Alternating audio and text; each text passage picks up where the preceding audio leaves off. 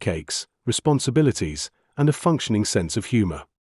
It contains strong language, stronger opinions, and the kind of jokes that might send the emotionally fragile into a full-blown meltdown.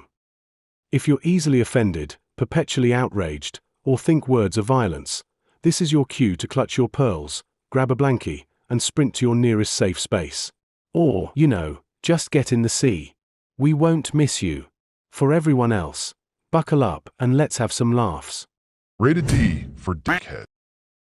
You are coping and seething. You just can't accept what you're seeing. Hello, you dirty little boys. Are you interested in my body? I'm gonna come. Nice tits. A real set of badonkers. Packing some Doban Hunkeros. The power of one. The power of two. The power of man.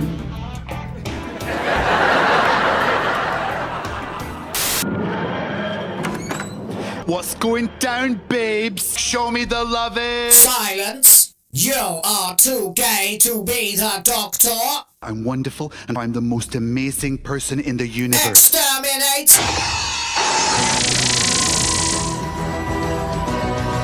These people are making a lot of money, cash, Well, capitalism.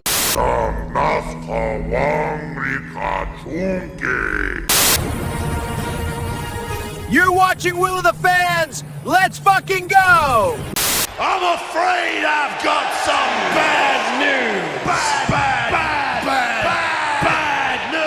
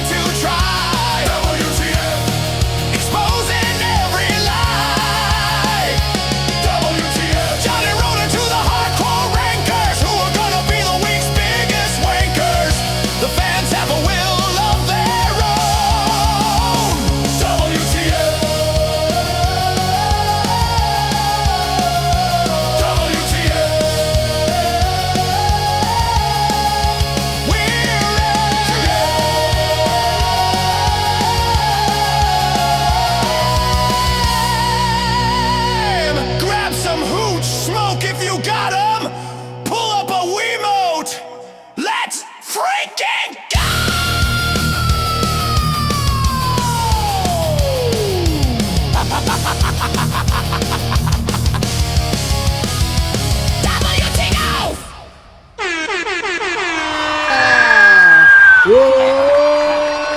everybody! Hello!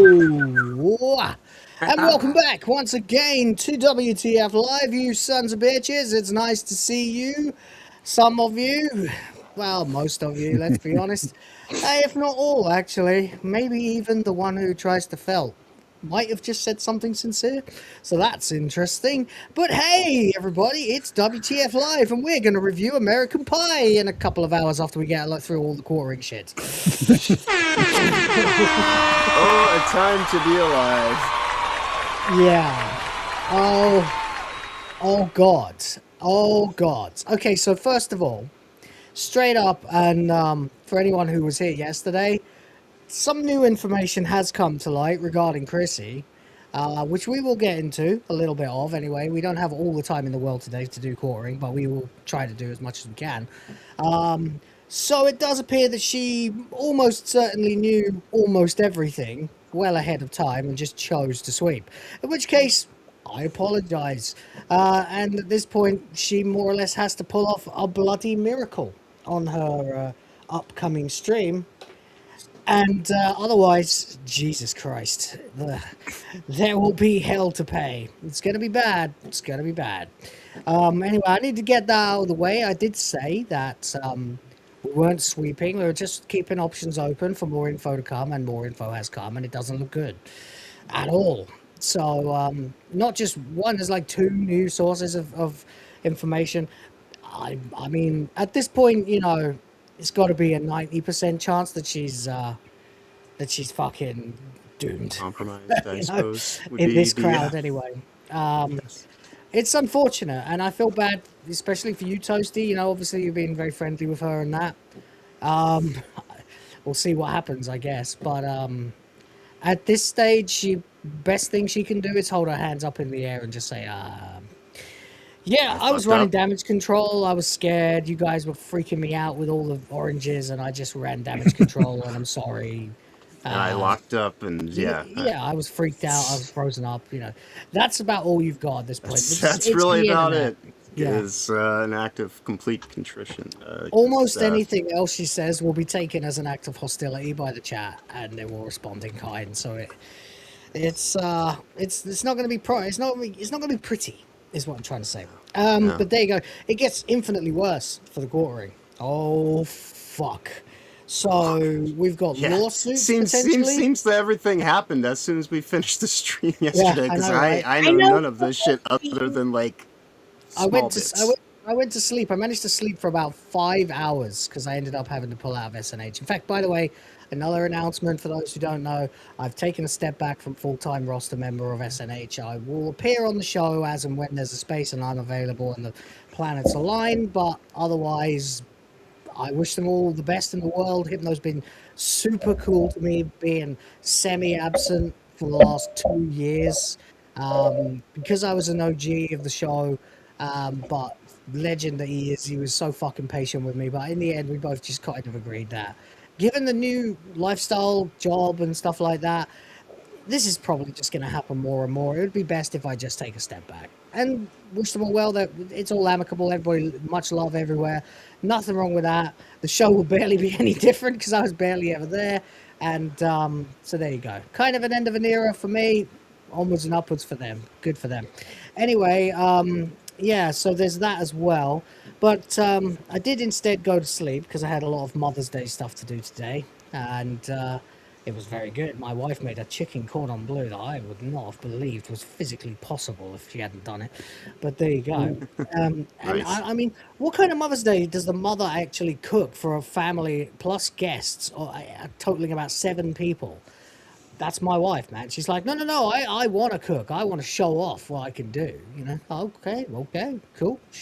Show us what you've got. And bloody hell, was it impressive. So Fantastic. Mrs. of the fans, fucking incredible today. But yeah, I had a lot of stuff I had to do as well, and that's why I needed a nap. Woke up 5 hours later. Holy fuck, all hell is breaking loose again. I swear to God, it's like every Wednesday and every Saturday, the quartering gets blind drunk and either says, or in this case, does something absolutely catastrophic.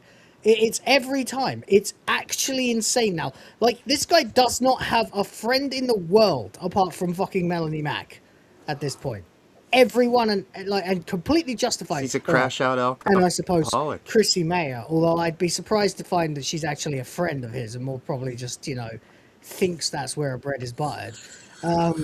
Or just freaked out, It's appalling. We have the deletion of 7 years of content that was not his to delete.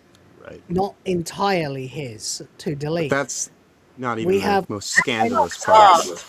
That is so fucked up. Dude, like, I know it's supposed to be Mother's Day today. I'm supposed to be happy. But between this fucking drama bullshit, I have a canker sore in my fucking mouth.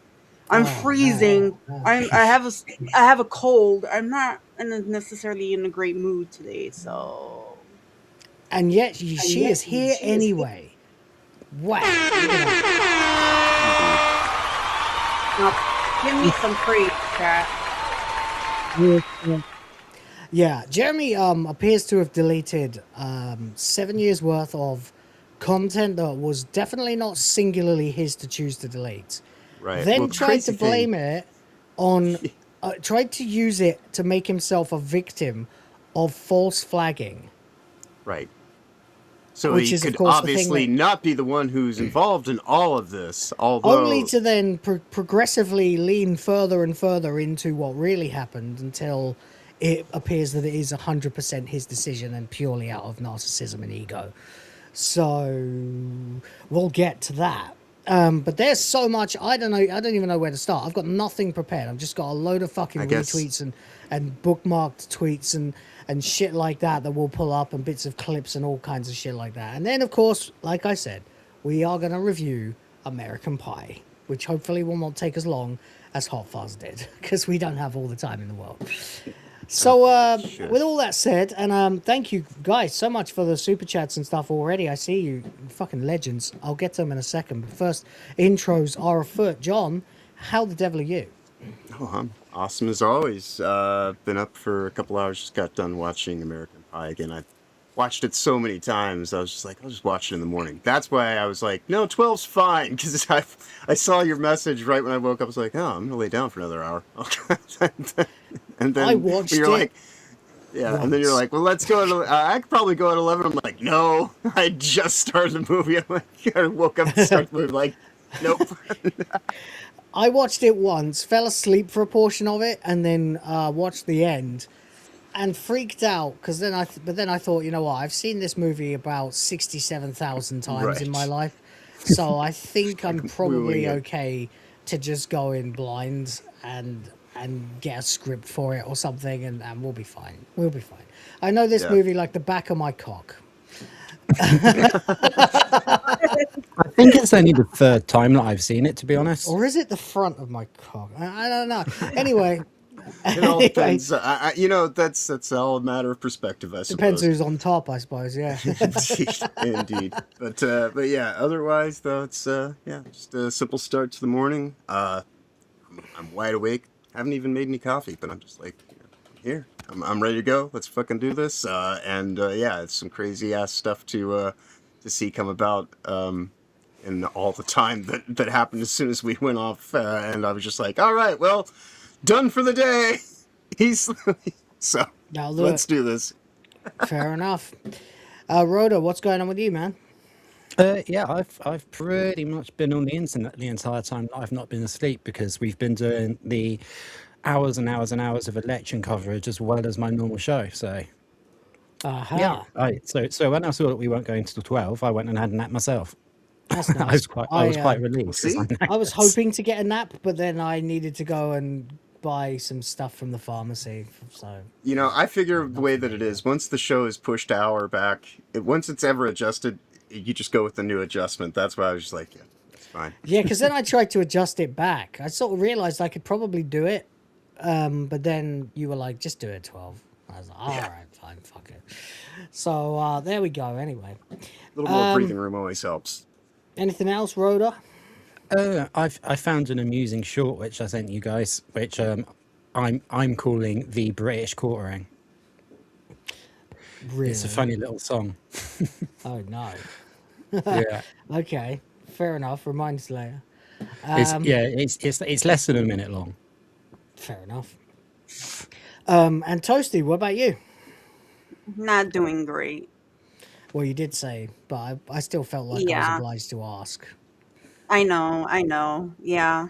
Not doing Yeah. so great. Fucking cold, freezing, and I feel like a disappointed parent right now, which Yeah. is a horrible feeling. Which is weird too, because you're younger than her, aren't you? Yeah. Yeah. It's one I'm of like those. 10 Yeah. years younger. I guess 9. it's kind of who's been part of the internet culture for longer. I feel like that as well. Like I feel like if I were to compare myself and my dealings on the internet to Mayor, I'd probably be the parent as well. Like I've been in all the areas of the internet, over the last 20 years. And I I'm can younger, but safely I've say been I a know a parent thing or longer than two. she has. Right. Well, yeah, of course. Yeah, she had her kid a month before my first was born. So yeah, she and I are about the same on that one. But there you go. And in that time, we had a second one. What's your excuse, huh, Mayor? Anyway, or Mr. Mayor, I don't fucking know what his name is. Filing cabinet. That's what I know about it. Anyway, yeah, it's a shame. It's a big shame. It does look really bad for Chrissie Mayr. I'm just going to be jumping all over the place with content today, but Brittany Venti did a reaction, and it was clipped and placed on YouTube on her channel of her reacting to a stream from. Oh dear, what happened to Rhoda? Rhoda.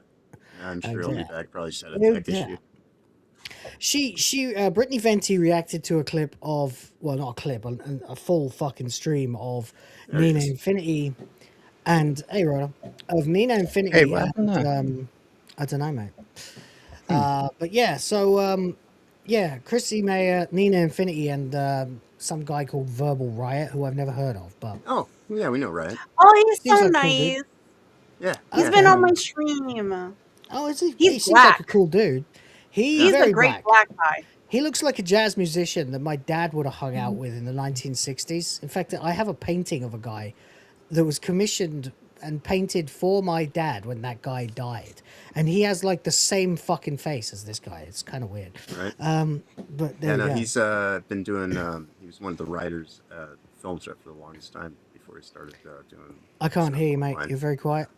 Oh, I said he was one of the writers over at Film Threat for the longest Oh, time really? before he started doing Fuck stuff yeah. online. Yeah. Oh, cool. All right. Well, then So he knows, like, I'm the Crisco dick who and- doesn't know shit then. Well, there you go. Guess I don't know Well, everything about he the did internet. stop by the show, like, it was just, 2-3 weeks ago when we had a nice conversation with him for I like was 2 hours, surprised. so. He's like, sure, I'll go on. I said, wow. Yeah. I Yeah, feel well, there you go. special.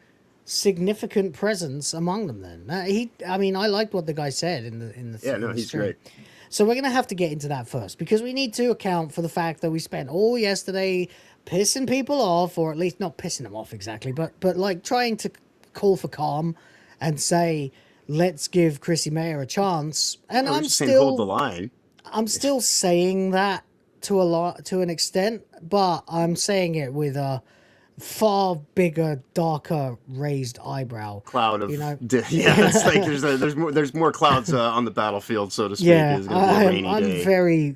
I'm incredibly skeptical now. Like I feel like she's either gonna have to lie, and people are gonna know immediately. And that's not going to actually do anything other than magnify the thing, as we've seen with the whole quartering situation. So It'll be 10 times worse than it was on Tuesday or whatever day that was. This is her first challenge as a new converted Catholic, and Oh yeah. God is testing you. God is testing her right now. That's right. it is, yeah. That's right. Are you Are going you to go going to bear with false witness? and go with the Pharisees, or are you actually going to do right by your confirmation and just be honest? It's the best Which thing would I could also say. mean betraying, but it wouldn't really be a betrayal. No, it Melanie wouldn't. Mack, who of course is another fucking Catholic. Well, So- that's the whole thing. She's being a Pharisee herself as well, who's trying to keep up appearance and have everything be the superficial whatever. Yeah. Like, Christianity is not, like, I know they say put on the armor of this and that and the shield, but it's not something that you just put on as, like, No. it's something you carry in your heart. And At this so, point, she's going to need to walk on water. You know, in Right. short, she needs a bloody miracle.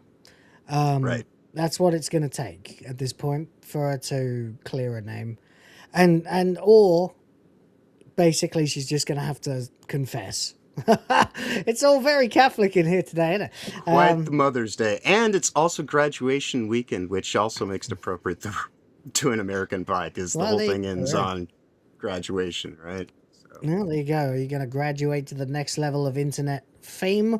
Or are you going to be buried along in the tomb of fucking Pharaoh Hambly and his...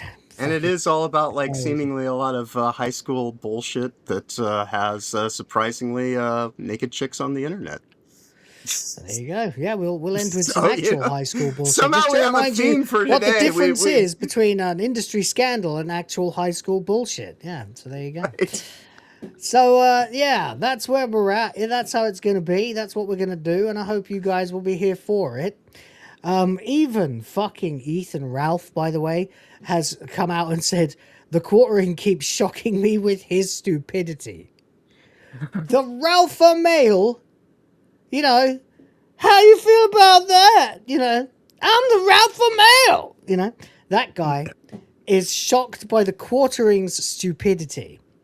The guy who wanted to marry a woman he was meant to be trafficking and then ran from her and stole her laptop is shocked by the quartering stupidity. That's it, you know, and that's just this month. You know, like, I was gonna say, is he still in parts unknown? He's in Mexico somewhere. Yeah, probably back in Merida by now, but there you go. And Rhoda's gone again. Oh no. Oh no. All right, well, since we're in there, and Quartering's getting felted by his computer. Rhoda's getting felted by his computer, and we'll have to continue to probably restart or something. Rhoda's back, but hey, if you need to like restart your computer or something, mate, you go right ahead because I'm going to do the super chats. So I know what it was now. Oh, okay, cool. And I'll tell you when it's appropriate. Okay. In the meantime, he had his balls caught in his mouse or something. Anyway, Smackheads is here, starting off with a 5. Says, I'm starring in the new series of Justified. Yeah, all right. Told you, mate. She knew. You guys owe me an apology, lol. Well, I apologize for the fact that it's pretty clear that if she doesn't know, she either took a blow to the head or is retarded.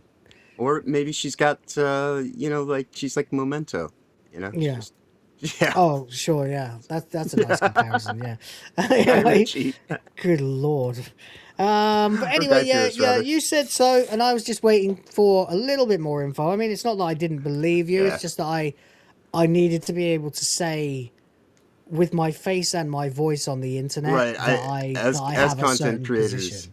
Yeah. You want to like kind of give some leeway to just kind of be like, especially acts of God can happen, you know. Sometimes you just got to be fucking careful before you go around condemning people. That's all it is. Because I'm in the business of condemning people. Yeah, we do a show called Wanker of the Week, so we want to be So I want to be sure that that's basically it. It needs to be black and white. You are a piece of shit before I can really hang my WTF hat on it. Although I'm wearing the Magaga hat today. Anyway, you're right though. So we apologize. Or I apologize anyway. I can't speak for everybody else, but I can't. I certainly can't say that you're wrong from what I've heard thus far. Yeah, I'm from still what I've seen filled in on today, details. since I woke up, I've been more or less just going, yeah, I figured as much, but I just needed proof. So there we go. Says, I get it though, but it's nice to be vindicated. Well, I'm sure it is, buddy, and you are vindicated for sure. He then says, well, I'll give you the 5 for this because it starts off. So thank you for $5. Thank you for $5. God damn it, I left it up. Oh, well, I'll have to play it again in a second because he's back for another 5. Says, kidding aside, who the fuck is Kara? That's Kira. Says, she mad at you? No, it's a he. Yeah. And jealous of the quartering, haha. We all dream of being a super cuck poopy pants, right? Oh yeah, yeah. A failed father, husband, not a non-father who comments on fatherhood, a failed husband, a cuckold, an alcoholic bum who clearly has slipped into no longer high functioning alcoholism. Yeah, this is the dream. Yeah, But in other words, a reprobate sinner that tries to tell everybody how to be a devout Christian. yeah, exactly. I mean, Yeah. I can't think of many people I would like less to be honest. I mean, sure, he's theoretically rich, or was rich, or might be rich. But to be fair, I'm pretty sure I can get rich myself if I work hard enough, and I still don't have to be a cunt. So, Yeah, we got a case of Schrodinger's bank account here. Yeah, fuck being the quartering, and no, I don't want to be that guy. Not, I wouldn't. I would rather be. I've been muted the whole time. I'm a fucking idiot. Oh, sorry. Were you talking? I was gonna. Tell. I was gonna say, who says in order for you to be rich, it has to be money? You have your family, which the quartering does not have. That's true. I'm certainly rich in love. That much I can say. There's an awful lot of love in my house, and that is a great thing. That's something I have richness in my name. Yeah, I mean, I was. You do, yeah. But I was raised an only child by two very loving parents. You know, I never had to worry a day in my life if I was loved, and it's been my mission since childhood to have kids and to share that vibe, you know. And I feel like me and the missus are killing it at that right now. So yeah, no, last few weeks been quite good for you, I think. Not too bad, not too bad. And the financial side, I'm sure, is going to start taking care of itself as I work on my new job. But so looked a little bit pear-shaped there for a moment. I would say you're plenty rich. You're plenty rich, Will. I'm doing okay. Thank you. Yeah. One thing's for sure, I would definitely not trade places with the quartering. Fucking no. No, God. That guy must, I mean, for starters, I wouldn't even trade places with quartering, and I'm right? like a homeless dude on the internet. So. I mean, he's addicted to fucking Xanax, for a start, to deal with chronic anxiety that clearly has driven him to some obsession with money and numbers, to the point that he'll throw almost anybody under the bus in pursuit of this elusive and completely illusory prestige that he goes for, which is why he always needs to impress a bigger and more mainstream crowd, which is why he's tried to get into politics, even though he's hopeless at it and knows nothing about it.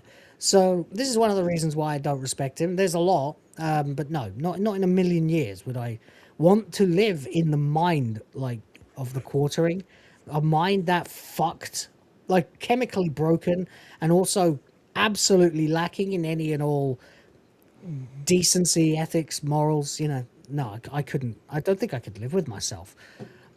Which is actually why I really am starting to feel, and we're going to get into all the scum that he's committed to his friends very soon. But I think if he doesn't stop soon, it's kind of a matter of time until somebody, logs into Minecraft, digs up all the minerals, builds themselves a hospital, and checks the quartering into the ICU. Because it's getting serious out there, you know. I wouldn't be surprised if somebody walked up to him on the street sooner or later, because he's not exactly a small presence. He's not exactly hard guy to find. Most people know exactly where he is, where he goes, where he lives. I if I were him, I'd be running. I'd be going on like vacation for the next year if he can afford it. And I'm not saying people should do this, by the way. I don't think things that happen on the internet should be taken into the streets. But then again, people's livelihoods are being destroyed by this motherfucker. So, yes, I know. Someone already did, yeah, but that was a long time ago. And it wasn't the real resolution. It's a bit different. This is a bit bigger than that. You know? At this point, the way that it manifests is anybody's guess, because we've only just hit the collateral damage phase. And I'm starting to think, like, sooner or later, he better watch his back. I'm not saying anyone should do this. I don't think that's the solution ever. There's crazy people. There's people that will take this, like, I've been demonetized and mass reported by crazy leftists and all that, and Mhm. I know, like, I want to punch their fucking faces in for that In Minecraft? in Right. Minecraft. Hey, you're not But talking about anyone specific, so it doesn't really matter. Right. Well, just think about how many of these online trolls are probably completely emotionally broken and have a manifesto somewhere. Yes, and for the record, yeah, chat's bringing it up. There was a story. I don't think I've ever brought it up before, but it was around 2018 or something like that. There was a guy called Matt Loader, something like that. Basically, this guy was a cross-dresser, and I'm not saying tranny or tranoid or whatever, because this is just a guy who likes to wear a dress. Okay, and in no way wants to be taken seriously as a woman or even tries to look like a woman, just a bloke in a dress. Like that story I told you about when I went out on the hen night and I wore a dress, but otherwise I was just a hairy-chested, bearded, short-haired man, like that. And Quartering called him a PDF file, but in a sort of in a flippant way to try and prove that what he was saying about the Quartering is completely fallacious, which probably Right. 100% He was true. doing an ad So hominem attack to show you, I could also say you're a PDF file and blah blah blah blah blah. So this guy rocked up to a con that Jared was at and beat the fuck out of him, and then the Quartering grifted for $30,000 in legal fees and accepted a written apology as a settlement. Somehow the Quartering still came out looking like the asshole. It's actually amazing. But there you go. Anyway, as for who the fuck is Kara, well, he or she, well, it's he, isn't it? Isn't here anymore. And no one's jealous of the Quartering. Imagine getting beaten up by a man in a dress. That's literally a threat I once made to a bloke on that night out when I was wearing a dress. It was funny. And thank you very much for $5. Appreciate it. Thank you for $5.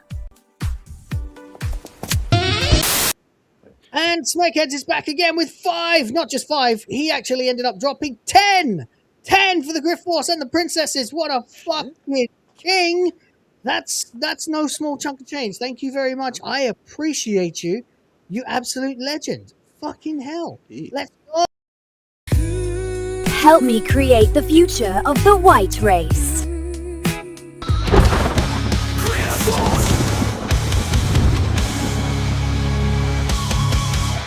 But he wasn't done there. He also dropped this, the gift that keeps on giving. Jeremy Hambly, the Feltoning, what's that, 50, 60, I can never remember. Roman numerals. I'm no good at that. Once they get past once you get past 20, I start losing grip on what the fuck's going on. So what is CLXVV?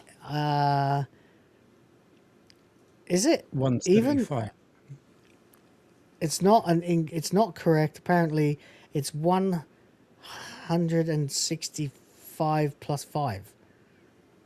Yeah, I don't see why you'd have two V's together. CLXVI, apparently. I don't get it. It's 166 or something, anyway. Predict it's going to be all over by Monday. Ha, who am I kidding? What a fucking idiot, yeah. Oh, don't worry, guys. 175, okay. Head to the Winchester Quartering. I'm sure it'll all blow over. Right. Anyway, I'm just going to plow through the 3 of these because we've got 3 in a row. Smackheads for another 5. After watching Venti's vid, there's absolutely no way Jeremy Mayr can feign ignorance on this. Exactly, yeah. It's unfortunate. We're going to have to watch it. We're going to go through it. She lied and the broom was out. Felted. It's unfortunate, but it's absolutely fucking true. At this point, I'm just giving money to a failed channel. This is what basically Kira was saying, that this is a failed channel. Yeah, okay, fine. It's fine. I mean, I replied, to be quite honest, if you're going to try and make me feel like a failure for getting a higher paying job that stands to make me quite a lot of money, or more money than I was making anyway, that's not going to work because I feel like a winner. So, yeah, to be quite honest, I'm feeding my kids. That's a win. This is definitely not a failed channel.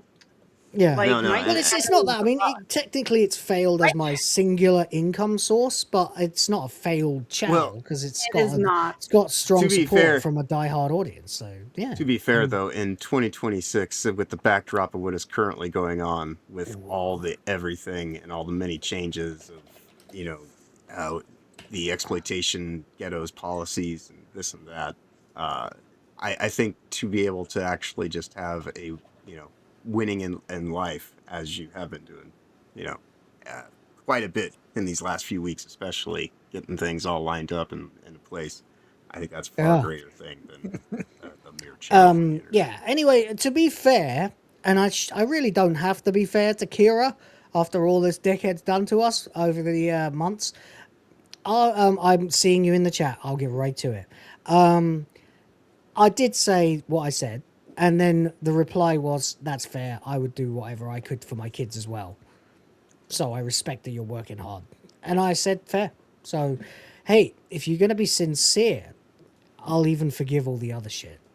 But anyway, whatever. Respect to the honest take, assuming it was honest. Otherwise, fuck off. But thank you, and thank you to Smegheads for what's easily over $20 at this point. So for God's I got this new anime plot. Basically, there's this high school girl, except she's got huge boobs. I mean, some serious hunkers. A real set of badonkers. Packing some doban hunkeros. Massive da hunka bankaloos. Big ol' tanhangera cougars. What happens next? Transfer student shows up one day with even bigger bunk hanaga hoogs. Humongous hungalamga no no logangas. hell yeah! Thank you very much. Appreciate you. Okay, breaking news from the chat. The Quartering has deleted his X account. Hang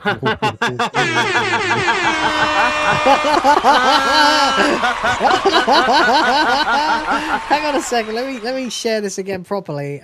Oops, that's wrong. I didn't want to do that. John, come back. Fucking stupid, slow ass EV mugs. Right, let me share this again properly. There it is. Okay. You search for at the Quartering, spelt correctly, right? Yeah, Quartering, yeah. Right. And you get the parody account, another parody account, another parody account, another parody account. Ham Planet Scams, the Quartering L's, the Quartering with 2 R's, 3 R's, and an underscore. The Quartering at Q. Go to at the Quartering. This account doesn't exist. I am currently at x.com/the Quartering, screenshotting it for posterity, and holy fucking shit. Oh man. Yeah, that account brilliant. does not exist. Whoa, buddy! Life comes at you fast, man. I wasn't expecting this for at least a few more weeks, if not a month or so. You know, like a couple months. Holy fuck! This is running away with your tail between your legs. Whoa! I'm tweeting it right now. That Live is tweeting. There you go. Boom. Yeah. Fucking hell. This is an interesting new What do chapter we do in the now? saga. Ding dong, the witch is dead. I've just lost access to about half of my fucking sources for today, but it's worth it. I'm sure other people like, you know, screenshotted shit, and, you know, other stuff. Yeah. Indeed. Fucking hell, it's true. The Quartering has deleted his X account. You heard it here first, folks. Thank you to the chat for making me aware. Holy shit! Account. This is an X account. It is. It's an X account. I like it. Right. Is Jeremy still producing videos? Oh, for sure. Yeah. I mean, what would he do if he didn't produce videos? Probably Minecraft himself, right? So yeah, the Quartering has deleted his X account in the last few minutes. It has been discovered that the Quartering is gone. Melanie Mack is still trending on X, but the Quartering actually isn't today, which is interesting. The Quartering is a pussy. The Quartering account doesn't exist. Yeah, people are tweeting it already. Oh boy. He's gone from the quartering to the decimating. Yeah, yes, yeah, exactly. That fucking pussy has deleted his account. He's Holy trying to scrub his shit. entire past right now because He is. it He is is. time. It is. I knew this was It's coming. too late though. But it's too Go late on, though. Everything's Toasty. already been archived. Sorry, Toast. Yeah, No. we've got enough forever. Go on. I know we're talking about the quartering right now, but Melanie, I just posted this. I think it was a couple hours ago. I think yesterday, but DM'd you. Apparently, she's gonna be posting just fun stuff now and ignoring the drama and everything. Oh, good. I'm sure that'll get her lots of followers. Yes. She is such a brainlet. It's actually unreal. She's got to be one of the dumbest people I've ever seen on the internet. It's So, actually can I baffling. mention that I was on a panel with Iron Oxide yesterday? Shout out to them. And someone on the panel knows someone else that knows her family and was told that she is special needs. I'm not joking around. She is not That mentally is not up- remotely surprising. That would actually account for quite a bit. Yeah, that doesn't Especially that surprise me at spacey all. look on her face. Yeah. Oh man, she'd be best to delete her account now as well, honestly, because it's going to be the same thing that was happening before with the quarter. Now people are just going to be tagging her to get to him. She is Maybe now they his will, maybe they secretary. won't, but she is his secretary. Yeah. Will. They're What? gonna she's his secretary now. Like he Yeah. just magnified the situation again. Collateral damage. He's ultimately runs trying away to do and everything leaves. he can to try to avoid any accountability, and if that means the people in his life are going to be the ones to suffer, Yeah. there are two women here on he's such a Mother's great Day that are friend. now going to have to shoulder the load while he just fucking hides away. Exactly. And they go, she's like, oh, the quartering's been such a great friend to me. Yeah, you guys, you don't understand. That's why he bails on you on Mother's Day, on your first Mother's Day since getting remarried. Oh, buddy. And she doesn't even have kids. Oh, no. Right. And she probably won't get any either with that faggot. Anyway, she's now basically the closest point of contact to the quartering. So if you... don't. Okay? Just Yeah, don't. no, you no, know what you're no. thinking? Don't do it. Don't. I have to tell you officially that you definitely should not take out your aggression on Melody Mack. Okay? You should not do that. It's not cool. She's an idiot and kind of a useless pawn in all of this. She's a useful idiot. That the quartering Right, just like she was for the games industry, and then she thought she could grift on the internet just by playing on people's, preconceived Yeah, but she wasn't even very biases, good at and that. So she ended up Yeah, getting no. picked up by the I quartering, don't hate her. relaunched. I don't hate her. I hate her voice. And now that I know that she's kind of special needs, I kind of feel bad. Ish. Like, I don't know. I don't know, man. Just, it's like, is she special needs? I mean, if somebody puts that out there, maybe half the people will stop. The Right, rest will be well- like, you're the one who stepped into this, Right, and also, I believe in equality, and if that's not some level of and I also think there's a lot of overdiagnosis of things these days that some people might use to be like, oh well, I don't like people who spend all their time making their personality about one particular thing. And I don't like it with the woke, and I don't like it with the Catholics either. And I'm not saying it's all Catholics. I'm just saying No, just be a person. Some people make that sort of shit their entire fucking personality, and then they set about telling you that you're not good for not being like them. And I despise people like that. But you know what I despise even more is people who are pretending to be that. Right. When I lived in Washington and I was around all those Pentecostals, they were very, very busybody kind of types, like you're talking about. But they kind of stuck to themselves for the most part. At least. These are the people I refer to as God botherer. That's what I call a God botherer. That's not a catch-all. Maybe it is for some. For me, it's not a catch-all term for religious person. It's someone who makes that too much of themselves. you know? Right. Well, they're kind of like the lady doth protest too much. It's usually a sign of someone who's just wearing, religion as a shield for things. I'm not in the practice of going on about hating Melanie Mac, but I will say she's fucking irritating. You know, she is. She's a fucking irritating person. And she was irritating even when I kind of didn't mind her content, you know, even when I kind of, you know, would check in and every now and then to see her rant about Tomb Raider or whatever. I still found it really annoying to listen to her, and that she never really actually said anything. But then when she decided that she was going to go all moral high ground about fucking First Descendant, I was like, when she's like, do I think people who like this kind of thing are degenerates? Yes! And it's like, it's like, shut up, bitch! You know, I just don't want to hear it, you know? It's like a guttural reaction. I don't mean it, you know? It's like, oh, Melanie, shut up, you fucking annoying little cur! You know? I can't help myself. It just is what it is. But there you go. Anyway, we're still not through all of the super chats. I don't think, because St. Hugo also gifted one for the Grit Force, and the princess is like a fucking bow. Help me create the future of the white race.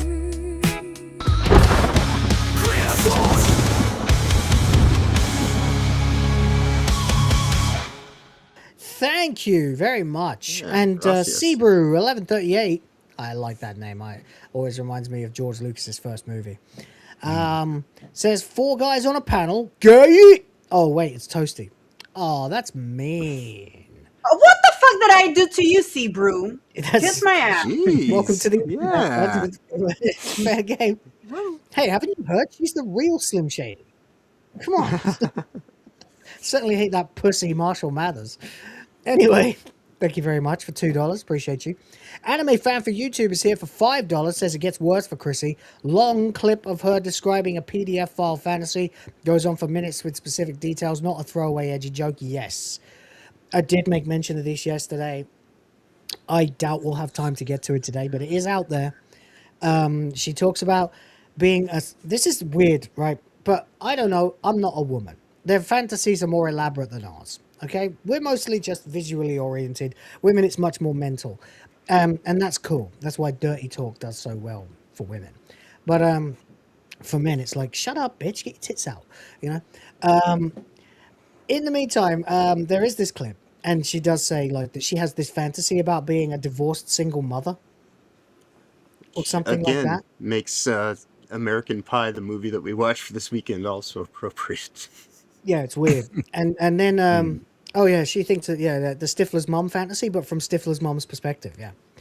And she's picturing herself with what she describes initially as a 16-year-old boy, who comes over to help her cut down a Christmas tree at Christmas time, because it was Christmas when she told the fantasy. So, all right.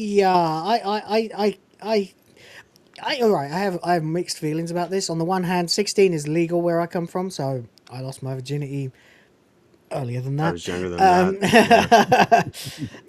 But it is legal where I come from. So, you know, when I had a girlfriend at 16, there was no one trying to stop us. I don't understand though. Like, I however, get it. A 40-year-old woman and a 16-year-old? Sorry. Go on, that's a bit much, don't you think? Maybe an 18-year-old and a 40-year-old. Certainly, I had friends of my mum who were very flirty with me when I was like 18, 19, 20, 21, you know. I suppose the thing that you could say is it was a Freudian slip if you're going to say that it's indicative of anything extreme. I think it was just kind of like she was just saying some stupid shit. I mean, what she did yesterday and over the course of the last few days, obviously that's... I'm not going to sit here and try to say that that's anything other than just some outright kind of deceit. For the reasons why behind it, I can't say. You know, she might have been trying to like be forgiving to her friends and try to like... But, you know, like, with stuff that happened a year ago from when the clip even was originally put out there and things like that, I'm not cancel culture type of person who's going to go and hold shit against you because you said something stupid in a conversation at one point in time that just kind of, like, doesn't really probably mean much of anything. I feel like doing it is one thing and then just saying something stupid is another. You know what I mean? Personally, I We all don't. grew I up as get a it. chav. I most certainly did not. Sorry, go on. I get it. Like, well, okay. So, like, as a woman, obviously aging. I don't understand wanting to have sex with younger guys because I find them really annoying.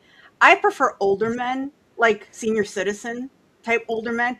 In fact, I think I got one. Like I think I caused one to have a heart attack because I decided to shake my tits in Whoa, whoa, front of whoa! him. Looking What did outside you him. do to him? I was so okay. So Oh, yeah, and she freezes I at was the most across from important him, kind of like. story. You froze, Toast. Oh, I froze. Wait a minute. Can And you it hear was me going now? bang, bang, bang, bang. Sorry, what? So so his building's across from mine, and my window was open. I decided to take my top off and shake my tits in front of him. I think he died because I don't see him anymore. She was trying to be a polite neighbor, you know. Have you ever killed a man? Drink. Maybe. See, it's funny too, because like, well, actually, mine's not so funny. Mine was a girl who was trying to get with me, and I told her when she came into the porn shop one night, drunk and pissed off, kind of rage. She took one of the samplers full of lube and threw it up my head like a frisbee, and like I moved my head out of the way, and it like exploded. Of course, I threw her out. Yeah, a few weeks later, she decided to end her life. So I can't. I don't think that I'm responsible for that, but also at the same time, you know, like, yeah. You should have tanked it like a man, yeah? All right. I guess I should have let her hit me in the face with that fucking glass bowl, right? I don't think I've killed anybody. Well, personally, I like my guys with some grays. I don't like the younger ones. No. You know, I should keep It's kind of the thing with the fantasy, though. Excuse me. In the fantasies that women describe about younger men, they're always like really together and have got it all figured out and they're rich. So they're basically middle-aged men in the bodies of younger men. Right. You know what I mean? Like maybe they're sexually inexperienced, but then they, you know, come at you like a Mack truck when you open your legs in the fantasy. Right. That's what women Well, are always also going. Whenever I've, for whatever reason, heard women talk about these kind of fantasies on the internet, it's also kind of it's always that kind of thing where it's like some young guy who's just totally got it together. It's like, no young guy's got it together. What are you talking about? No. They're so retarded. I can't stand them. Yeah, but it is also kind of interesting, like watching American Pie for what we were planning on doing the show this weekend, and kind of, I'm sitting there watching it, and you know, I'm as old as this movie.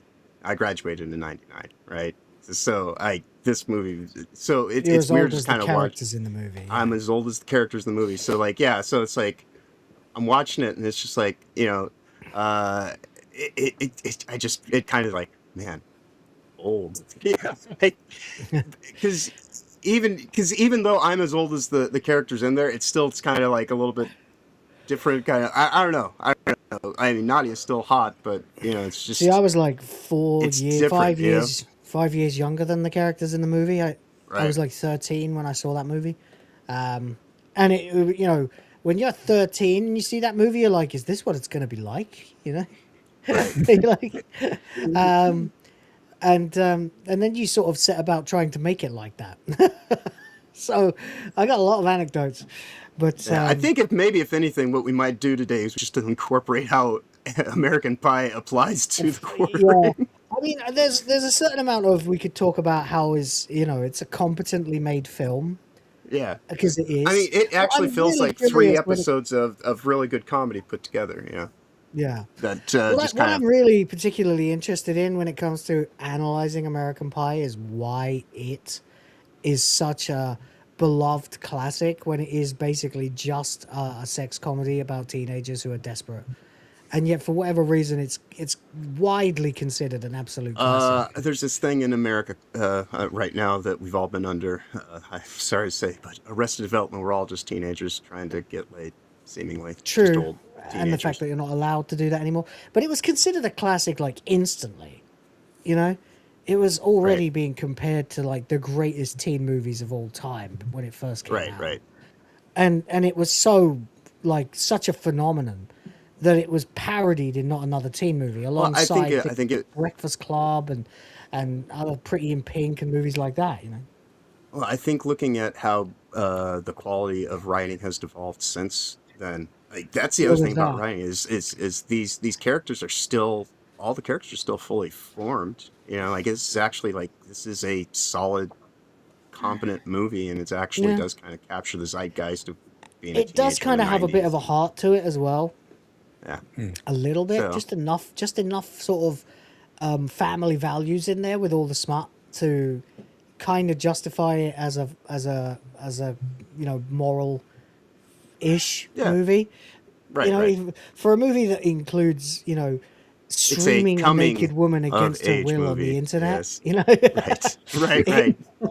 But hey, at the end of the movie, she's still talking to she's very to happy with yeah, the Terminator. Yeah, of yeah, course. yeah. But We don't need to worry about Shermanator is spoilers for actually kind of America. hilarious too, because of course it's a reference to Terminator, but then at the end with him pissing his pants, Shermanator, urinator. It's even well, there's that, but it's even better when in American Pie 2, when because I don't think he gets anywhere. Like he gets nowhere in American Pie 1, right?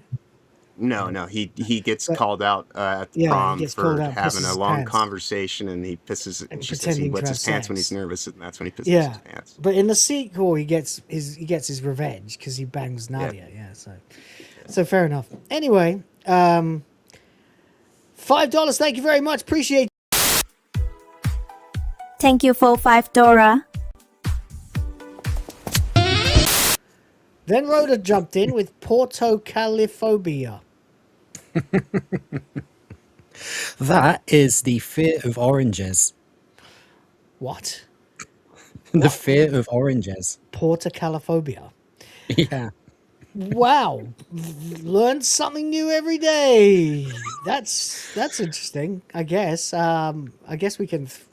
Well, we would have been able to mass tweet it at Jer if he hadn't deleted his fucking Twitter account like a pussy. But thank you for two quid anyway, man.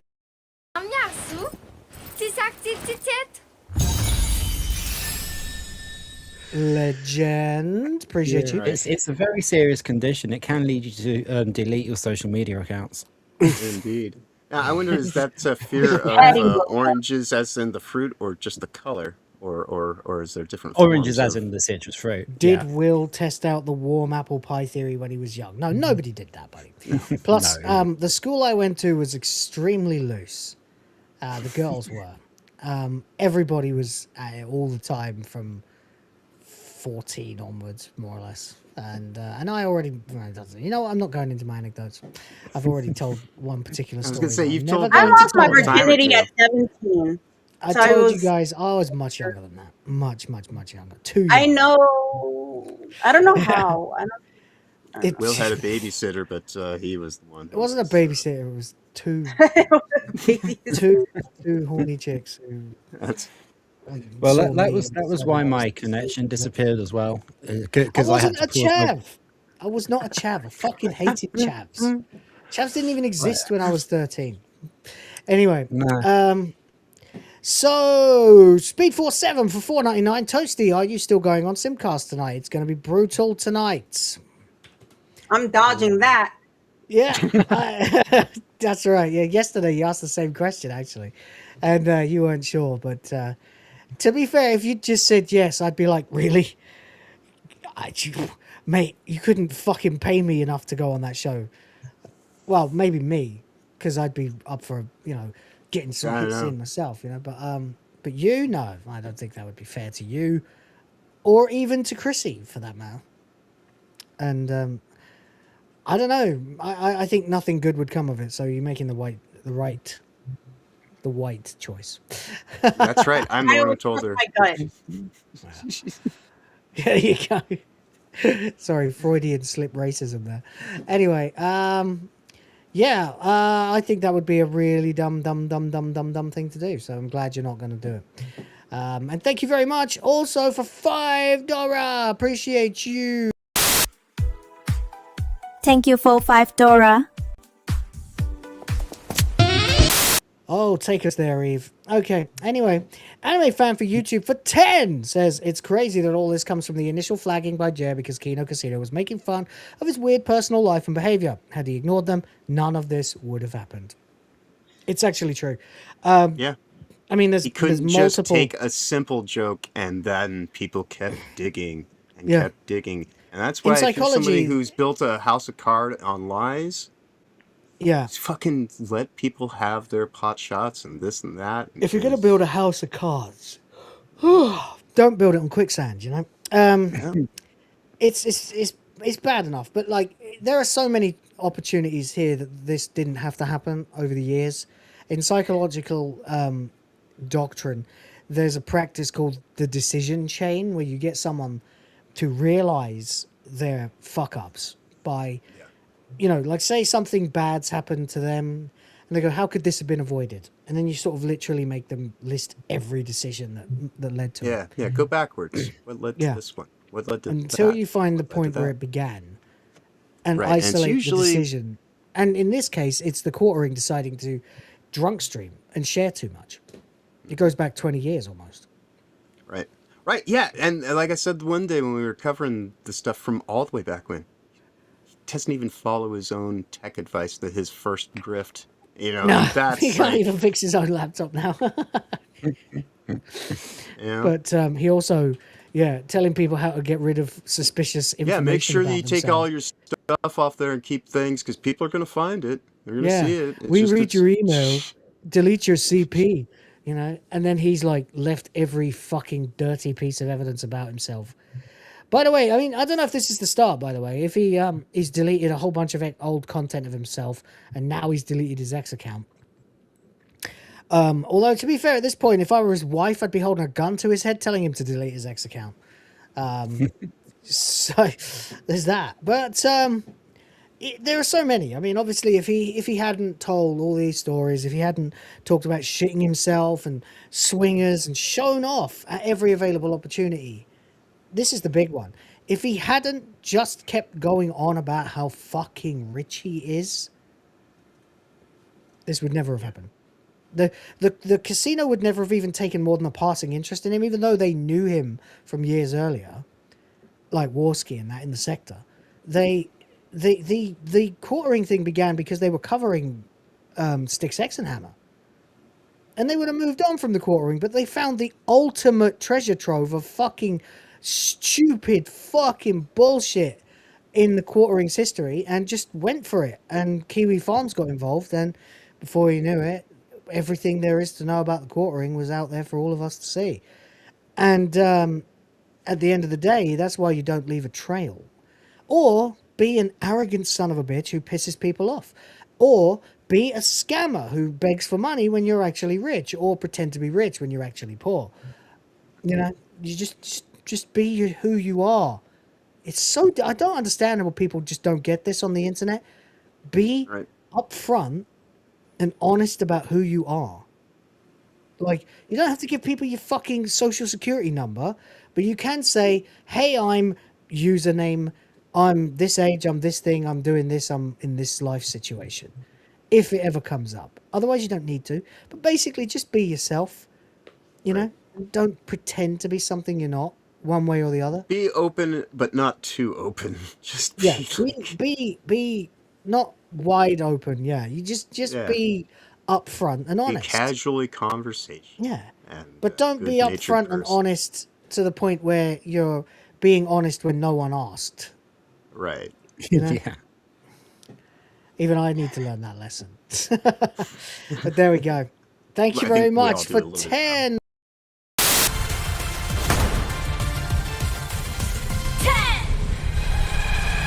Drop it.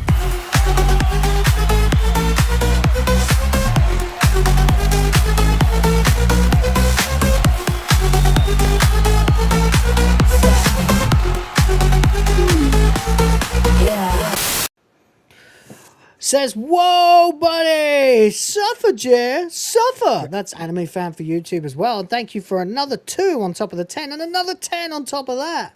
Says, wait a second, does that mean Melanie Mac isn't doing a bit and literally cannot comprehend abstract concepts and hypotheticals like why flagging is wrong? I really kind of hope not. That would be bad. It would be, not only would it be sad because a lot of us would be like, shit, she's retarded. She's actually retarded, you know? She was a and Make-A-Wish then have kid to this whole but time. it would also give anyone with a conscience on the internet the worst case of blue balls they've ever had in their lives now that Quartering has deleted his channel. Not his channel, his X account. So you can't tee off on him. You can't tee off on her. So what are you going to do? Like, who are you going to scream at? Like, you know? So that would be very pretty frustrating. handy capable to me. Yeah. I mean, yeah. this is all here. This is all hearsay. This is all hearsay. You know. Yeah, I don't necessarily think she's that retarded. No. Yeah. I think she's dumb. I mean, she's retarded, but in the way that we all are. Sorry, go ahead, Sis. Can you guys hear me? Yeah. We just were talking. No, we just were talking, and then you sort of started, but someone else had started talking before that. So that's why I said, go ahead. That's such a bitch move to do, especially when Chrissy's getting shit, and then you just delete your profile like that. I know. Dude. Like I said, he's quite she's defending him, and he does that, and it's like he's quite a piece of work. Really, dude? To be fair, it might make Chrissy's job easier in a few hours. Right. Because, I mean, she should have known all this before it happened, but now she knows exactly the kind of person he is. Thankfully, a few hours before she has to go and address the wider internet space in, less than 12 hours. It does suck, though, because now she's walked into the boiler room office to find all the phones are gone, everybody's gone, all the Chinese businessmen are gone, and the cops showed up in the doorway. And she's the only one there in the office. Like, she just started, it's just the new temp Welcome service. to 10 years in a Chinese prison. You know, this is what's going to happen. I know this because it happened to a friend of mine. It literally happened to a guy I know. All the walls are made out of here in the cocaine, you Philippines. see. He spent years in a fucking Chinese prison because he got involved in some fucking boiler room scam with a bunch of Chinese guys, and they just bounced and left him to face the music. It was terrible. Of course, that's how a boiler room scam works. And they wasn't ready to run until they had him. Exactly, yeah. It's that's Chrissie Mayr right now. You might be wondering how I ended up like this. You know, just right. Just Welcome like to the beginning Chinatown, of Chrissy. the fucking song comes in, down, you know, and it's like, hi, I'm Chrissie Mayr. You might be wondering how I ended up in this position. You know, it's pretty bad, man. It's pretty bad. Oh god. Just learn from this, people. The guy is not Jesus, okay? Yeah. He is not Jesus, Melanie. He's not Jesus. He's certainly not worth staking your reputation on. Fat is a sin. Him being fat is a sin. It's called gluttony. Exactly, Melanie. He's not the Messiah. He's a very naughty boy. There you go. That's right. But there we are. Anyway, Jesus Christ, Anime Fan again for another 5 on top of that. Says, I thought she was an evangelical non-denominational Christian, not a Catholic. I don't think she understands serious theologians. No. She reads the Bible. She doesn't understand it. She can't comprehend it. She just hears like, you shouldn't do this, you shouldn't do that, and thinks, oh, I'll go to heaven if I tell other people. If I say it loud enough, then that counts. You know, a shrill enough voice, yeah. Yeah, it's Pharisee. Yeah. Thou shalt not, you know. Oh, shut up, bitch. See, I can't help myself. Right. But there we go. Anyway, Jesus, thank you so much. That's a lot. Thank you very much for that. Appreciate you. For fucking like 20, 30. I got this new anime plot. Basically, there's this high school girl, except she's got huge boobs. I mean some serious hunkers. A real set of badonkers. Packing some Doban hunkeros. Massive da hunka bankaloos. Big ol' Tanahangera cougars. What happens next? Transfer student shows up one day with even bigger Bankhanaga hoogs. Humongous hungalamga no logangas. Smegheads is here for Australian 2, says, if I went too far, I apologise. I meant to go further. Correct. Good. Yes, solid take right there. Sardock for £5. Thank you very much as well. Says, in the annoying Orange's voice, that's just Darkside Phil's voice. What are the oranges for?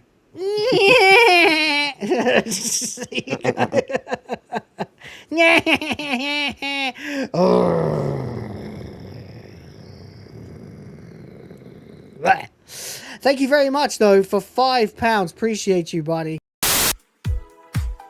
Thank you for $5. Thank you. And Kratos Snapeos? I don't know. 85 is here, says, Yeepo! Oh, I'll never forget that. I will never forget that. I was there for that. That was the funniest shit. Was it even me? I can't remember if it was me or someone else. There were a couple of us that were typing, yeah, boy, in Smash's chat. And he just didn't notice the eyes at the end. So he just saw them all as exclamation marks and just read Yeebo! And that's become kind of his catchphrase. Just Smash being illiterate, you know. But hey, there you go. Nice to see you, Kratos. Thanks for being here. And cheers for the $5. Thank you for $5.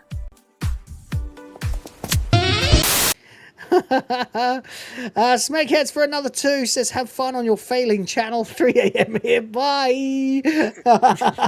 Thank you very much. Solid. Can't argue with that. Yes, we're failing so badly that we are very close to the limit already. Cast Iron Corky for £2. Thank you very much. Says just 2 and then orange. Is that a duck? Snake. Oh, it's a snake. Yeah. That's it, baby. That's it. That's basically it. Oranges. And then you don't want to be around when the oranges run out. You know? Because that's what comes next. And that's what everybody associated with the court ring is finding out right now. Wait, where's my office gone? Woo! You know? There we go. And thank you very much for £2. Appreciate you guys. Seabrew 1138 for $2. Gingers have no soul, and you're gay. Well, can't please everybody, I guess, but I got soul, baby. You don't need to worry about me. I have got plenty of soul and plenty of funk. It's true. You can just ask Alyssa.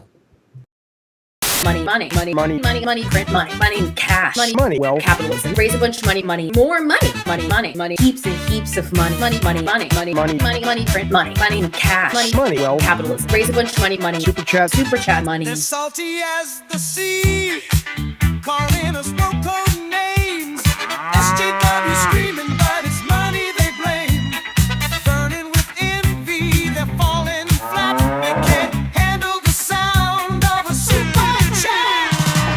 Oh, we're being sniped by Disgusting at the moment. Hey, buddy, nice to see you. Yo. And he's gifted a membership. That's one more for the Griff Force and the Princesses of the Fans. Thank you so much, my good friend. Help me create the future of the white race.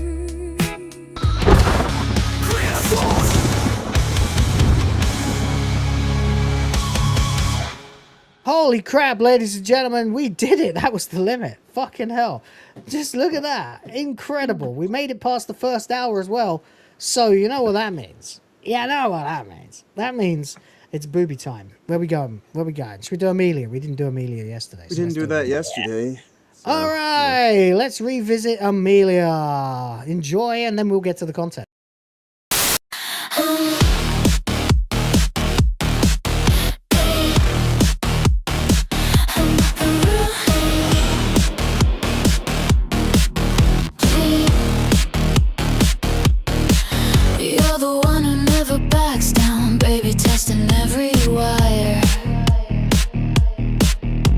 Slipping past the checkpoint, setting all their alarms on fire.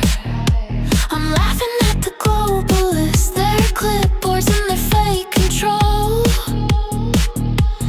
thinking they can manage me. Watch their empire lose its soul.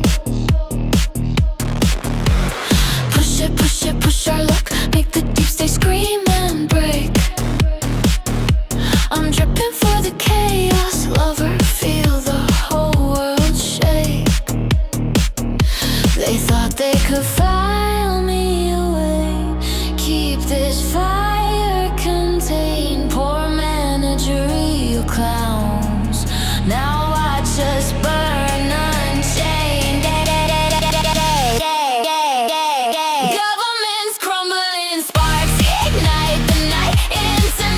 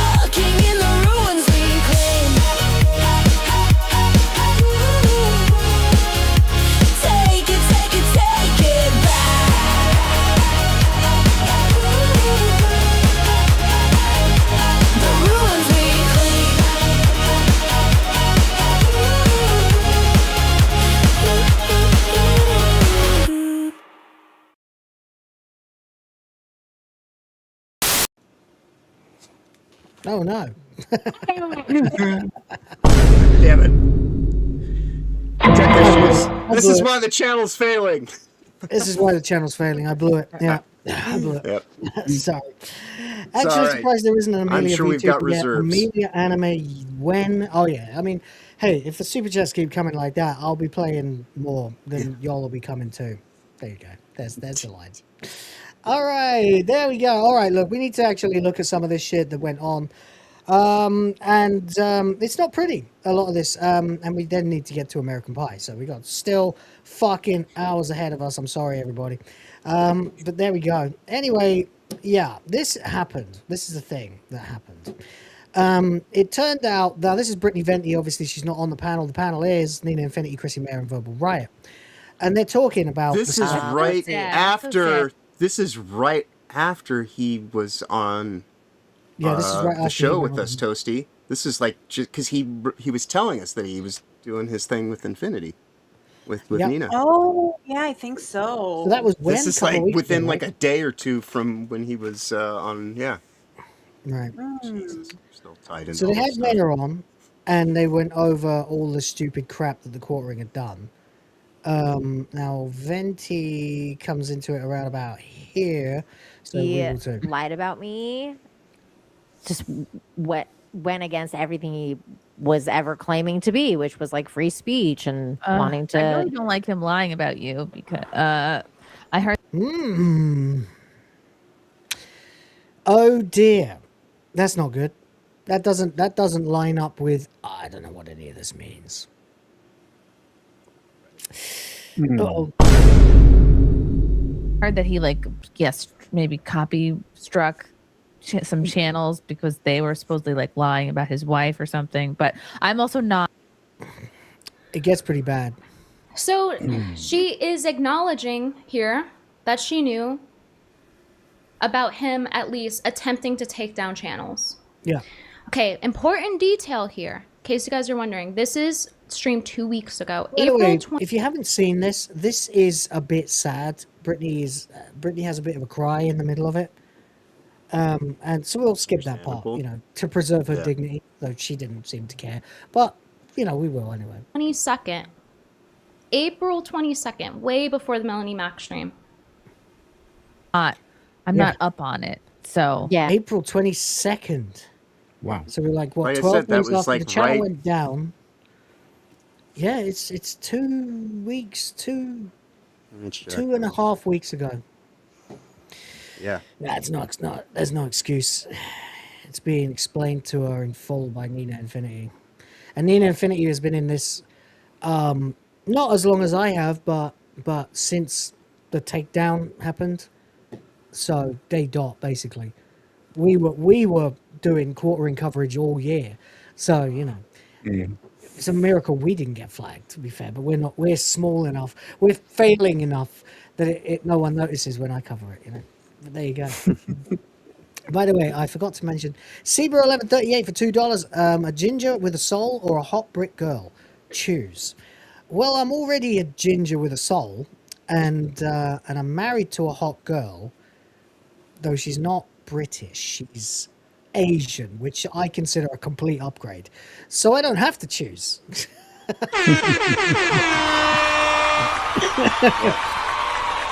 Yeah, if I remember correctly, I think Riot was on the 17th, just a few days prior to this. What was?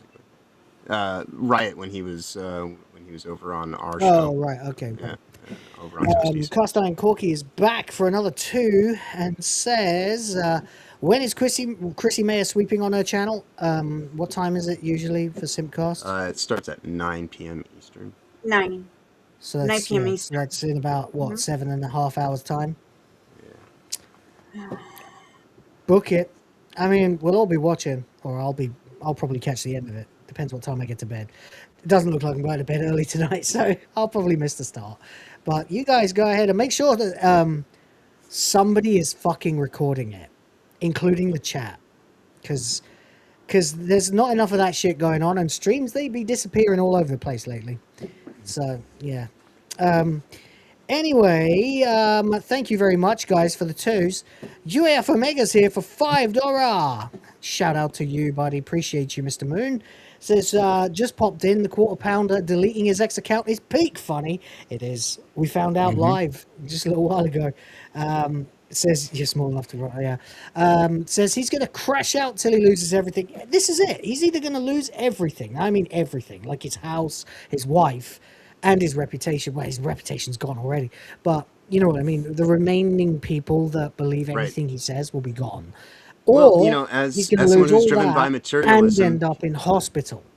yeah. But as someone who's seemingly driven by materialism, he's not going to learn until he loses all of his material things. I'm wondering if he's going to delete his don't- channel like RTU. Yeah, I thought that too. I did. I thought that a couple of days ago. I thought, is he going to melt down and completely delete his channel? Because he'd upstage RTU then, because RTU is legendary for deleting a channel that had 1 million subs. Right. It would be quite Or he hilarious has if 2 somebody million. who had a contracted channel deleted it. Yeah, and he sent Or his fucking formerly, silver play I button suppose. to. He sent his gold play button, sorry, to Keemstar. Mm-hmm. I can't stand people that brag about how much money they got. I don't like that at all. It's such a turn You're off, and right. Mm. I don't like that at all. When I've had money and like a fair amount of it, no one has ever known, and I didn't do that on purpose to try and do some moral high ground thing. I just generally don't think I could change if my life depended on it. I can suit up, I can do the corporate thing. That's about as far as I can go, and only when I'm being paid to do it. The rest of the time I'm just Mr. T-shirt and shorts. Oh yeah, Baseball no, cap. it's like me working at the doctor's office. I wear a button-down shirt and a tie if you pay me enough. But there you go. It's you know what I mean? Like I'm not the kind of guy who goes full Hassan mode and starts wearing Gucci fucking this and Right. $4,000 Yeah, no, that's about watches. as dressed up as I get is what I was. Just wearing. out of interest, the other day when Quartering was flexing about Rolexes, I was watching a clip of it. I actually Googled, and I've never Googled before, what the sort of price range of Rolexes is, and it gets astronomical. They start talking in thousands to tens of to hundreds. Tens of millions of dollars in the upper range there. Yeah, that's crazy. That's ridiculous. That is I ridiculous. wouldn't buy. I can't think of a reason why I would ever want to own a Rolex watch at that price point, unless I was like a multi-hundred millionaire. You'd have to have so much money that the idea of losing your watch and can't harm you. It would have to be something where I had everything that I need forever. Everyone I love is taken care of forever. But I could die tomorrow and the next 2 generations of my family is set. Right. And at that point, I have nothing else to do with my money. Then maybe I'd probably buy more property.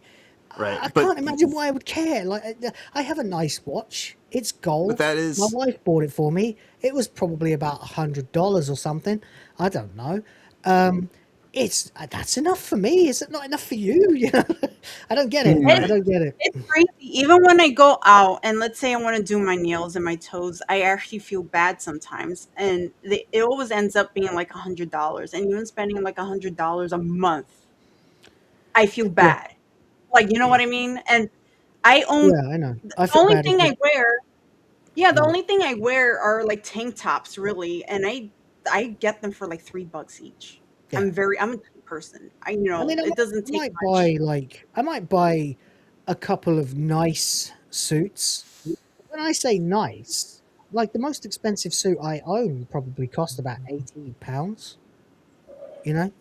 That to me is a decent price for a solid suit. I think the only time I've ever bragged about money in my life is when I worked myself out of debt. Right, but that's different. So You're not like- bragging like- about money. You're bragging about I'm like, hey, successfully look at me, I've saving got your no ass. money rather than being in debt. Well, that's another thing. I mean, we all accumulate debts here and there. If I did become like a 9-figure millionaire in the bank to the extent that I just didn't care anymore, didn't have to care, I already settled my debts by that point. Any debts that I have, any outstanding whatever, blah, blah, or loans from friends that might still be outstanding here and there. they would have been settled long ago. If I ever get to that level of rich, if I ever get to 1 million, if I ever get to 100,000, I'm starting settling those debts. You know, it's like Yeah. you know, I just and that would be it, and then I wouldn't care about money. The point, Right. the only But reason I've that's ever kind of the wanted whole money thing about is so that I people don't who have to care about it. That's it. right, but that's kind of the whole thing about people who do care about money in those terms, to where like it's never quite enough. That's kind of the whole thing about Yeah. what causes a lot of our weird instabilities and things like that. 'Cause Things that make I me don't know, happy are more like I can take my wife out to a nice restaurant. You know, I can book a hotel that has a pool or a couple of pools, which is not that difficult in the Philippines, to be honest. But you know, a nice place that has breakfast and good breakfast, not Pinoy breakfast, and you know, a pool, maybe an indoor pool, a jacuzzi, something like that. If I can get that, then I know I've done a really good job. You know, and I've used that money to Don't forget a happy rooftop bar. memories. Well, there's plenty of them in the city, but yeah, I can do that. But yeah, I guess it is a status symbol. Yeah, I just don't feel the need to show off my status that badly. I take more I think- comfort in my relationships, I grew out of that suppose, when than I I stopped do using in Facebook, my status symbols. Yeah, I just don't need to show off my status that badly. I just don't. I'm like, I'm a guy. I kind of prefer the way people look at me when they assume that I'm like capable of paying my bills. You know, baseline that you kind of assume about most people. Like I don't want to stand out. I don't want people to go, look at him, he's really rich. You know, if I got rich, I'd probably be the same. I'd probably be exactly the same. I might tip a little more. I'd probably give away more money. That's about it. You know, because to be quite honest, I fucking hate money.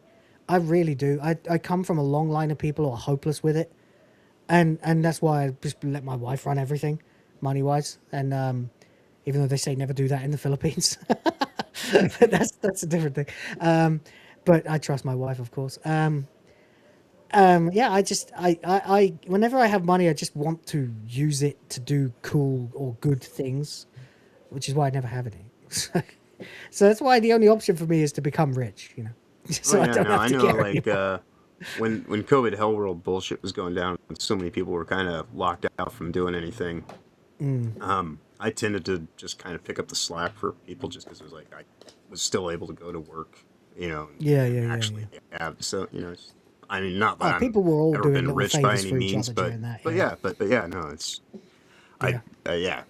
that's about all I think that I could ever really do is. You know, I don't know. I'm pretty shitty with like things that I want. You know, it's like there's not that many things. Like I used to want a really big TV. Now even I have like a 40-inch TV that I end up using as a Now big monitor. I'm TVs just are like, really that's even- affordable. You know, that's the thing. It's Yeah, like, it's not- I got it's, a- I got a yeah, it's not even 60-inch like a- TV. How much did that cost you? A couple of $100. It's like Right. So yeah, I'm pretty easy to hit. Where it's like, oh, okay, well, you know, because I just like making shit, doing things more so than having stuff. You know? $25 Australian will get you land in the Philippines. If you think so, you're welcome to come and try and get some. It won't get you anything. It might get a Filipino some land, and probably at that price, probably about a square foot. But yeah, it's actually still quite expensive to buy land. It's getting more expensive. Depends where, which island, you know, how proximal to a city or a major location. It's typical stuff. But yeah, it's still a hell of a lot cheaper than it is in like America or anywhere like that. But yeah, the only thing I want is to make sure that when I die, everyone I love has no fear at all for themselves or the future of the family. That's all I want. Yeah. That's it. I don't plan on dying. I don't want to die. I'm not interested in it. I want to go for at least another 40 years. That would be nice. But you never know, unfortunately. But if you know, if I were to have a brain aneurysm, you know, I'd drop dead. You know, I'd like the silver lining for everyone to be at least he took care of all of us before he went. You know, right. So we don't have to worry. You know, that would be nice. That's about all I give a fuck about. And I know it comes off as like a virtue signal when I say stuff like that a bit. I'm very cautious about saying stuff like that because it makes me sound like I'm being performative because like most people are assholes. But that's just it. I'm just a very simple person. A very simple person. I already have more video games than I could probably play in my remaining lifespan. You know, and that's about all I would have bought with that money anyway for myself. So, yeah, whatever. That's it. Anyway, amazing. Thank you. You are a fucking legend, UF Omega. Thank you for $5. Not for just long enough for Anime Fan for YouTube to come back for another $5. Thank you. That now they're saying Quartering has burner accounts and is still on X and stirring shit up.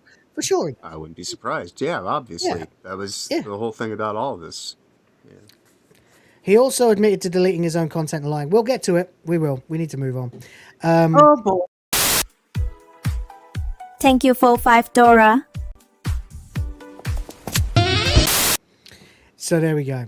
Anyway, it got pretty sad at one point, but we can get to this bit right about here. I've let it be for weeks, but so this is her reading the tweets of the Pulls Quartering. up this tweet and Just because it seems like at some point Chrissie Mayr didn't know what was going on. Right. Because I liked him. Never. Wait, what? it peed on me when I picked it up. What? And I had to go to the bathroom and clean it up. What? Never mind. Like I was like, oh, can I pick it up? And then I picked it up and it peed on me. What was Like it? dog. Tweets. Dog. Dog. Um, It's Probably. sad. It's so sad. Because I liked him.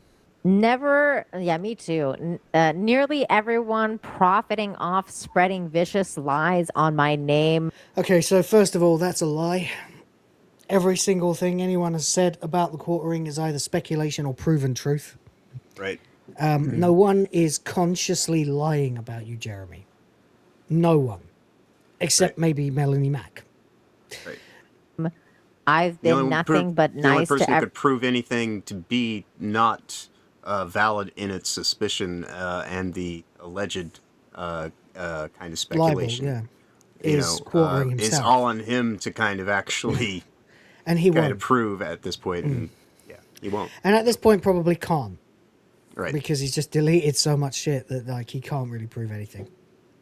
So everyone. it's because you know what this is because of, right? It's because give me a second here. I think I've got it bookmarked or retweeted from earlier today.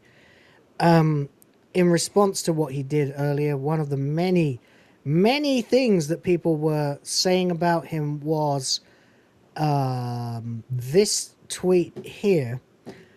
The Germageddon begins Monday morning if Kino Casino Clips isn't restored.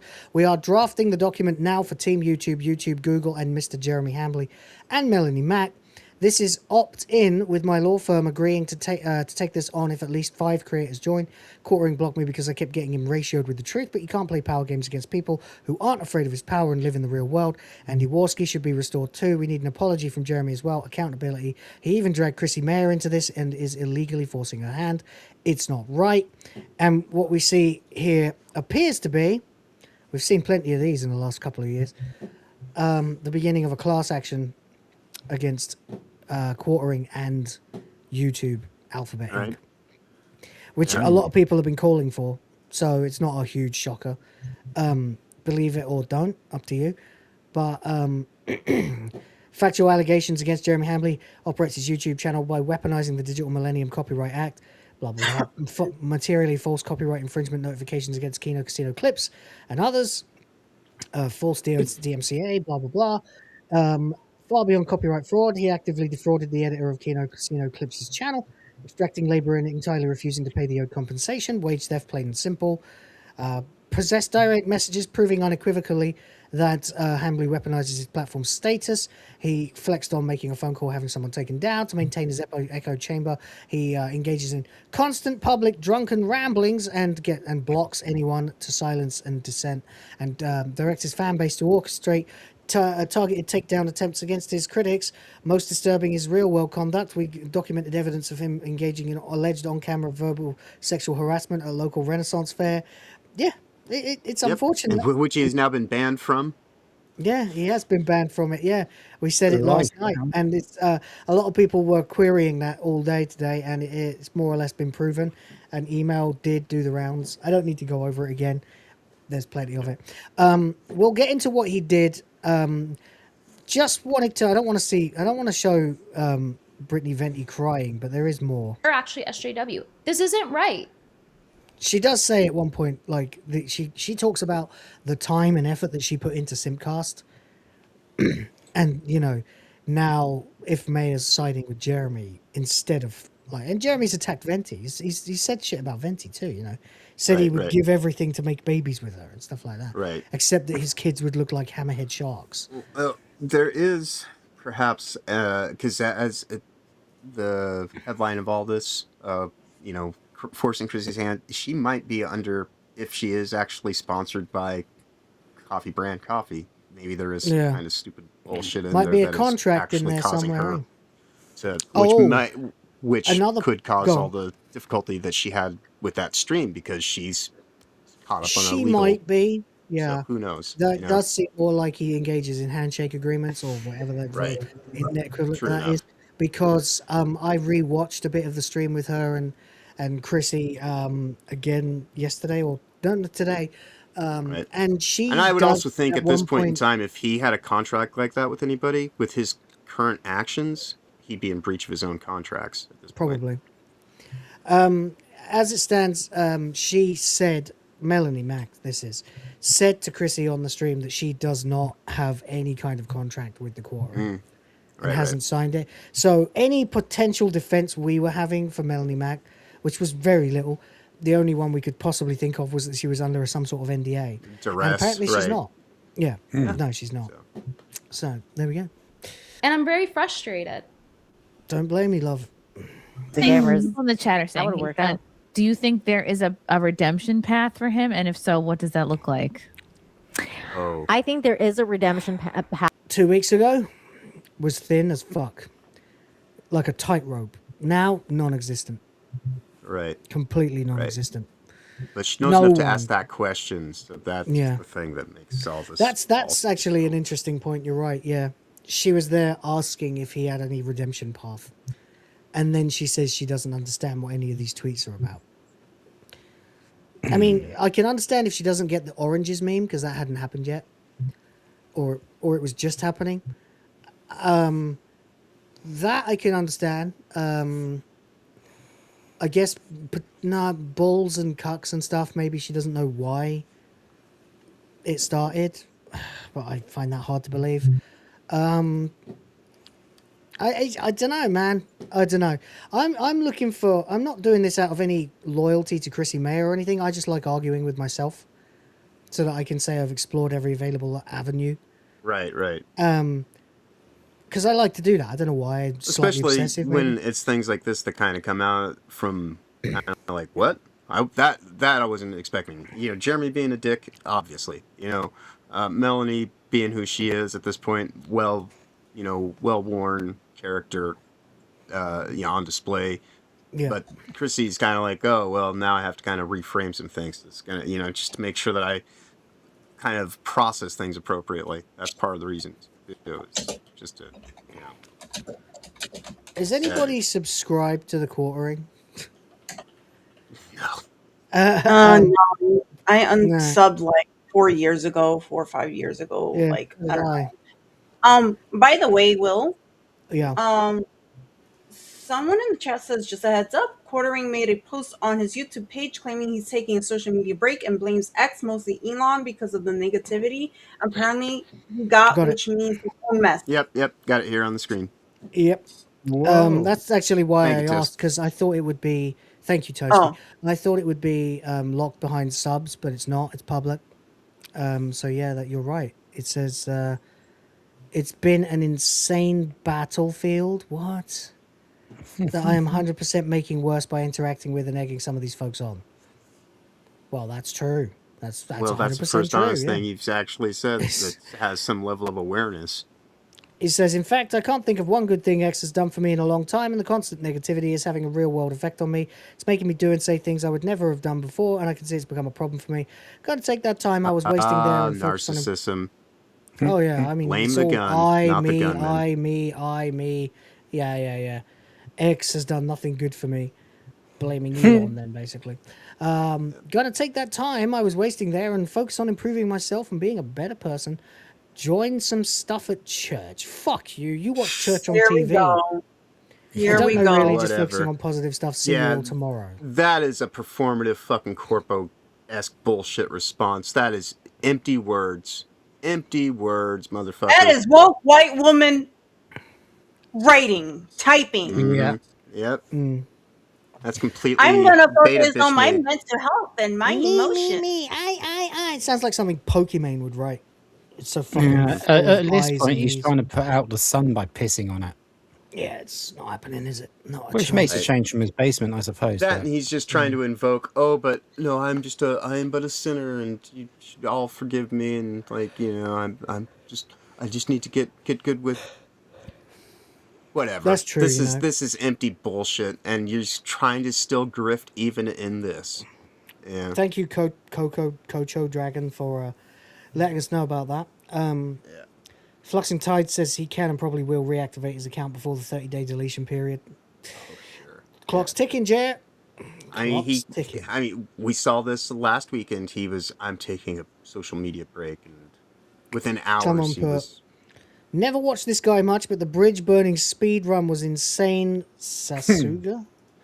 A wise move that more of us should consider. Fuck off.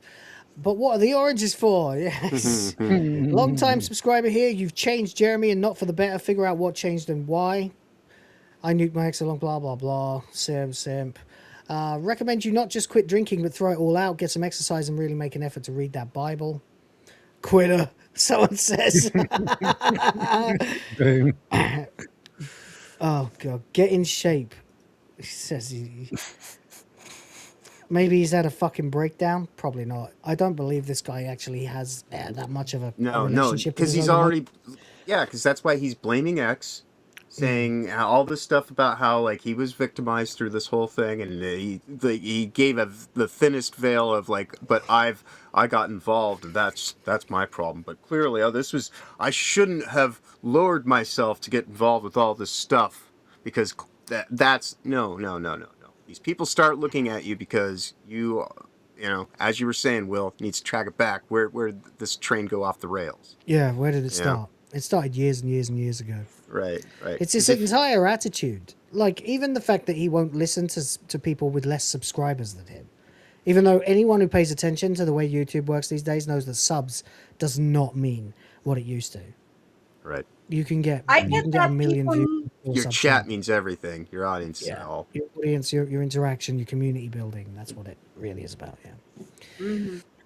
I totally get that people need breaks from social media. I get it, but the fact that you went around telling people I could take your channel down whenever I want, that's an Yeah. issue. Yeah.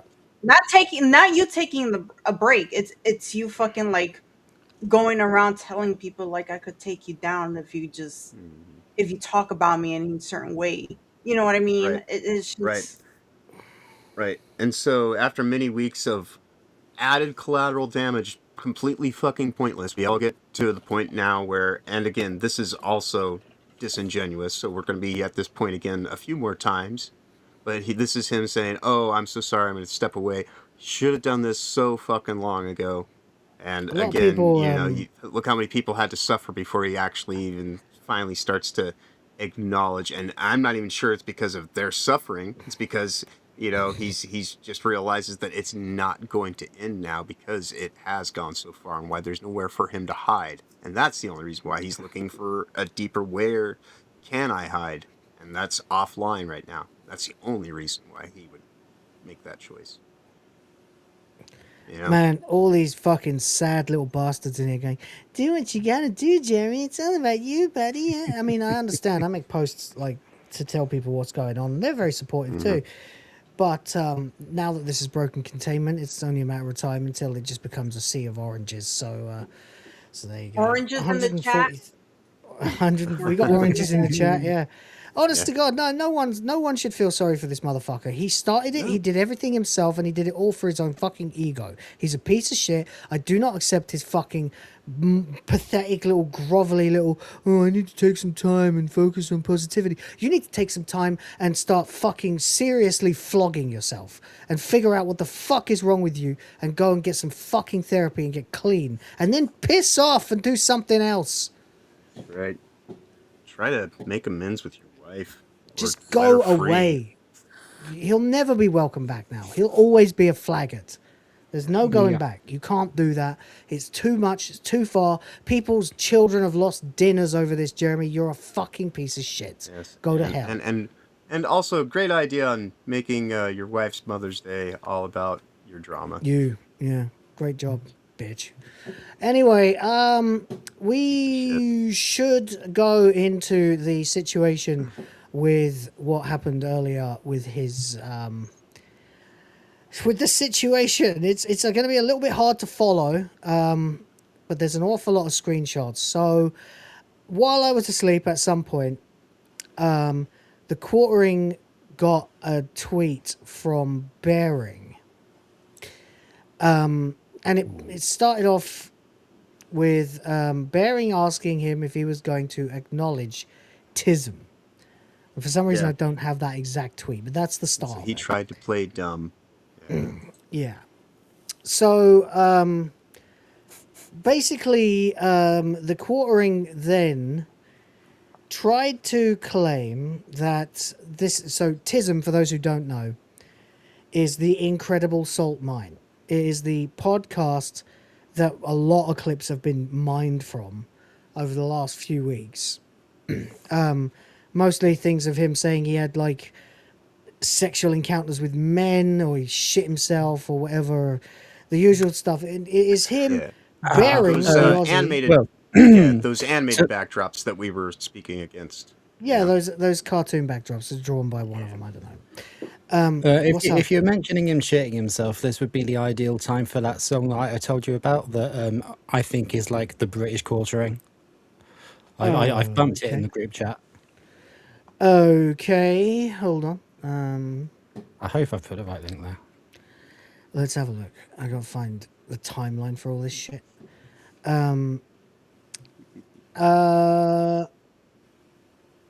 Okay. I want it that way. I shit my pants in the middle of Aldi. I only went in to get some fucking Garibaldi. A big hot log right next to the pasta. I've been banned from Aldi, so I'll have to go to Asda. I shit my pants in the middle of Aldi. I only went in to get some fucking Garibaldi. A big hot log right next to the pasta. I've been banned from Aldi, so I'll have to go to Asda. I shit my pants in the middle of Aldi. I only went in to get some fucking Garibaldi. It's A almost big like hot a log. Python song or something. Yeah, it is very. Yeah, I Monty guess Python, Hambly's specific version was I had more of the shart in the middle of Walmart. Yeah. That's pretty good, yeah. So obviously we saw the thing where he attacked FNT. They're now going after him. Of course they are. It's is what it is. These are all my tweets because I retweeted all of these quickly so I'd be able to find them later, but they're all out of order. Let's just put it this way. Bearing wanted to know what the fuck had happened with his channel. And he tweeted this earlier, which we can see in the image. We won't be able to see, obviously, by going to any tweet that actually isn't a screenshot because his account doesn't exist anymore. So basically, earlier on in the day, he tweeted that every live stream he'd ever done had now disappeared from YouTube, and his podcast channel with two friends seems to have been banned. And he basically attempted to say that it was because of false flaggers. Okay, so he tried to say that it was a bunch of false flaggers that had done this, and holy shit, what a stupid He fucking false thing to flagged a false flag. False flagception. Yeah, that's basically it. It's pretty fucking bad. So he attempted to say, and I'm trying to find the fucking thing originally. The original tweet, but it's kind of hard because there are so many. Right. And now we can't just go to his own fucking feed anymore. But yeah, so he initially tweeted that it was all his podcasts and his entire channel for that podcast had been taken down. But immediately I thought, why would anybody want to take it down TISM when it is filled with More than enough gold. like examples of him fucking himself over with stupid anecdotes he never should have shared with the internet. None of us would ever want to take that down. It is a fucking veritable treasure trove of quartering backstory. So the only person with the actual motive to take it down is him. Right. And, you know, that's it. Right. And when you go to the channel, it also says all the content was deleted. Not this channel does not exist because of copyright violations or shit or whatever. You know? Exactly. Indeed.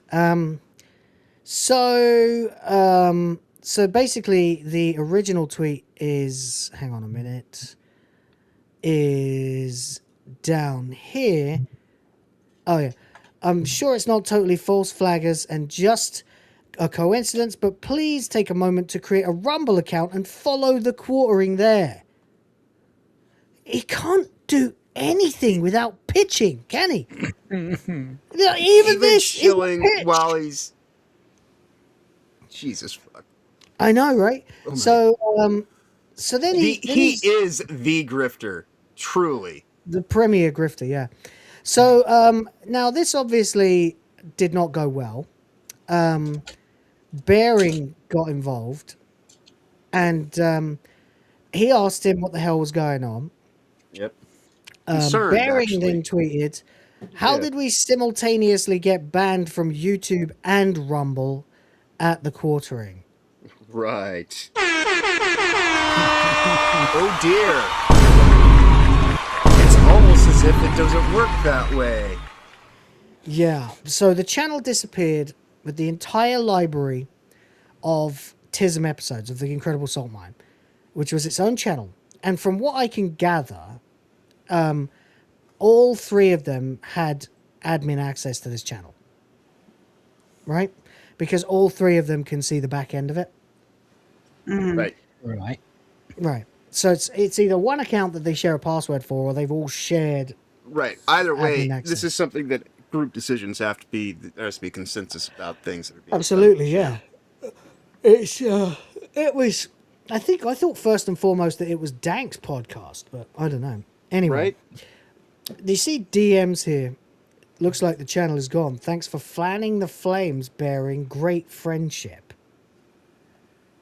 Okay, so why is Bearing leaking DMs? Because this is unconscionable. Yeah. Kind of action. Exactly. Yeah.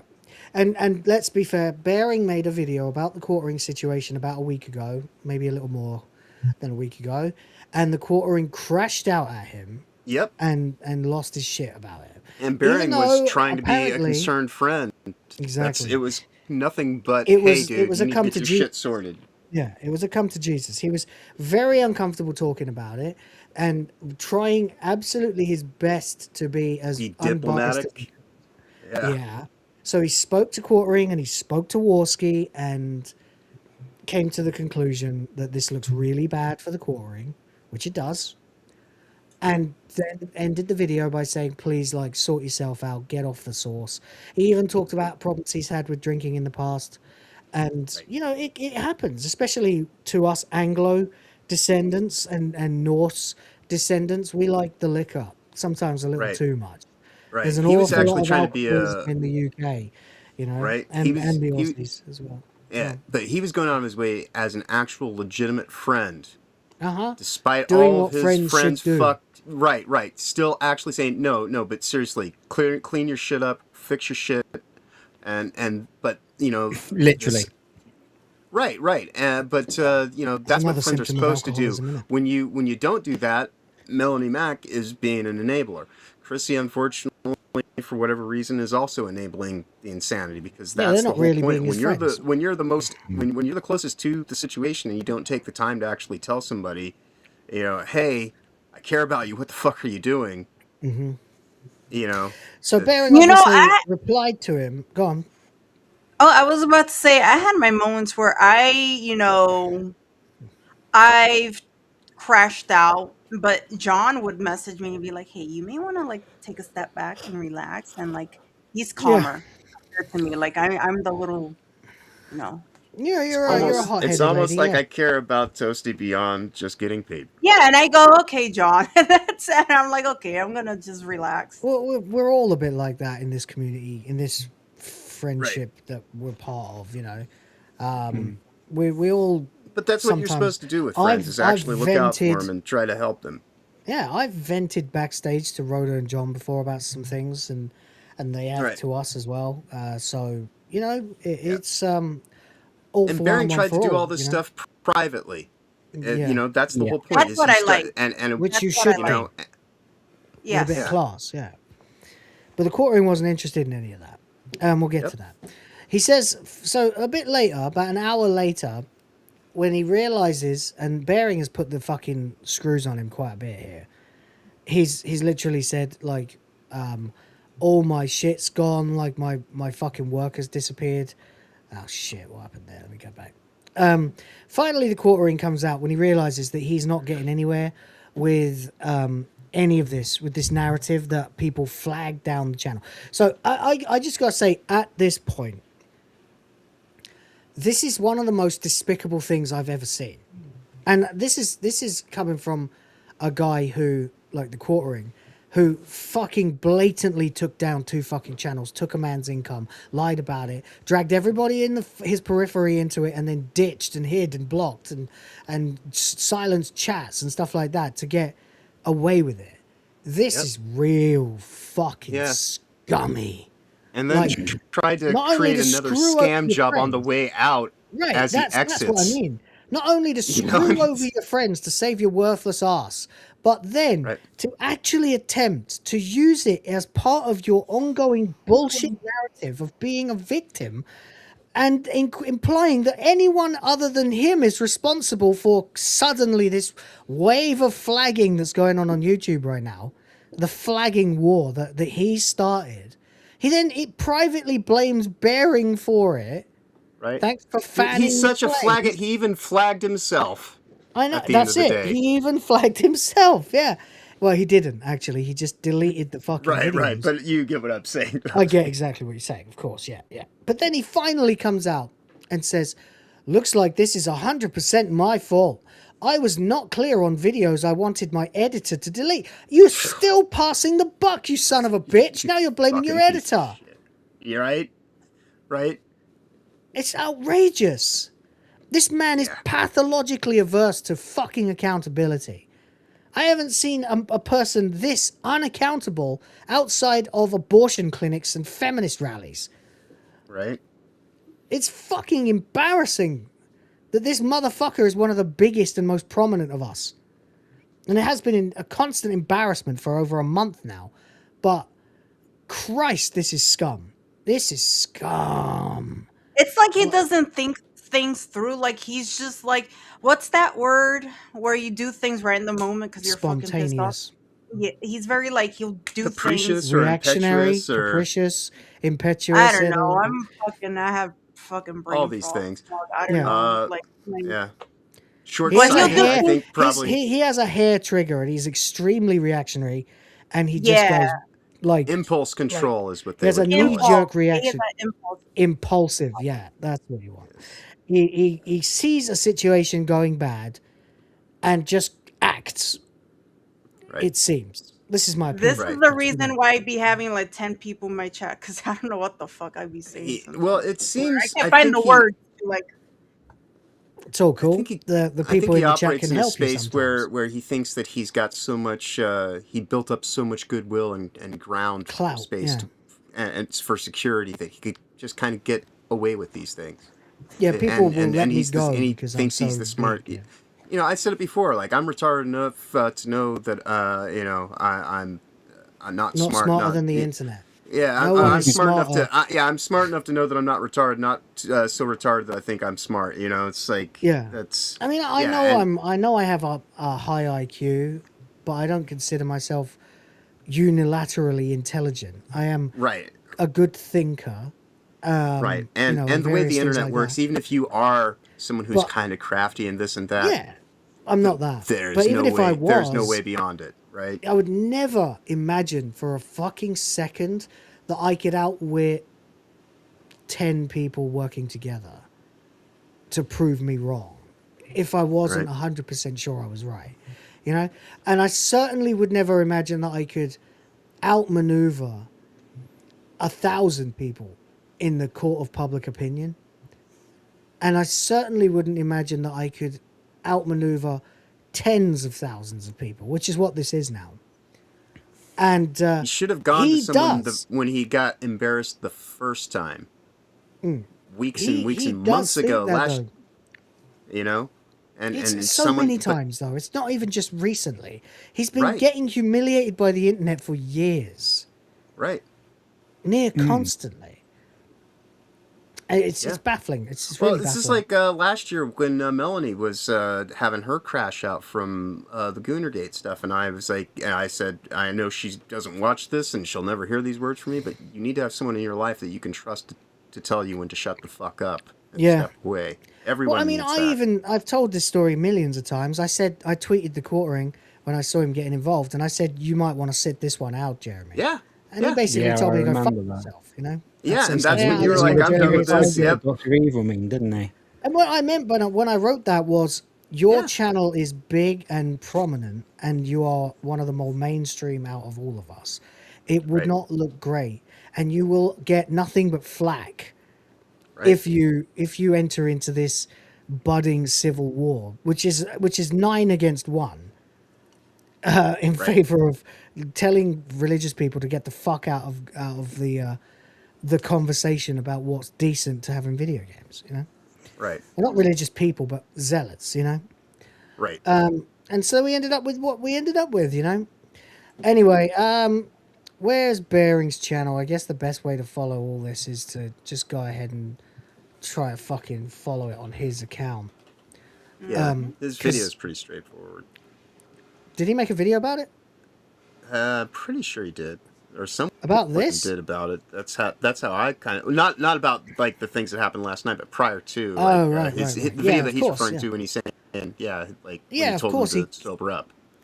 He covered. Because he tried to get a hold of him in private, and he got blown off. So he made a public video to say publicly, get your shit right, you know. And Quartering ignored that also and didn't even watch it, and that's when he made all this assumptive kind of reasoning that, oh, you're coming after me. And it's like he was the only person who wasn't coming after you. You know what, though?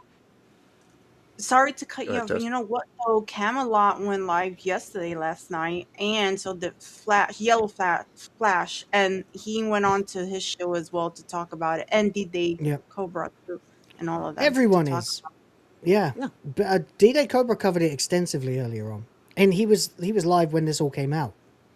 So it's been cut into a much more digestible video now.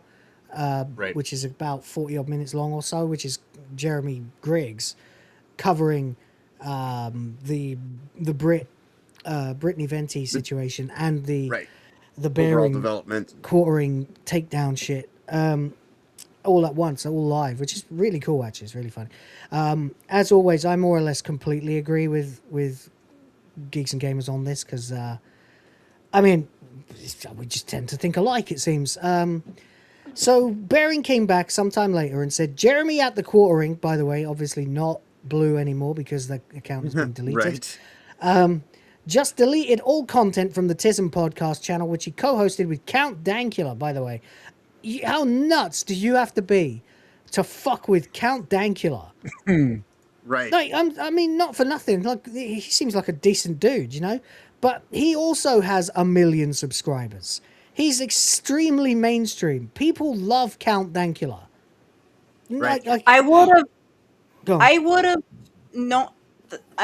listen, if I was him and I looked at how impulsive Jeremy is and what he's been doing, I would have changed the password on that fucking channel on him and not tell him what it was. I would have done it. There probably should have been a conversation at some point, and it does seem like there have been conversations between Dank and Quartering about like people are using the podcasts, you know. But if Dankula didn't expect, like, this is what I would argue against them changing the password without telling each other. That would look weird. But also, it seems that neither Bearing nor Dankula believed that this was likely to happen. Right. Exactly. Because I think on some level they're, you know, they were still friendly terms of like, hey, you know, like this is perhaps the one part of the whole saga of Jeremy where he probably was at his most acceptable accepted and successful, and it was because of his association to these other two people. Quite honestly, It was that, yeah, a lot of that, And- and various other things too, and Right, a lot of but- botting and buying subs. But, yeah. But what I'm saying is, as time's gone by, this is one of the only things that you could look back and be like, but even in that, you can still find things where people were like, oh, he's still a dumbass no matter where he is. He just actually had two good friends, and now he's gone and thrown that all away along Yeah. with his other friends. Oh, He yeah. has, yeah. It's you, two you are against better one off as well being now. you are better off being Jeremy's enemy than his friend. It at was this bad point. a week ago. It was really bad a week ago. But But just everyone think that was about that. covering him were people that he could consider to be, I mean, with the exception of maybe Camelot and a few people like that, and Yellow Flash as well. But his friends have More or suffered less- more than anyone. Yeah, The people but that more or you know, less- like But back That's then, irony. a week ago or so, more or less everybody that was covering the quartering, with the exception of those two that had been sort of activated, were small channels like mine and a little up to like 100K that were covering this stuff. Smash JT was covering it. I was covering it. Then there are a bunch of drama tubers that were covering it. Nicholas Diorio was covering it, which was definitely not a good thing. He's another seriously prominent one, but not one that the quartering would actually have a go at because they were never really friendly. But anyway, these are his real friends, and Dankula's as big as Jeremy is, if not bigger. This is the thing about quartering. You can have 2 million subs, but nobody watches. Count Dankula releases a video, people stop what they're doing. You know? Anyway, so Bearing says, Jeremy the Quartering just deleted all the content from the TISM podcast channel, which he co-hosted with Count Dankula and myself. Not privated, not unlisted, deleted. And that's how I know they all have access to this account. Without so much as a heads up to his co-hosts. TISM was never a huge podcast, but it had a loyal audience that stuck with us for 7 years. For a period of time, we went live from midnight or to 2 or 3 a.m. my time to cater for the mostly US audience. Hello. It's 2 a.m. right now, my time. It was a love of the game podcast, exactly. Now it's erased from history because Jeremy can't handle online banker. You get what you fucking deserve. That enough. is not a fucking sentence you want to hear from an alleged friend. right. And of course, it only went and got worse from there. Yeah, that's funny too. Finally, we got to this point. I don't like releasing DMs, but when you take down 7 years of my content without warning, while claiming you're a good boy and would never censor anyone, you can get fucked, the quartering. You like bridge burning, speed running. Yeah. You know, like, Christ, do you have a friend in the world right now, Jeremy, besides Melanie Mack and possibly Chrissie Mayr? It says, All of his throughout- friends seem to end up with knives in their back, so yeah, they really do. Yeah. It's fucking pretty appalling, isn't it? Anyway, knives in the back or So, getting thrown out in front of oncoming traffic. yeah, exactly. Yeah, I mean, it's appalling with friends like these. You know, that's the kind of thing. But there you go. I'd much rather be Jeremy's enemy any day right now than his friend. Yeah, so you might as well be friends with Walder Frey in Game of Thrones, you know? The guy Right. who organised the Red Wedding. But there you go. So, I don't like releasing DMs, but when you take down 7 years of my content without warning, blah, blah, blah, blah, throughout this whole shit, which you started, I've tried to be fair. You just took off the gloves, so I will too. This is from 30th of April. So, after Bearing's video came out, Quartering wrote, lol, hope 60k views was worth it. So did you not think the video was fair? I didn't watch it. The fact that it was even made was wild. Not really. No? No, friends don't If your let friend friends if your destroy friend their gets to the point that they are saying stuff to you publicly, 'cause you're not they've listening probably already privately. tried to yeah, because you've already completely passed them by privately. I've had similar Exactly. instances and caught someone in the midst of a crash out, and thankfully wasn't anything too extreme like this, but still, you know. Right. Exactly. He was yeah. So we have a couple of super chats from Albert Nada Retro. Thank you very much for the Canadian 5 and another one after that. Says, hey folks, just got here. So what did Chrissie know? Well, we don't know yet. She hasn't gone live. But what we do know is based on a Brittany Venti stream of Nina Infinity explaining everything to Chrissie Mayr 2 weeks ago. More or less everything. It's not looking very good. But yeah, we'll obviously react to that as and when we have something definitive. But as for now, you know, it's just still the same speculation, but it's looking far worse for Chrissie. He says religious people, non-religious people, as long as you're non-religious people, as long as you're not calling for any violence, everyone should get their say. Yeah, more or less, yeah. That's it. You shouldn't silence people. And if you're going to put a bunch of incriminating bullshit on the internet, you shouldn't be surprised when people turn around and laugh at you for it. Right. Well, it's kind of like the whole thing about being brave in the face of adversity. You have to actually allow for the adversity to be in place so that you can show Otherwise, you're the one who's the, you know, it's like, I'm being oppressed. I know. I'll shut them all down, take their platforms and ruin their lives. Right. Are you really and then the one everyone being will oppressed? be happy. Are you really sure that you're the one being oppressed, mate? Yeah. Right. Anyway, thank you very much to Albert for those two. 10.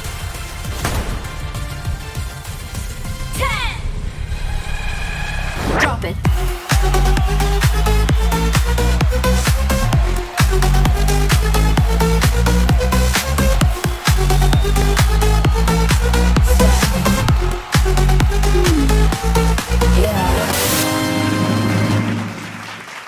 Thank you. And Furious Dan jumps in off the top rope right now with another $5 for us. Thank you very much, Furious Dan. Says, I guess quarter pounder royal with cheese doesn't stop. I'm sick and tired of hearing about that garbage, man. Yeah, unfortunately, it just keeps getting worse, and it ain't drama. I'm sick of talking about him at this point now. It was fun when it began, and then it was not so fun, and now it's just the worst shit that I have to tell people about. And honest to God, well, yeah. It was fun when it was drama, but now it is but it hasn't been gone drama well for beyond. a long time. The second the channel was taken down, it wasn't drama anymore. Right. That's why I get annoyed with people who are saying it is drama, because I'm like, it's not fucking drama. This is a scandal in an industry. It's compromised the entire fucking industry. Right. And when you consider that it's also on a platform that has its own issues with AI bot hallucinations taking everybody's fucking channels down left and right and all the other stuff that it's encouraged in terms of wide-scale false flagging on channels, because that's what I was saying a year ago when all this stuff happened, when Toasty got demonetized and Ryan got deplatformed, was, you know, people are going to use this because it works, you know? And that's what they're going to learn from this. It wasn't on a big enough scale to really start happening as much as we Right. And that's why I said then, people will look at this in about a year's time when it starts happening to larger channels, because we're only seeing the start of it. Yeah, because no one gave a shit. It was my shit. Was no one. Right. Well, no one's going to listen to what I got to say. No one would if it was me either. Right. I mean, maybe a few people would care comparatively. But yeah, this has been one of those common sense things kind of building. This is a huge thing, you know. Kino is one of the most popular shows. But this is not just drama. This is the very fabric of the way that we operate. This is the integrity of YouTube as a platform we can earn money on being disintegrated before our fucking eyes. It's pulling the ladder up, and it's so many insidious, devious bastard acts that they need. The problem is when someone does this kind of thing, you have to crucify. You have to. If you don't, you're basically co-signing flagging. Right. And unfortunately for the friends of his that are getting burned now, you know, it is one of those things where you should have tried to intercede a long time ago as a friend for your own sanctity. Like Bearing did, but it didn't work because the court ring is too much of a mess, you know?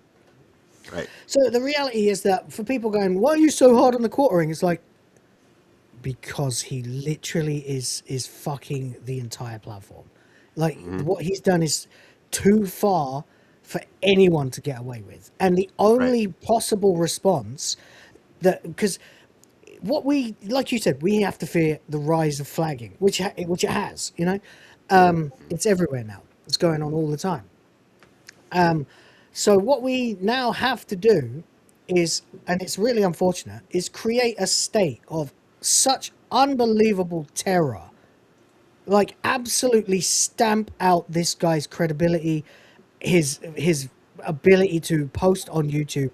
You have to dogpile. It is what it is.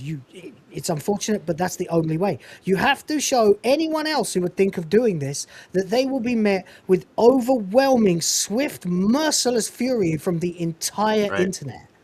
If you're dealing So with that no somebody one would ever who dare do it, you know? deals with being completely and utterly insidious, then be extremely overt and out in the open, because that is the thing that they fear the most, is any hint of daylight. We're effectively committing war crimes, like the YouTube equivalent of war crimes. And what usually happens to those people? They get executed publicly because it's just too much. Like too many people want that guy's head on a pike, you know, whoever the guy happens to be. And so that's basically the internet equivalent of what's happening right now. It is an annihilation. It's an extermination. It is. It's this guy's radioactive. Do not listen to him. Do not fucking do anything with him. He cannot be trusted. He is a flagger. That is the one thing you can never come back from, and he will never come back from it. So there we go. So Will would be merciless towards me if I force flagged him. Yes. Yes. Frankly, yeah. I would rather you didn't. I'd rather not have to do that. But there we go. Anyway, yeah. So he's like, I didn't watch it. The fact that it was even made is wild. 10 years of friendship equals 60,000 views. Lol. Moral high ground fake. I would love to signal boost your wife's channel getting demonetized. By the way, periods in there when they don't need to be because he's drunk. I really hope she gets it back. No space after the full stop. But I can't because I'm the wrong voice now. Ooh, woe is you. Trying to manipulate his friend here by using his wife as a pawn. The fact that Sugar Tits' channel got demonetized. Right. Yeah, like and he's being the coolest fucking friend that he can be. Because by the Quartering Zone standards, now you're involving his wife in this. Right? Yeah. And he doesn't freak out or start going nuts. He goes, yeah, I think you should watch it, mate. Says, pass. So then we move on. Says, the same reason I didn't make videos on Dankilo's divorce. For fuck's sake. Dankula. Dankilo Ren. Fucking what's the Spanish equivalent of a count? I don't know. Toasty. I think it is a count, isn't it? I don't know. Yeah, I think what's it's Spanish for contar. a count, Toasty? It's contar, apparently. Contar? No, it's not. It's not. That's the verb to count. A nobleman count in Spanish is el conde. El conde del Danquilo. Well, contar's funner. But you know what? If you wanted to do a Dank Clips channel, that would be the name to go with. El Conde del Danquilo. I was muted the whole time like a fucking idiot again. What word? Doesn't matter. We found the answer. But we found it. El Conde. El Conde. El Conde Danquilo. What would Count Dankula be in Spanish? No, because he mistakenly put Dankilo instead of Dankula. And I said that sounded like a Spanish conquistador or something. I said, what's the Spanish for count? Like Count Dankula or Count Dracula or Count whatever. So it's Conde, apparently. El Conde del Danquilo. There you go. So there we go. Anyway, I didn't... Yeah. He says the same reason I didn't make videos on Dankilo's divorce and all the wild accusations against him, even defending him would have been bringing more light to garbage in his life. Why would you do that? That's a different thing entirely. That's not the same. Dankula didn't do anything in response to his divorce, but get divorced. Right. He didn't crash out or anything like that. He just had a relationship that went sideways, which happens to anybody that's part of just why would anybody it's a do that? typical Why are you bringing that up? straw man argument. It's a false equivalency. Always with these motherfuckers. And he says everybody attacking him is behaving like an SJW. Motherfucker, I haven't seen an oilier SJW than the Quartering in a long time. Like Alyssa fucking Mercante comes to mind. It's about the only fucking rat face bitch. The only comparable fucking person I can think of to the Quartering, and I still think the Quartering is worse. Oh, and she's yeah, that's what I was friend. gonna say. Is unfortunately I have at least more respect. At least she's honest about Alyssa, who she and really I don't is. even. Right. At least she's the same in public as she is, on the internet. A complete prick. But you know, she's a trash bag everywhere she goes. yeah, but, she's a you know. complete bitch no matter where she goes. But the quartering is all fake. It's all like this air of prestige, of success, of businessmandom, and yes, I'm an entrepreneur. No, mate, you're a faggot. Anyway, there we go. Now I get to embrace the villain character, he says. This is much easier. I wish you the best, man. Seriously, not ironically. What do you mean I get to embrace the villain character? Will you stop talking like you're Dr. fucking Claw? For Christ's sakes, I'll get you next time. Kino Casino. You know, fuck off. You're not that big. You're not that important. You're fucking nothing to no one anymore. Teenage girl melodrama. You know what I mean? It's like when someone is in high school and they go, I'm turning heel.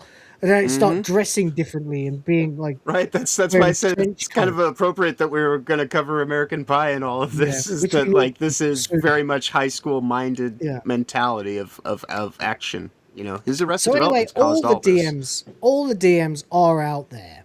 All of them. And basically, to sum it all up, you can get to the point now where...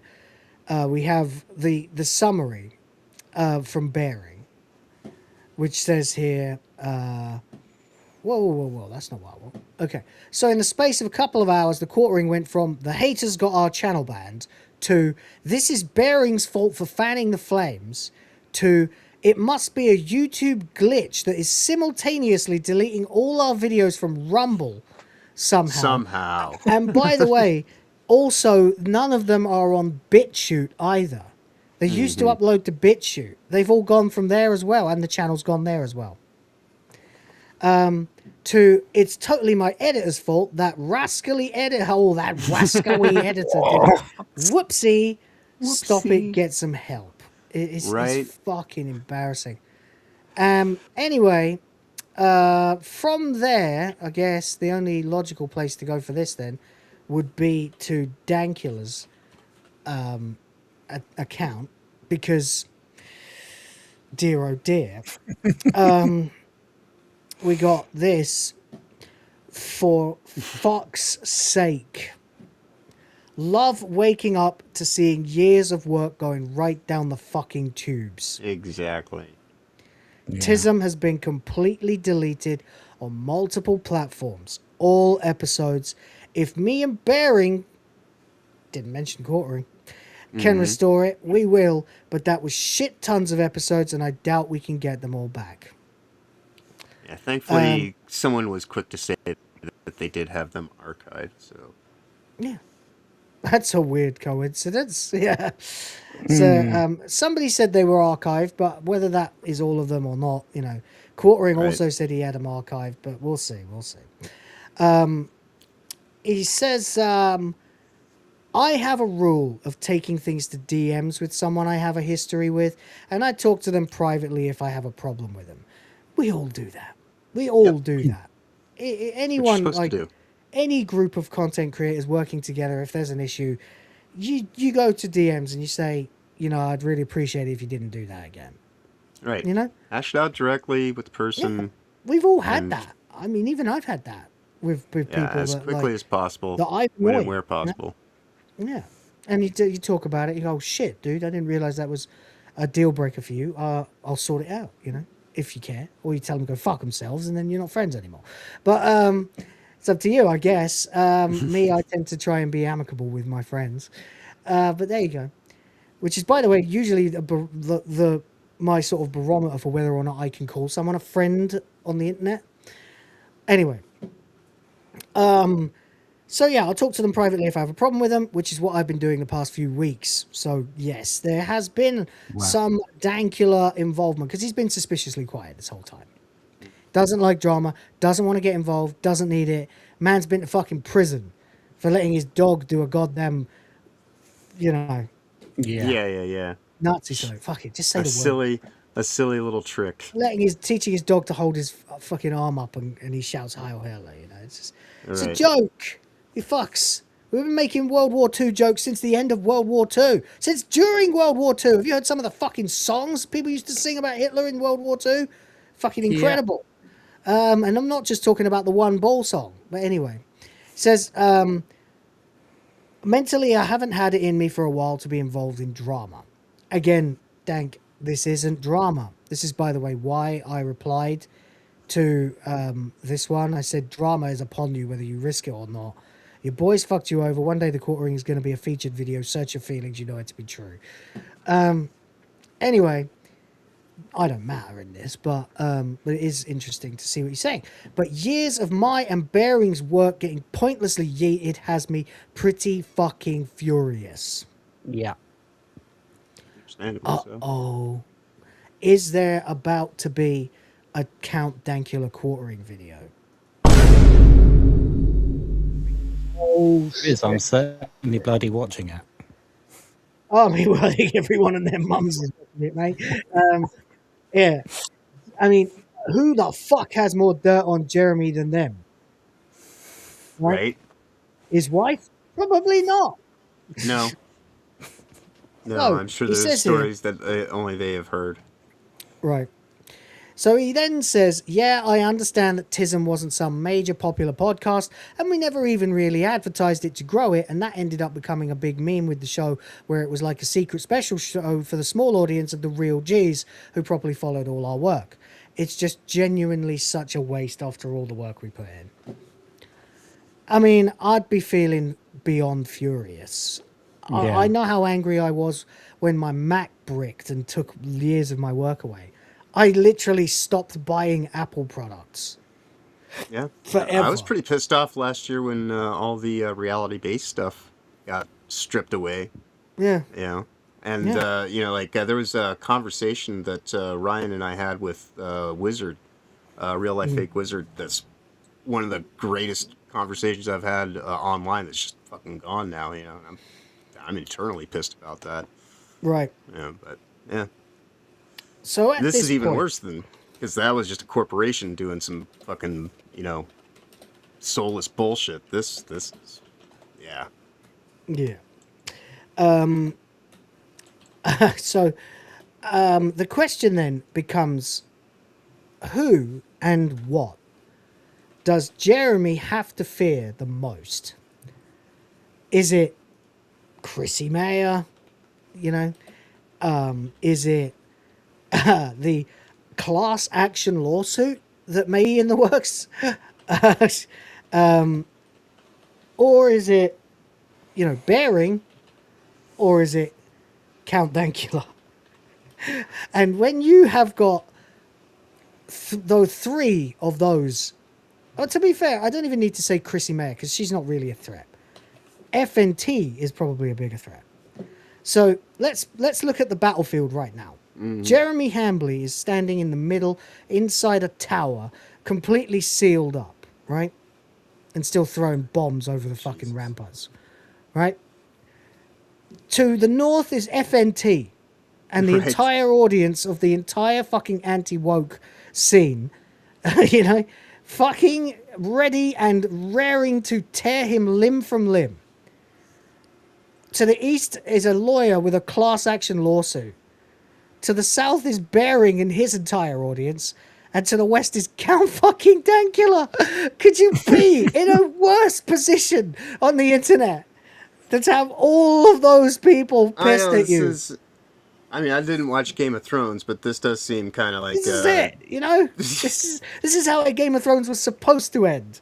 You know, with the White Walkers surrounded on all sides by the combined armies of Westeros and Essos, you know? But, no. This is it, you know? This is it. And I've put it out in a poll, by the way. I put it out. I'm genuinely curious what people think. Please feel free to vote. What do you need to fear the most? I honestly, I'm tossed between Count Dankula and a class action lawsuit myself. Right, I know. I was think like, I'll go with FNT doesn't really want to be in this fight. No, and, no. you know, I and think Bearing they said as doesn't much. really. Right. But I think Bearing is a more of a contender than people are giving him credit for, and Count Dankula could destroy him Right. on a Yeah, level I that tend even to- Kino can't. You know. Right. But a lawsuit is a lawsuit, you know, and that is... True, and it would be a class action, yeah. You're right. So that's, you know, as bad as those things can be, that's still just more just within the That's fair. You're space of the probably interwebs right. itself. So yeah, that's where Logically, I you're was like, probably right. But he could always do the class action behind closed doors and lie about it. if Dankula makes a video about you, you're Oh, yeah. infamous. Oh, I know. Oh, yeah. Well, I mean, I'm just saying, like, in terms of what's ultimately going, because it might actually be part of said settlement that he. I know, yeah. And FNT is more of a territory battle. It's more of a, if you send this shit over this borderline, we're going to eviscerate you. Right. You know? And he did. So a couple of them are, you know, I mean, Geeks and Gamers now, D-Day Cobra, Jeremy Griggs, whatever you want to call him, is not holding back at all anymore. He's making regular daily content about the quartering. Yeah, he's in now. Of course he is. He likes to get in the muck. He doesn't give a shit. He is who quartering wishes he was and pretends to be. And it's just hilariously ironic that his name is also Jeremy. You know? Right. But in the conversation about the good Jeremy. Huh? What's that, Toasty? Oh, I'm gonna have to head out. Yeah. Okay. What do you think? What do you think's the worst thing right now? For Jeremy. That's tough. I will say Count Dankula because he probably knows a lot of personal things about him. They probably chatted about personal stuff. I don't know, but that's a hard one. But yeah. Yeah. That's true. That's true. Yeah, I think Dankula is a complete savage when he has a mind to be. So you got to watch out for that. Okay, well then, would you like to tell people where to find you and where not to find you today? I'm not gonna be on Simcast. Fuck that. I'm gonna be on my own channel. So I'm putting the link in the chat. Follow me there. I'm gonna go live for a Mother's Day stream, so that's gonna be fun. 8 p.m. Eastern. So that's that. Yeah. Cool. Thanks for joining us. Appreciate you as always. Thanks for weighing in. Pleasure, dear. Thanks for having me on. Bye, guys. See you soon. Take care. Bye. So there we go. Yeah, we need to wrap this up as a topic because we do have a movie to review, and it's going to be a lightning speed review at this pace. So we're going to go ahead and we're going to pivot into that. I understand if some of you don't want to stick around, but it is American Pie, so we're going to be having a lot of fun. But before we do that, there's a couple more super chats that have come in, and thank you guys, very generous today. I'll play another booby video before we get into American Pie, though there are boobs in that too. And the poll ends with Count Dankula taking 41% of the vote, followed by the LOL suit with 36%. The other Bearing got nothing. He's well, we have a super chat to explain that actually. Sardox here for £2. Thank you very much, mate, and a hearty to you today. Says, by the way, he always says he's silly dancing when I play the funky song. What does that look like? I'm curious. I'm just curious as to what a guy who sounds like that looks like silly dancing. You know? But there you go. Well, I have actually seen him too, so there we go. But he's not an entrepreneur. He's an entrepreneur. Oh, you know what? I'll count.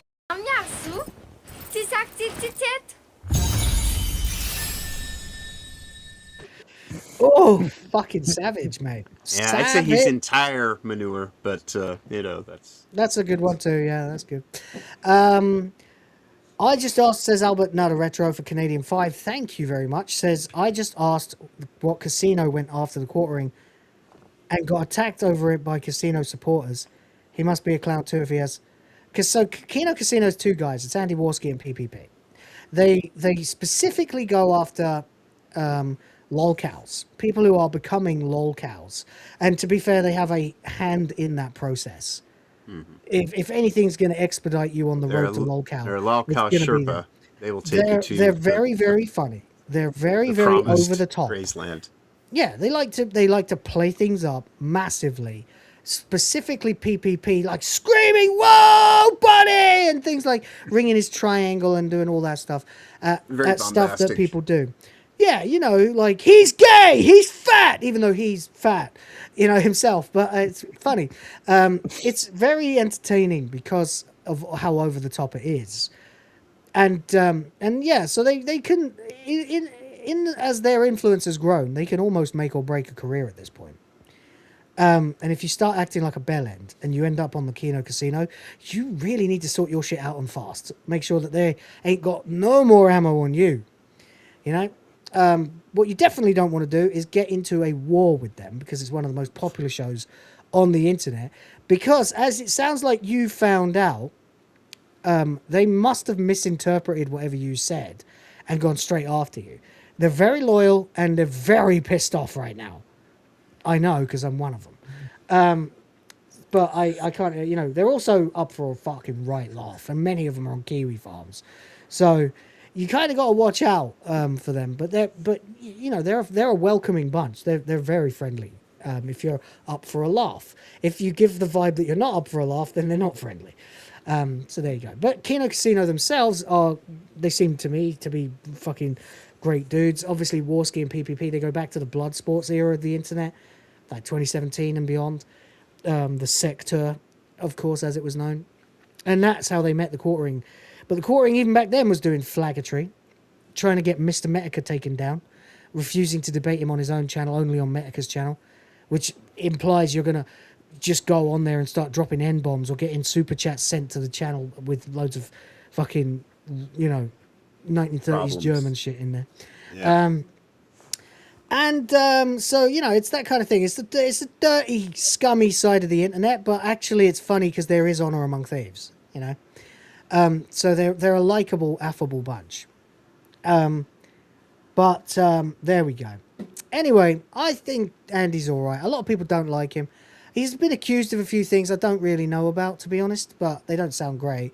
I know he's not. No one in this is the good guy, by the way. No one thinks that PPP or Warski are like paragons of virtue. You definitely need to know They're not that you're saying getting they into, are. No, you need to know you're getting into the seedy side of the internet if you're watching that show, and most people are okay with that. And that's fine. Anyway, that is more or less a rundown. It's just that everyone is really, really rabidly angry right now because of what was done. Because both of them have been banned from YouTube. Warski's subsequently unbanned, which is part of the issue, because he was taken down for bad evasion by the Quartering. But, you know, all they did really was just play clips of him. It began with, why does this guy constantly talk about being rich and then beg for money? Right? And then it escalated to, he treats the women on his show like shit. Especially Hannah Claire. He shit his and pants he never stops flirting with Melanie Mack, who doesn't seem interested. He's supposed to be a professional political podcaster, and his show is incredibly unprofessional. He non-stop talks about anecdotes of shitting himself. He's constantly telling these women about his adventures of shit. So I think he has a fetish for disgusting women, for making women disgusted, I mean. And then from there it went into this. He's got a history of this shit. So they went back into his old podcast. Well, you have to remember, he's into disgusting women because that's his form of foreplay. He has to prepare them for what lies beneath. Ugh. Yeah. I know. And it got worse and worse and worse because, you know, he's trying to be taken seriously. Then, of course, one of the big scandals was Amfest. He grifted $16,000 off of one of his guys $14,000 off of one of his whales after raising $6,000 from everybody else, claiming he needed $14,000 to afford the equipment to be able to go to Amfest and do a podcast there, claiming he was going to get interviews with Russell Brand and Jack Posobiec and people like that, which he never did at all. Right. In the end, it was a 3-day fucking farce of failed streams with terrible sound quality, and then, of course, him saying that he was going to take Melanie Mack to watch football without Hannah Claire, and Melanie Mack appeared to mouth the word help to Hannah Claire, which only escalated things worse. Then people got so tired of Jeremy and all this bullshit on the Kiwi farms that it came out in like March that he was a cuckold, that his best friend was a bull, publicly, like under his own real name, like posting on X and Reddit as a bull. Openly just living as like, he's a handyman. There were already silly law dumps that the Kino Casino were making up about the Quartering being a cuck. You know, why is his wife never with him? Why does his wife never go anywhere with him or do anything with him? She's got to be getting it somewhere else. And pretty soon they had legends of a sky bull because she's a pilot and she goes flying with another man instead of the watering. And then we found out who the sky bull is. It's the guy who used to run his old channels with him. So then there was the Wisconsin bull who goes around fucking everybody's wives and posting about it. And he's Hambly's best friend, and Hambly's been found in clips on the internet going, "Hey, bull, bring your wife's big tits over to my hot tub," and stuff like this, and weird coded messages between them while he was live and drunk, and all it began to become this lore until eventually all of this became provably true, or very close to it. Right, to the point to which Jeremy started having a fucking breakdown. Meltdowns and crash outs on all his streams.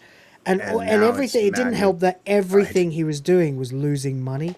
His live stream is a joke. No one takes him seriously anymore. It was all coming to a big head.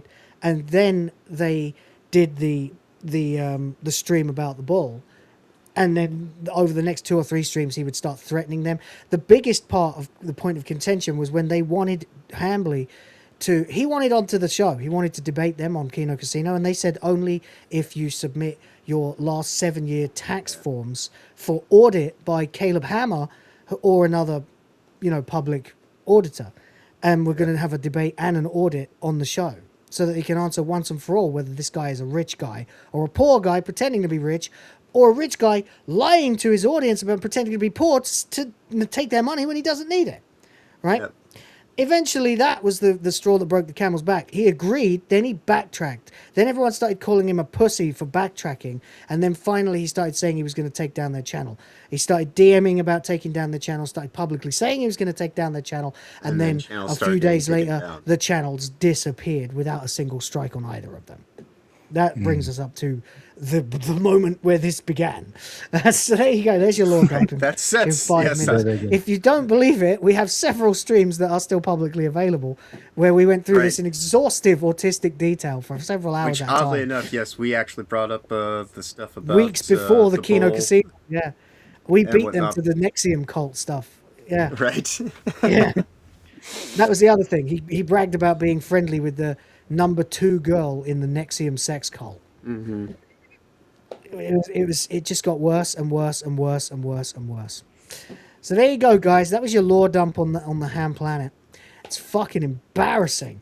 But thank you for asking. It's fun to go over again from time to time. Make sure my memory's intact. It seems to be. So thank you for $5. Jesus Christ. What other day? It popped back right at the last second. It's like, ha! I know, yeah. On any other day, I would say we're going to have to review this movie tomorrow, but I don't have a tomorrow to review it on, so we're just going to have to plow through. Okay. Another $2 from Albert. Thank you very much indeed. It says that should have been why, not what. Yeah, you didn't need to super chat to say that, buddy. No, well, thank you anyway.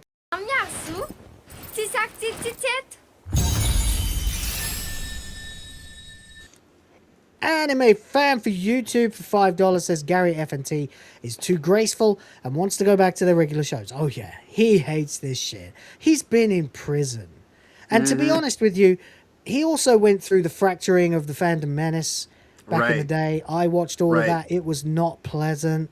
That's what I was saying the other night too. This is a carousel of bullshit in terms of kind of like... It only ever makes this whole thing worse. It will only make the scene worse, more fragmented, and we need to present a united front against the things that we have all been sworn to fucking attack and fight, which is of course the destruction of our culture and the futures for our children because of everything from corporatism to woke politics. So which is why I think Gary taking a measured response and all this is actually probably the best thing that can be happening. He's a bit like the dad of the fandom, you know, which I don't mind. I respect that. Somebody has to do it, and when Gary puts his foot down, people listen. So fair play. Right. You know? And that's what I'm saying. That might be the only thing that's allowing this to hopefully kind of, I mean, the accountability is all going to be on, on quartering, obviously. But I hope it will stay away. We can't have this turn into a fucking purity civil war.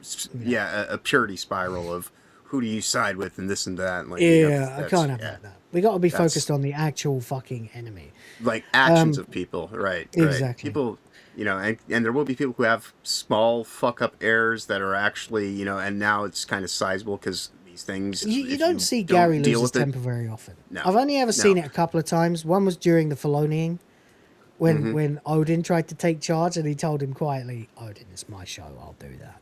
And I was like, "Ooh, he's getting a bit frustrated, isn't he?" And you don't like to see it either, because Gary also, the other reason people take Gary seriously is that he is squeaky fucking clean. Right. Like, everything that you could possibly have to find out about Gary Beekler is already told already you. public knowledge, and he owned it and owned up to it and said it all And himself. now you can own it too by buying his book. Yeah, it's true. That's really good. That's good. So no one's got shit on Gary because he already owned up to everything. We know he was into drugs. We know he went to prison. People have said forgive and forget. He seems like a stand-up geezer, and he is. So there you go. So I don't blame him at all. Bearing is a gentleman. Yeah, he doesn't act like it in his public persona, but I get the distinct impression that he is, because he knows when to stop. He certainly has conducted himself that way during all of this. Right. Dankula And I'm sure will he's got fucking his wreck concerns on him. his wife as well. Yeah, with of her course, yeah. actual He doesn't legitimate need shit. he doesn't need his own channel to get compromised right now.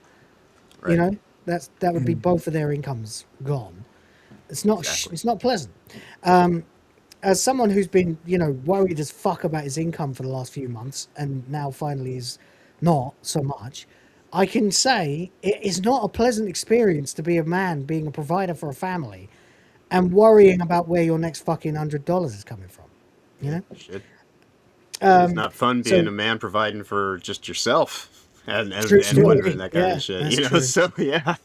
Oh, maybe I'll say $1,000 then, But there you go. Anyway, Dankula will fucking wreck him for retribution. Correct. Dankula is old school internet. Dankula will get right in the muck. He won't give a fuck.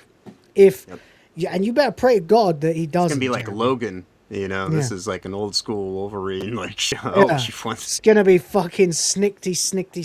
Yeah, it's gonna be fucking berserker mode, mate. You want to watch out, bub. Anyway, there we go. So $5. Thank you very much, Anime Fan for YouTube. Appreciate you. Thank you for $5. And honest to God, we had no other choice but to cover this today because I'm too busy to constantly be doing the streams in the week at the moment. Sugar Tits is a funny lass too. She's edgier. Yeah. Much edgier than Bearing. Apparently she's half Pinay as well, Filipina. So yeah, I can see that. They're pretty fucking based and they fight dirty here. So yeah. Albert Nalla Retro is back for another $5. Canadian says, didn't they eventually drag his wife into things? That's where they crossed the line, in my opinion. Go after the man, sure, leave his family out of it. Well, the problem with that is, you see, no one knows anything about D-Day Cobra's wife. Right? No one has a fucking clue. No one knows much, if anything, really, about my wife. Because I just mentioned that I have a wife and that she's nice to me and cooks me food and things like that, Quartering, on the other hand, tells us everything his wife ever does. Tells him he's had his wife in videos. He's had his wife on live streams. He's brought his wife into a live stream in a sundress just to show off her cleavage as a goal reward. He's pimped out his wife. Yeah, he dragged her into it, not them. Yeah, everything that And brought again and her again in and again. is his fucking fault. If he never And talked he only about brings up his wife as a way to no try one to would know avoid anything. accountability. Say that himself. I say he only ever brings up his wife as a way to shield himself Yeah. to avoid accountability. No one ever went after his wife. No one has a negative word to say about his wife. The common opinion is that poor woman having to live with that fuck, right? So If that anything, is people are saying that she's getting serviced elsewhere because that's the only way that we think that you could probably cope in that marriage. with being in this dead marriage that everyone, by the way, knows is a dead marriage, because that's been public knowledge for a while too, because he can't keep his fucking mouth shut. And he even told people basically that they don't have sex, that they barely even do anything together. It's a marriage really of convenience. care about her. Yeah, He said on a stream he doesn't care. He'd rather be alone Yeah, in a two-bed Yeah, fight well, with he's his working own on chicks at the dating women Renaissance 10 Fair. years Renaissance older than Fair, him wasn't it? and calling an endless array of high-class call girls. That's what he Yep. said he'd rather be doing. So Yeah, while he was perving on women at the Renaissance Fair. Yeah. So, Yep. so the point is that he has shared all this shit with the internet, and if you do that, trolls are gonna laugh at it if it comes up, which is just unfortunately the way of things. You know, maybe they shouldn't, maybe, but they weren't really targeting his wife. They were ripping him to shreds for allowing all of this information to come out in the first place, because that's not being a good husband. Their criticism of the situation was at Hambly, not his wife, you know. So that's why I say it's not really going over the line. But you may feel differently, and that's totally fine if you do. He certainly then did try to say, they're scaring my wife. She's afraid that people are going to come to the house. And people said, can you show us the receipts, please? Because that's his catchphrase. He used to say that, the quartering. He put it on a fucking T-shirt. So we all say, like, well, prove it, buddy. And people will... Show the receipts. If he had shown a single bit of proof of someone doing anything to his wife, I certainly would have turned around and started saying, okay, that's enough. Right. Do not do that. But I never saw a damn thing. Right. So there we go. So again, it just falls into the category of Hambly trying to use his wife as a human shield, which is even more despicable and only eggs the trolls on. So it's all his own fucking fault, in my opinion. But there you go. Anyway, I do appreciate the $5. Thank you very much. Thank you for $5.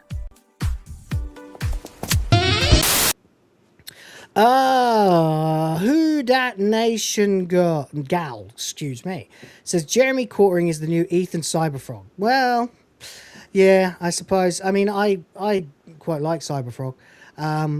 Ethan is hit and miss for me. Sometimes he makes good points. Sometimes he makes a complete spectacle of himself. So, yeah, this I'd say is worse. This is much, much worse. What I definitely didn't appreciate was right after the flagging happened when EVS said, let's flag down our enemies, everybody, you know? And it was, you know, he joined Team Flagger briefly before pivoting hard when he saw which way the wind was blowing. But I genuinely don't understand EVS. I sometimes like his content, sometimes even like him. A lot of the time, I get annoyed with him and think he's a dickhead and he should shut the fuck up. And I feel that way about a lot of the guys in Comicsgate. Except for the one guy that streams with him all the time. I can't think of his name. Fuck. It doesn't matter anyway. Some guy with glasses. He's a cool dude. He seems like a cool dude. He's much more chill than EVS. Anyway, it's a fair comparison, though. Yeah, it's a fair comparison.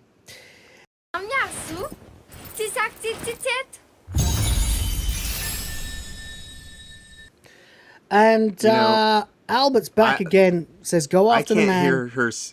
I can't hear Mari say anything but that these days. Even without the subtitles, Even there, without the it's subtitles, it it's sounds just English. clear as a bell. That is exactly what she says. Yep.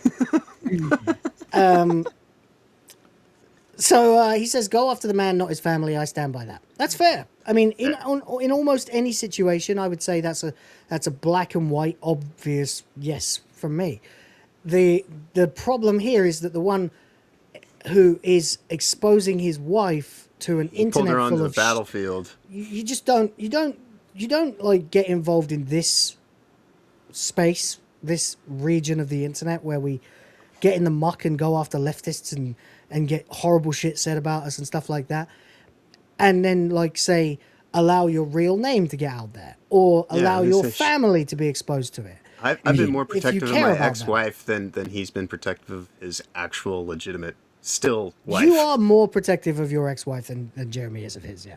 So the big problem is, again, you pushed your wife out there into God knows what. The internet is a wonderful and a very terrible place. And you can't be sure what side of it you might expose someone you love to. So if you love them, don't.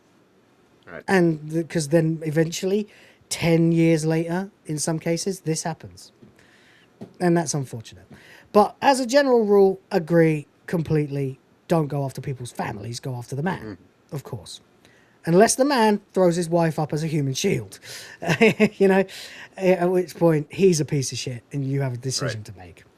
But there you go. Which Agreed. point, for tell most her part. he's a piece of shit and move past her, which is generally what most people have done. Yeah, you try to get Or her out of the tried way to. and go for him. Yeah. Yeah. Yeah.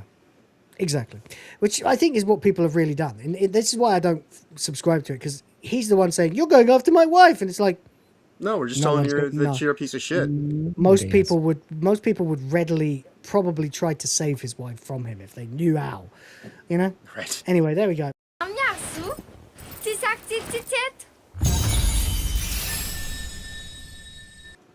Thank you guys so much. So I really appreciate all this. It's been fucking fantastic. We're going to go ahead and get ourselves into American Pie.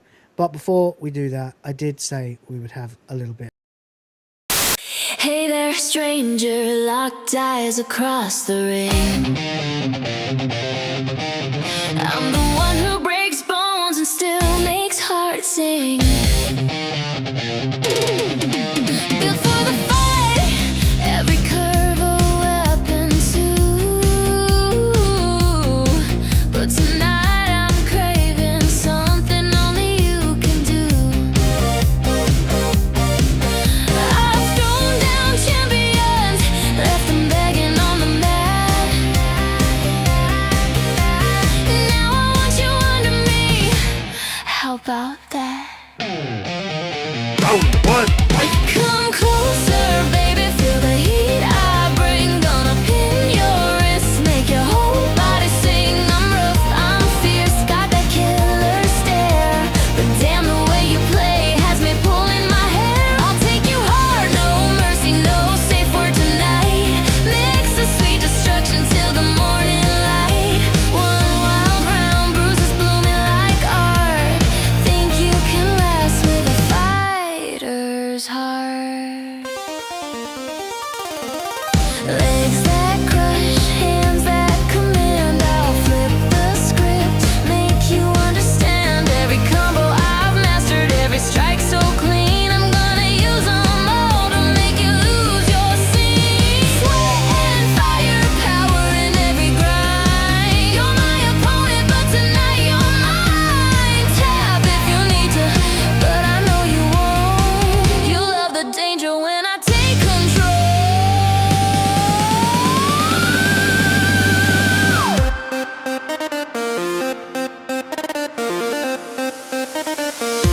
Come closer, baby, feel the heat I bring. Gonna pin your wrist, make your whole body sing. I'm rough, I'm fierce, got that killer stare. But damn, the way you play has me pulling my hair. I'll take you hard, no mercy, no safe word tonight. Mix the sweet destruction till the morning light. One wild round, bruises blooming like art. Think you can last with a fighter's heart. Don't think I'll go easy just 'cause the bell's not ringing. My rhythm's relentless, my hunger's still stinging. A little choke, a little bite, a little more, till you're shaking, begging, crawling to the floor. Every wrapped in skin that's burning hot, and you're the prize I wanna take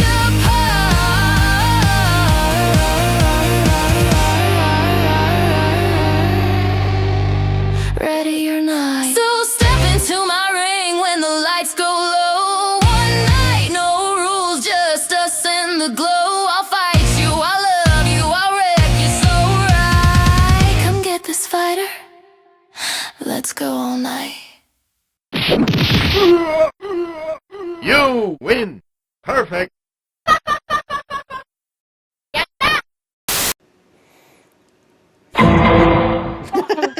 Damn it! Damn it! All right, well, didn't misfire this time. Certainly not. Son of a Certainly bitch. not. How could anyone misfire when you're looking at tits like that? All right. Speaking of tits, we are about to potentially get this channel demonetized. Yay! All right. Now,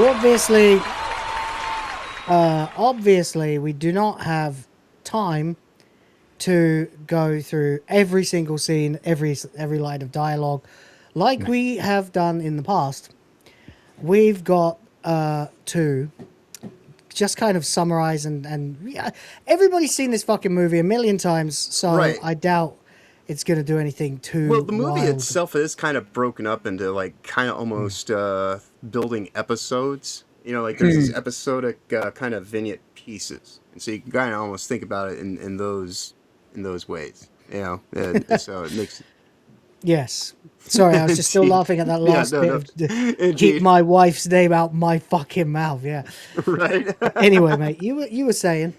But yeah, no, it's really put together well in the way that it's written, like the way that they thread the plot lines, and how like there's some that are overarching, there's some that just kind of take place in like these little interstitials. So like you have like these kind of goalpost moments that you kind of focus on, but there's great callbacks and all that kind of stuff. It's really just it's actually quite a solid movie. Series. Not having seen it probably in like 10 years easily, I think.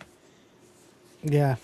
I'm trying to see if there's a way I can blur this, but I don't think there is. So it'll just be one of those things where we're going to have to just take it off screen for one second. Right. Yeah. Because I didn't have time to go into the movie and edit it, I'm afraid. Right. I thought I would, but it was Mother's Day. So I was at the mall taking photos with my family and playing with my eldest in a lovely little cafe/playground. So when it gets to that part, you can just make your screen. I'll just make it go away. You just spotlight yourself and just take it watch out. your reaction. I know. Yeah.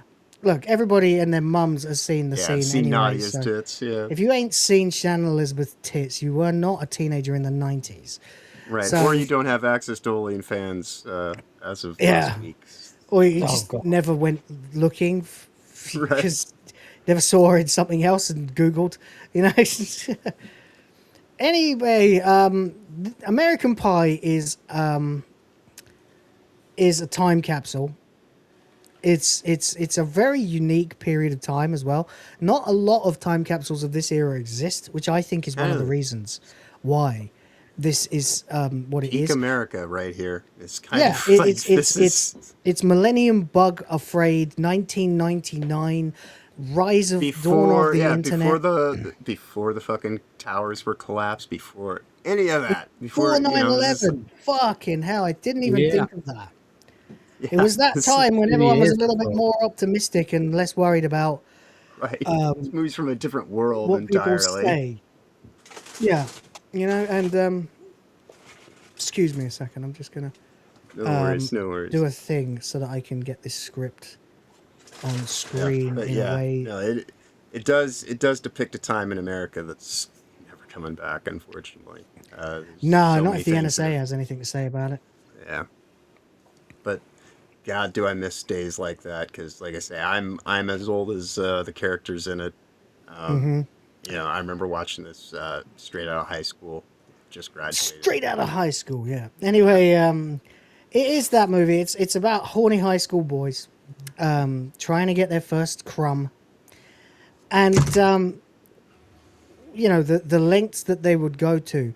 But what it really is about is peer pressure, because they all believe each other's stories of the amazing sex they're having.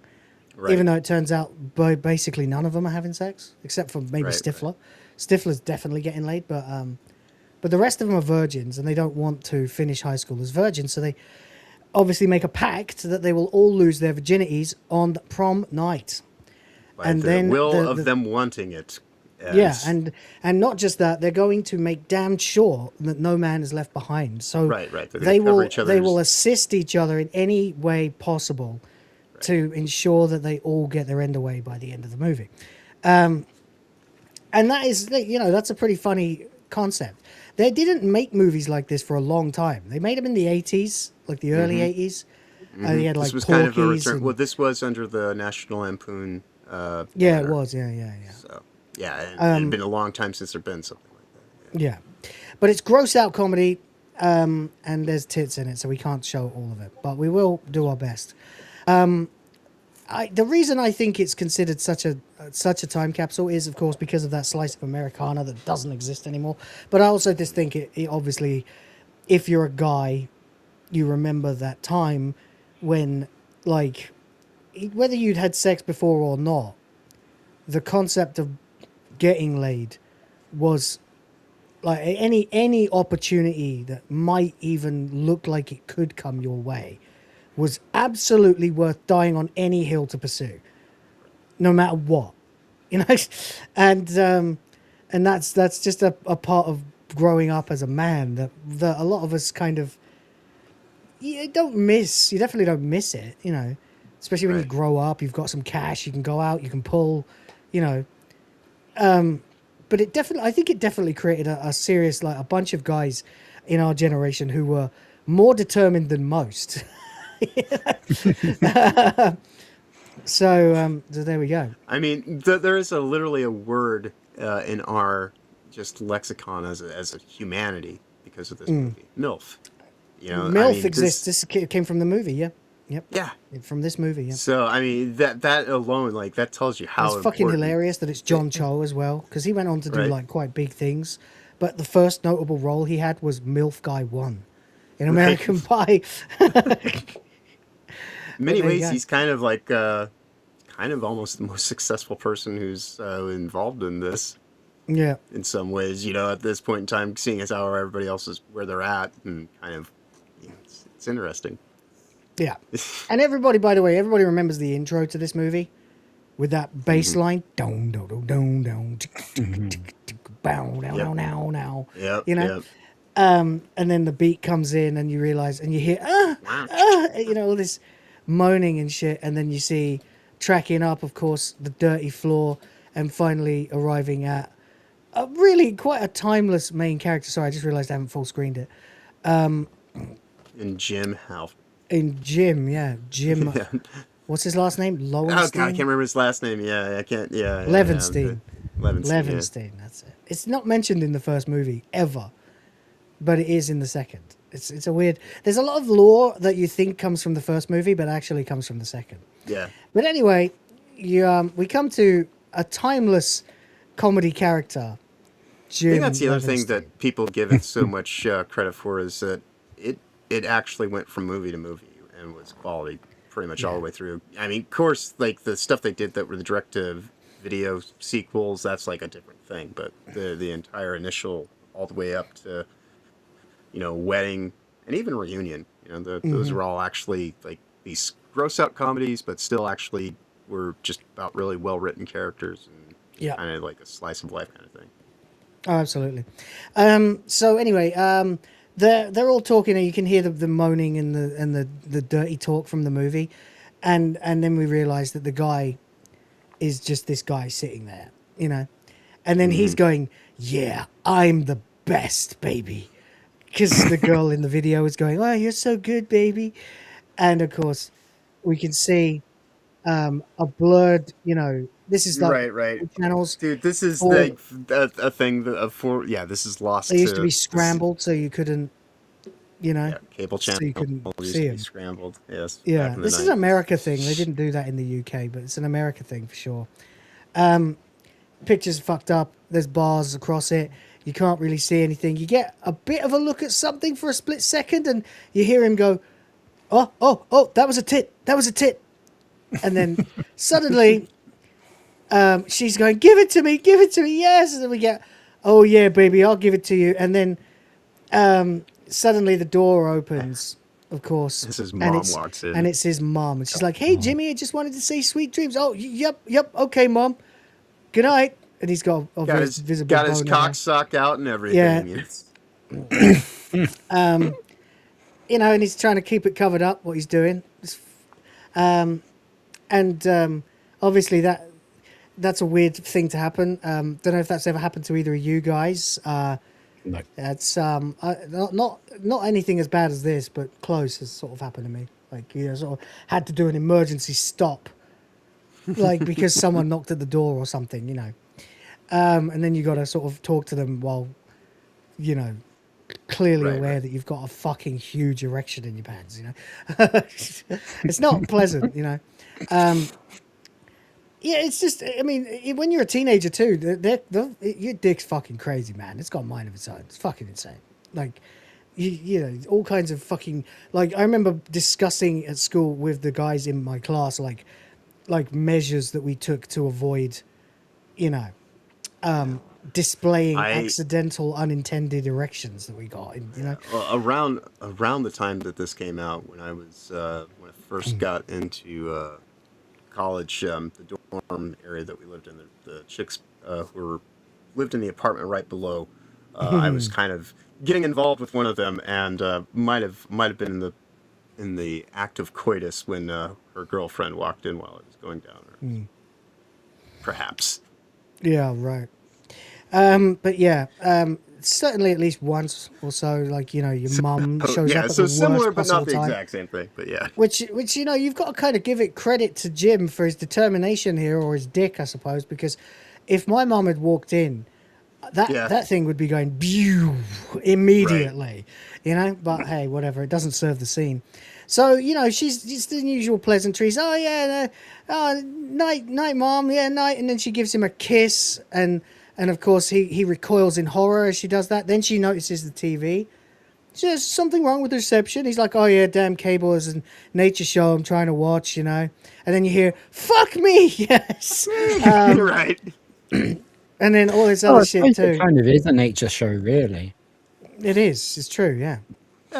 Nature show. And of course, at this point, you start to get the vibe, and then you hear something like, "Blow your wad on my tits" or something, and then the mum turns around again, and then the dad comes, and she's like, "Come in here, honey," and he walks in. The heck is this, you know? And of course, we get introduced to one of comedy's greatest characters of all time, Eugene Levy playing Jim's dad. Yes. Originally, the film was apparently going to be called Great Falls, which is where it's set, but as in Great Fools. Aha. Anyway, that would have done as a title. I don't think it would have hurt the movie to have that title, but American Pie is better, especially given the pie. But there we go. So the mum's like completely clueless about what's going on, really, but she's starting to suspect. She says, "I think he's trying to watch one of the illegal channels." And he's like, "Jesus, mom, illegal channels? Paid channels? How could a television channel be illegal?" You know? And he's like, "This is just something weird with the reception here." And then we hear like, "Spank my hairy ass" or something, the guy says, and he's like, "What's that?"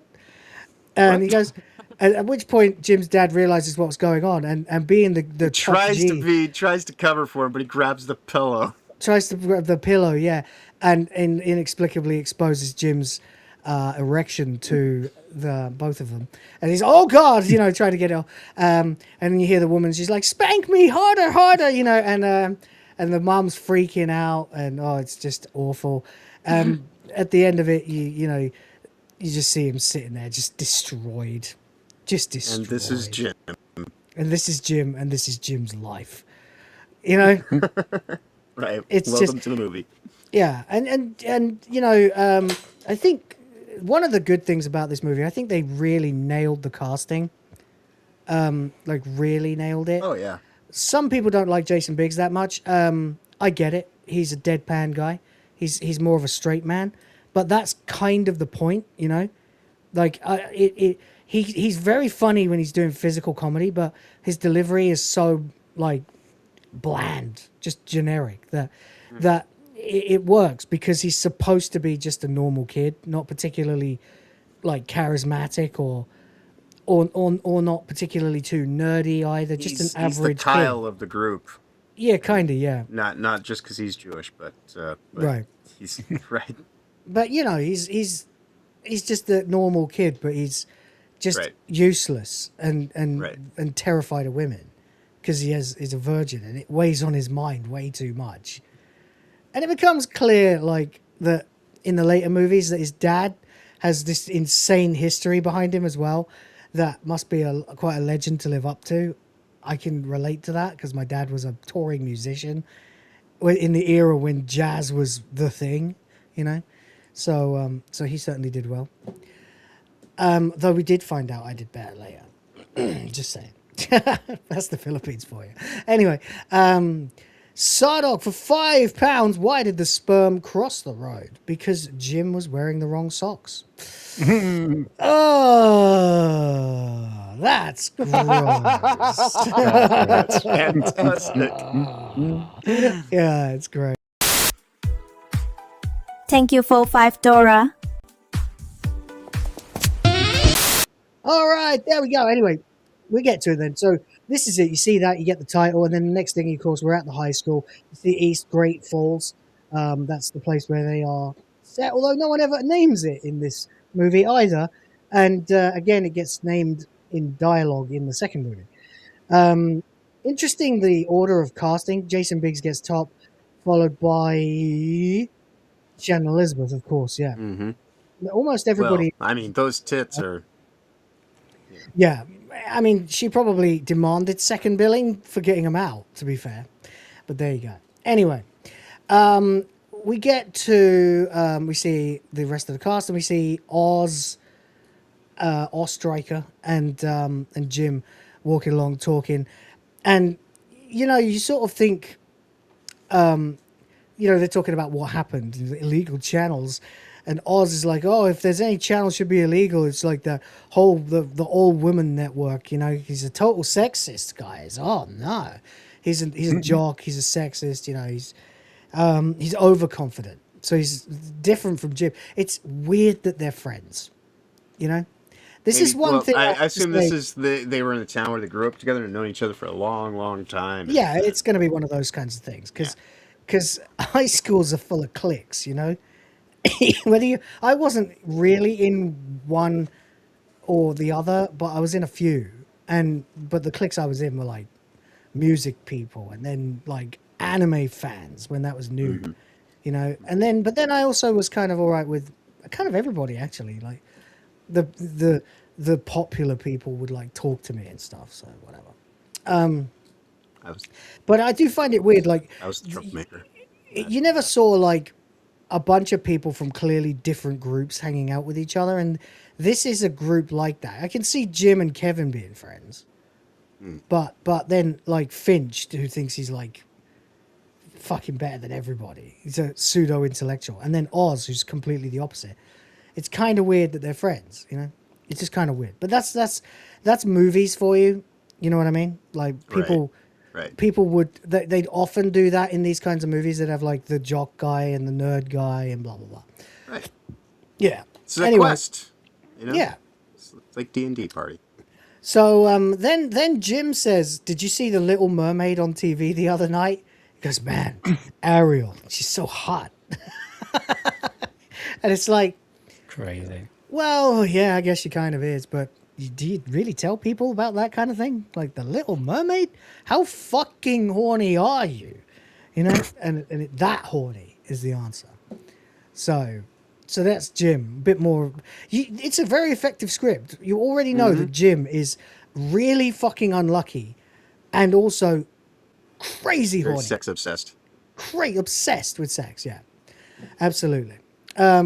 He's like, she's a mermaid, dude. And he's like, yeah, Oz, but not when she's on land. He's like, she's a cartoon, dude. Remember when that was a thing that people would get mocked for? Mm-hmm. Fucking internet. Oh, yeah. Anyway, they go ahead and we catch on. We come over to, we meet Kevin and his girlfriend, played by fucking, what's her name? I can't even think. Tara Reid. Tara Reid. Yeah. Kevin and Vicky. That's right. Now they've been together for a while, and they're talking about which colleges they're going to go to, and then she's like, "Oh, you know, we gotta go to the same college. We gotta see if we can get into the same college as me." So they're like comparing acceptance letters and stuff like that. The dialogue's not particularly important because it's just expository dialogue, just setting up who the characters are. But but it does well to establish Kevin's relationship, Guy. Jim's the loser, you know. Oz is a jock, and we'll run into Finch. And also, you know, even though he's not necessarily the foursome of this, as the series goes on, Stifler obviously is, you know, standout. That I mean, Stifler's the ridiculous character, like the ridiculous over the top guy that you're supposed to hate, kinda, but everyone loves because he is so over the top, you know. Right. That, and he gets his comeuppance quite early in the movie. Constantly. Yeah. Right. And so he's kind of like, in some ways, you can't really hate on it too much because you can't really hate a guy who ends up with his mom getting shagged by one of his enemies, kind of. By the end of the almost. movie, and in the first part Drinks of the movie, cum, gets pissed on in the second movie, has to dance with a gay in the third movie. You know, all this stuff. Has to eat shit in the third movie. You know, dog shit. Still one of the worst things to watch. Anyway, this scene wasn't originally in the movie, which tells you how important it was to the script. It just explains that one of them's going to like Northwestern or something. He teases her, plays out like she hasn't got in, despite you being on the wait list for months. We've decided you're now rejected. She's like, stop it. And then we get the main point of contention for this couple. She tells him, I love you. And he hesitates to say it back and just says, okay, and gives her a cuddle, you know? So she's obsessed with love. He's obsessed with sex. Basically, the dichotomy of what a man and a woman are looking for in relationships. But it's very effective. We are a minute into the film, and we got a load of characters. Right, and she wants sex to be perfect, and he wants love to be perfect. So yeah, he wants love to be. Too. That's it. That's also very often the fucking thing that does happen. It's quite a stereotype. Like guys are the gatekeepers of love and women are the gatekeepers of sex. Right. And very often that means the others put the one that they can't get on a pedestal. Right. But in this case, she wants perfect sex and he wants perfect love, which is kind of insane for a high school relationship, you know? But we'll see. But it's also high school thinking, though, too. It is also high school thinking, yeah. We're going to stay together forever, you know? Anyway... so that actually wasn't in the original. There was they just cut to this scene originally from Jim and Oz when Kevin runs up. Oh, she says she loves me. Oh my God. Oz says, oh, the L word. And he goes, and you said nothing. I just hugged her back. So they're talking about love and how freaked out they are about it, while she's talking to her friend, played by the insufferable bitch Natasha Lyonne, who basically plays herself in this when it was cool to be like that in high school. Right, and she was actually the most well-known person in the cast when this, when it first came through. She's the one. But they didn't want to cast any like real known people for this, right? Especially because they were going to have them doing. Right. Which is why she just kind of plays the girl who knows everything and has done everything. That, and has loads of sex and doesn't have a big deal about it, whereas Vicky is like, oh, you know, oh my God, he wants to have sex, you know, blah blah blah blah blah. So Vicky's going like, oh, my uni's not that far away from the one that Michigan U of M or whatever it is that Kevin's going to. Oh, we can see each other, you know. She's like, yeah, you're right. And Jessica, that's her name is Jessica. And she says, yeah, you're talking about a post-high school long-distance relationship, and you and Kevin haven't had sex yet. She's like, well, that's not why we're together. You know, blah, blah, blah. She's like, what are you expecting him to drive all that way for? Milk and cookies? She's like, he'll do it for me. He'll do it, you know. And she not believing it, of course. Then we get a quick cutaway here to the Band Geeks, where we get Alison Hannigan. With the flute, of course, and this one time at band camp, which became the great big meme of the movie. At least in the 90s, that was the meme of the movie. And it was funny because, as I said, I was in the music block as the piano player in the school with all the other music students, and we were the horniest bunch in the whole fucking school. All kinds of shit went on in the music cupboards and under pianos and stuff like that. It was crazy. Yeah, I was there too as the bass player. Right. And yeah, stuff like that happened a lot. A lot, man. It was always people getting drunk and getting their tits out and stuff. It was great. But there you go. Anyway, so they're just being nerdy geeks. We should play our instruments backwards. You know, it's all there to set up this preconception that they're a completely undesirable bottom of the fucking pile. No one wants to be friends with them. They're the lowest of the social rung. They are the worst of the worst, you know. They're worse than the chess club, apparently. But anyway, whatever. So the conversations continue back to back. Kevin's freaking out about love, and they're like, oh, wow, that's awesome, dude. Maybe she's going to want to have sex soon. Well, they're like, she's like, I don't want to have sex until I know he loves me, you know. And her friend Jessica's just saying, just fucking do it for the love of God, you know. Then they catch up with Finch. Now, Finch is another one of these characters. Is a bit like the anti-Stifler, kind of like the balance to him. Though there's not a lot of that in this movie. it gets played up considerably more. Yeah, the relationship enemies. between Finch and Stifler grows throughout. Yeah, and Right. then it's all our enemies in the second movie. Well, no, it's Right. It gets worse in the second movie. It is one of the most interesting aspects of the all over story Of the arc, trilogy, actually, if you in a like, weird or the way. quadrilogy. Yeah. And then by the Yeah, third yeah. movie, when it's the wedding, they are pretending to be each other, basically. Right. So to try and pull this girl who they both perceive wants the other one. So they try to act like each other. And that's fucking hilarious too. We'll get there one day. But he actually is this pretentious sort of wannabe yuppie guy who... He's a wanker? He's a bit of a wanker, yeah. He's a pretentious dick at the start, but he ends up being one of the best characters. Right. So there you go. Anyway, they walk up and they're like, "Hey, what's up, Finch? Finch, have you got the Latin homework?" Why are they studying Latin? I don't get it, but whatever. And Finch says, "Non habeo canis meus id comedit," and they stare at him and he goes, "That means my dog ate it." And they're like, "Oh," you know. And then they like, "Just drink your coffee or whatever." He goes, "It's not coffee, Jim. It's fucking mochaccino." They're like, whatever. Anyway, then we get Stifler. Now Stifler comes running along the fucking corridor screaming, "Nova!" Because at the time, that's what they all call Oz, because Casanova, apparently. But that bites him in the ass very quickly. He says, "Coming to the party tonight, Oz Striker, you fuckface." And that's like pretty much your first... Like, that's the first time anyone, apart from the porno, has sworn in the movie. And it's really egregious and unnecessary swearing, which, if you don't remember, that's kids. We all did in high school. We all did in upper school. Everything was fuck this, fuck that, fuck the other. It's actually kind of hard to stop. But everything, yeah, like literally any opportunity to swear as often and as much as you possibly could. Even when there was no call for it whatsoever. Calling your friends fuckface and stuff like that, yeah. This definitely was my friendship. Oh, yeah, no, this has the right vibe. Like, it's, everybody that's cast is not too old to not actually seem like they're seniors in high school. Yeah. Exactly. Oz has got a date, though, and he's like, "Oh, that junior chick?" Yeah, junior in college, and they're obviously seniors in high school. And this whole thing, it's just to set up that there's a party, basically. And everyone... And then we get a little bit of mockery from Stifler to Finch, I think. I can't remember exactly what it is. And a lot of the lines are changed from the script, so it's kind of hard. And I don't have the subtitles, unfortunately. I don't think. I'll check. Oh, we do have subtitles. Cool. Okay, so that's helpful. Let's see if we can get it playing.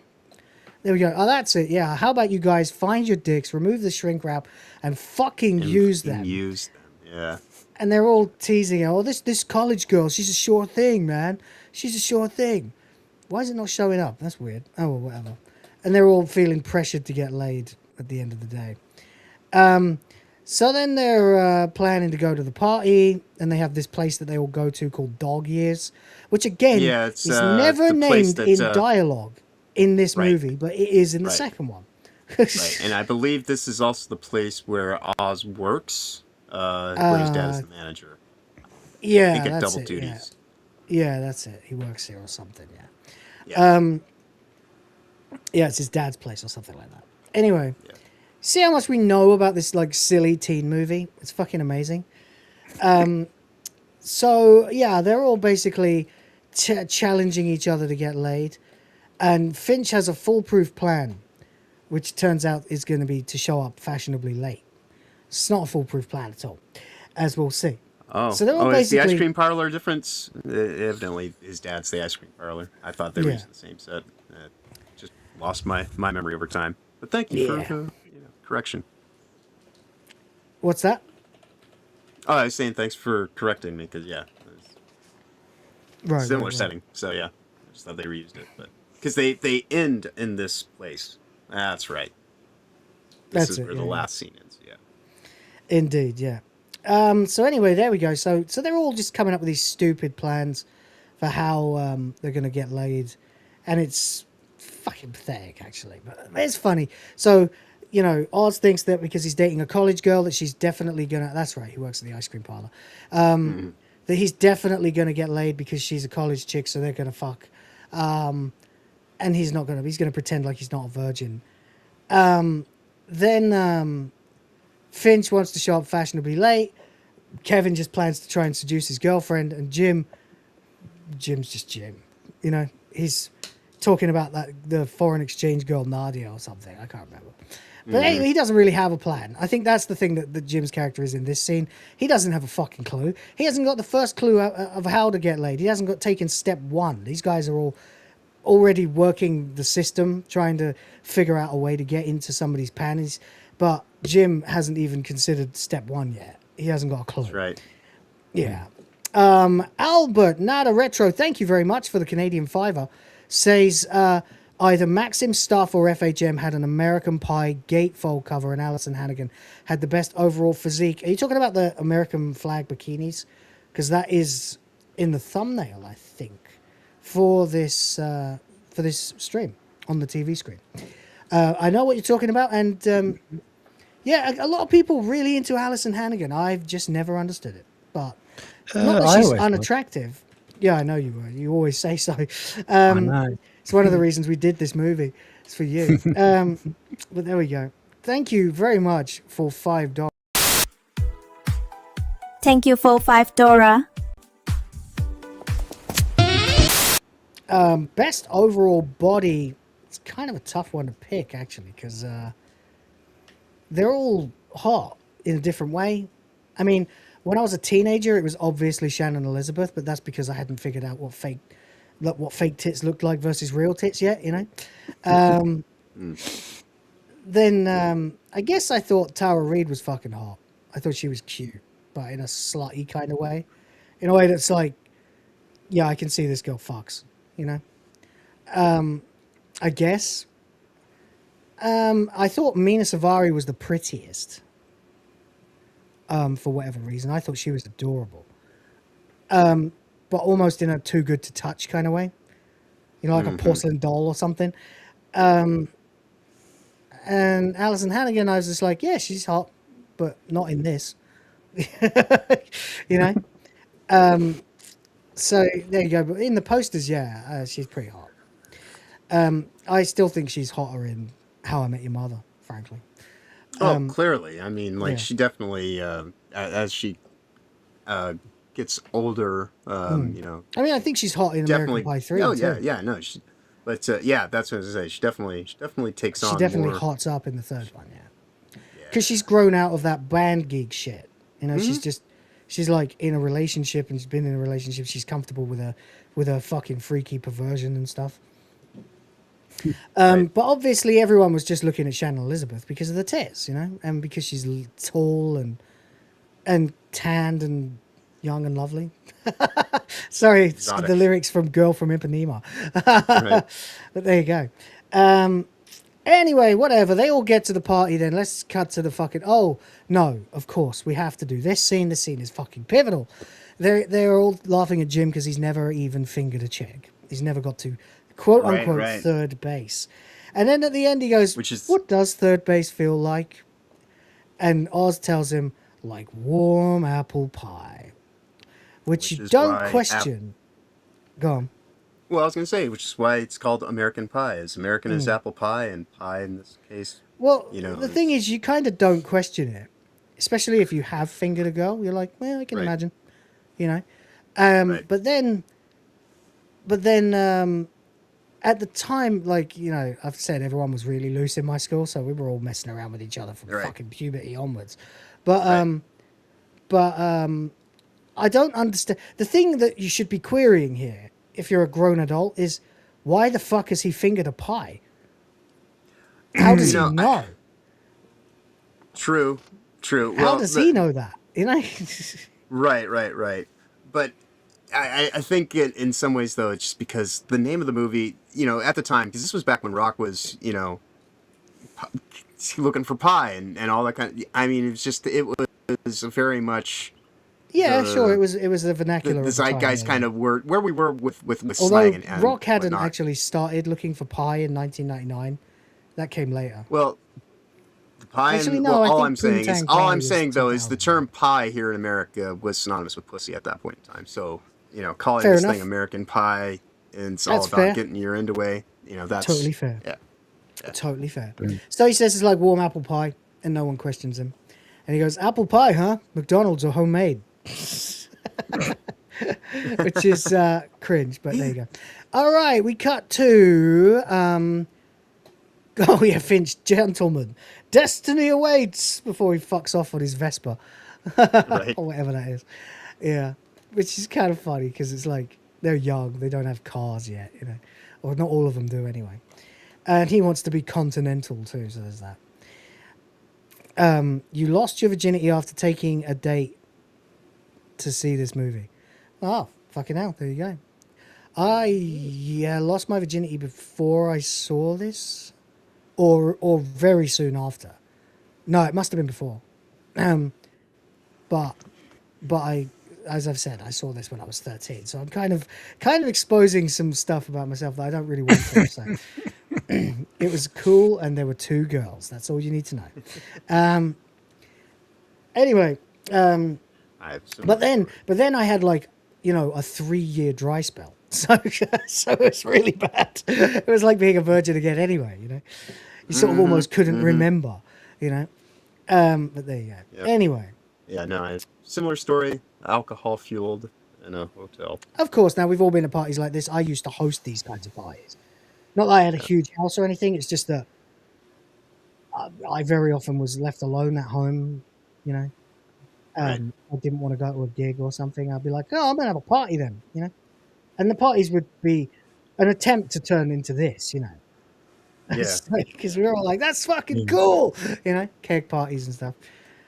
And we were all watching like American movies which had keg parties, and we didn't have kegs available to us. Yeah, I've been to so many Plus house we were parties. 15, 16 years old, Yeah. So it would be, bottles of fucking Alcopop or whatever we could get, And Oh God, I a couple of months ago I tried one of those as like a nostalgia thing, and they taste absolutely disgusting. I still drink them from time to time. Really? There's a really nice one here. Yeah, there's one here that's OE40 really is refreshing. old English malt liquor. Yeah, sometimes if I'm just like after something, but I can't be bothered to drink a beer, I'll grab one of them instead. Mad Dog 2020. Steel Kick Reserve, OE reserves. We used to get those for the girls that we used to hang out with. They were real in the first one. What? Spam? No, they weren't. No, she got the role after getting a boob job. I researched it the other day when she went on OnlyFans, which was the impetus for us to do this actually as well. When Shannon Elizabeth went on OnlyFans, I was like, I can't remember why, but it was a picture of her, and I was like, those tits are fake. Like I hadn't watched for a while, so I looked it up, and she got because there's a movie she did just before American Pie, and she didn't have them. So that's how I definitely know. She definitely didn't have them, and because she's got that long, slender physique with these great big rocking tits. And to be fair, that's not something that usually happens outside of at this point in time in history, maybe Sweden. It was more of an aberration to see a woman with this kind of physique. Great big fucking knockers, yeah. And to be fair, they did a good job of kind of hiding them until the scene, Like you can tell she's got something going on, but you don't really notice until whoa when they come out, and then the next thing that comes out is in your hand. Anyway, there we go. Like, there's a reason we put her in Wanker of the Week. But there we go. So obviously we get this tracking shot, which becomes kind of a tradition of the movies, where Stifler drinks a couple of beers, shouts about how many he's had, walks around the party grabbing people's asses, just shouting, "Hey, welcome to the party! Another party soul, and welcome to Stifler's Palace of Love. The keg's back there!" And then he says, "Hey, Nadia!" Cool and she's there. Yeah. And he just totally roofies her right there, by the way. I'm kidding. But it's just all the usual shit, And then you see him walking through. He welcomes, I think, Vicky and Jessica at some point, and then opens the door. Oh yeah, that's it. The party's going there. Here we are. Then he sees Vicky and Jessica. Welcome. Then he turns around and then he sees Sherman. And he's like, Sherman! And he puts his hand up and he goes, what the fuck are you doing here? Right. And it's so savage. But he doesn't care. He just walks off, you know. So there he goes, not much, just scoping the babes, you know. Anyway, then Sherman walks over and we find our guys. And, well, what's up, Sherman? Not much, just scoping the babes. Indeed. Some fine ladies here, boys. Confidence is high. Repeat, confidence is high. The Sherman is moving to DEFCON 2. Oh, shit. Yeah, and you just know watching this, like, this was before Dude, Where's My Car? That was like 2001 or something. After Road Trip as well. But yeah, there was always one guy like this in these movies. I don't think I've ever met a guy like this in high school. At least not, because he has no business being confident at all. You know, he's a stick. He's got my hairstyle from that era. He's got braces. You know, he's kind of an ugly bastard. You know, He looks like Sherman. yeah, Put it that's politely. it. He's a stereotype. You know. Full strategic arsenal ready for deployment. He's like, yeah. And the thing is, it's totally unbelievable. Even for a younger teenager watching this movie, you're like, this guy? You know? And yet they buy it, you know? They're like, oh, you got something going tonight, Sherman? Says, see that central chick, brunette? Oh, she's around. Seems she's taking a liking to me. Fellas, it's time she experienced the Shermanator. You gotta do it. You gotta do it. And of course, the music is played in the second one. But this is fucking tacky as shit. The Shermanator. Holy fuck. He says, I'm a sophisticated sex robot sent back through time to change the future for one lucky lady. He says it's totally serious as well. Like, he really thinks this is the shtick that's going to get him some pussy, you know? Like, holy fuck, is that nerdy. The funniest thing, of course, later is when Jim, in the second movie, ends up rejecting Nadia because he's fallen in love with Michelle. And she's like, I need to go get my geek. And then he goes, I'm such a geek. And she goes, yes, you are. And then he's like, and then he realizes this is the one moment in all of his life that the Shermanator is going to work. And it's going to get him the hottest chick at the party. And so he does it and it totally fucking lands. It's brilliant, man. I love that movie. I sometimes think I like the second one even better. Yeah.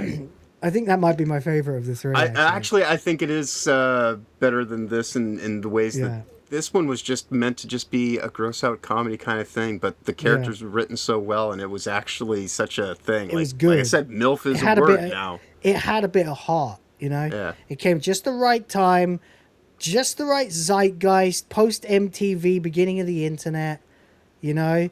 That people were looking for this kind of shit. Jackass was about to become the biggest show in the world. Right. You know?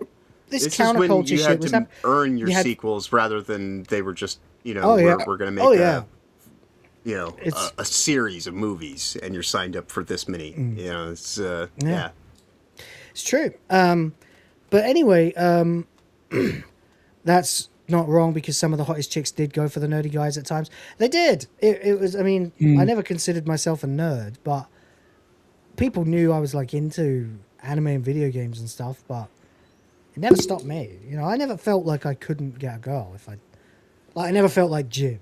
Let's just put it that way. Like, I guess because I had too much even in personality. our school, like the nerdiest guy was one of the first to get. Yeah, of course, yeah. I think it depends, like, because the problem Jim has is that he doesn't have an identity. That's the thing. They've tried to create the most normal guy ever in every possible way, except that he's a huge pervert.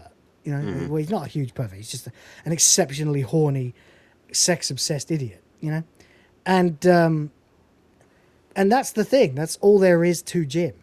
You know, Other than there is that, no. he's just He's not run-of-the-mill, he's not a adequate. genius. He's not a jock. He's not musical. He's not a nerd. He's not particularly into sci-fi. I mean, he's obviously tech savvy.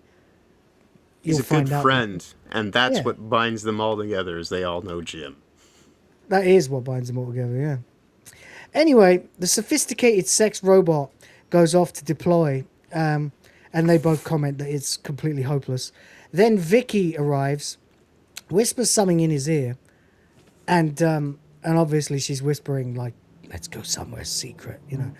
And he thinks he's going to get laid. But meanwhile, Jim's like, "Oh my God, guys. Oh my God, there's Nadia. And she just looked at me. She just looked at me." And Kevin's like, "Well, why don't you go talk to her?" He's like, "Yeah." He's like, "Yeah, you're right." Even Vicky's like, "Yeah, you're right, Kev." And he goes, "Yeah, you're right, Kev. I should just go talk to her." "Yeah, I could do that. Sure, I could do that." So he does. He walks over. And of course we get "At last, doo-doo, Right. my love has come along," you know, playing as this is standing there as he's walking towards her. And she like shakes her head and then she is looking at him. Look, she's into him. Like, this is the thing. I remember being a teenage boy and not quite being sure, at least not always sure enough if this is the come on look or not. You could see those eyes. Right By the there, time I was right like underneath the 17 or letter M. 18, that is come fuck me in a look. That is a come fuck me look, right? Yeah. And he's just so clueless that he doesn't realize it. So there we go. So he makes his way over, and as he's making his way over, he trips over something, you know, and the music is kicking in. It slows down, and she's like shaking her hair, and it's everything is, and she's looking at him again, and she looks at him and she moves her hair. That again, female body language. That means I'm interested. I'm trying to show you more of my skin. You know? She's into it. She's looking at him. She's not listening to the girl. She's what she sees in him, I don't know. But there we go. So he bobs along, and then he's standing there, and then she's laughing, and he just totally beefs it. Just goes, "Ah, that's funny. Yeah, that's excellent." And then she's smiling at him, and then she's like waiting for him, like, to come on, say something. Say something witty. Say something to add to this, you know, open me up, you know. She's really like, come on, open me up. And I don't mean that like, you know, literally. Right. I mean it as open the conversation, you know. Right. So anyway, there you go. And he says nothing and walks off. It's a fucking epic crash, man. Holy shit. Complete failure to launch. Inexplicably, the band geeks thought they were invited, and Stifler opens the door and he's like, "Can I help you?" And they're like, "We're here for the party." He goes, "What party? There's no party." And then this guy just rolls out into him, just buddy, holding a beer, and gives it to him, and he goes, "That's weird." Just trying to house down the street. So there we go. And they get shut out. Yeah. Then we cut to Oz, who's in the car with college chick, and they're like, "What's your major?" "Postmodern feminist thought," she says. Huh. Yeah. Yeah, she's probably to this day. You know, the funny thing is their major is probably what most of them became. Yeah. Emphasis Yeah, on of course. the thought. Yeah. This chick became a fucking McDonald's manager. Yeah. Yeah. She puts fries in the emphasis bag. on the thought, right? Yeah. Yep. Oh, there you go. Yeah. Post-modern feminist thought. Yeah. Exactly. So, you know, to be fair though, I mean, that is a pretty good fucking deal if you're just looking for some puss. Because all these postmodern feminists are like, sexual liberation, I should be able to do whatever I want with my body and fuck like a man does and stuff like that. So, you know, a pretty good score. The thing is, he's terrible as well. He's like, "Great night, isn't it?" She goes, "Sure." He goes, "Yeah, it's just something about the springtime that's just cool, you know? Like the smell of fresh rain or something." And then he turns to her and goes, "Suck me, beautiful." Right? Totally serious, and she just starts laughing her ass off. And she goes, "What did you just say?" And he goes, "Suck me, beautiful." And she's still laughing. He goes, "My friends call me Nova, as in Casanova." And you can see he's starting to lose his nerve. And she's like, "That's pathetic." He goes, "Geez, you don't have to laugh at me." She's like, "It's just some things you need to learn, you know? Like, you don't need to come to this cheesy place and make all these cheesy lines to be romantic. You just have to pay attention to a girl and be sensitive to her feelings. Relationships are reciprocal, which is hilarious because she's a feminist. And this, I guess, was back when that was still relatively right. Yeah, harmless. this is like If you were studying that now, if she was studying that now, and she was in a car with this guy, and he said that, he'd be arrested. She'd be screaming rape, you know? Well, again, this movie happened before 9/11, so it's like this is like a movie from an entirely different society. Like entirely, yeah. Completely different world of thought. Completely. And it's a world I'd like to go back to. I know. Not because I'm like desperately lonely or horny or anything, obviously. No. But I think it was just a nicer world, a nicer, simpler world where people trusted each other more, and you could say Kind shit of like that focus to on a your girl own and not ends end up rather getting than- tasered, you know? Right. So there you go. Sardox here for £2. Thank you very much. Just says fries bag with an arrow point.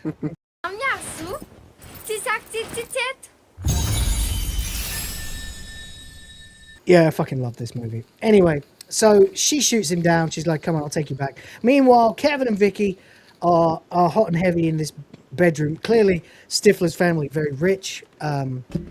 Not something I really concerned myself with in the original viewing of this movie. I was just like, take her clothes off, you know. Right.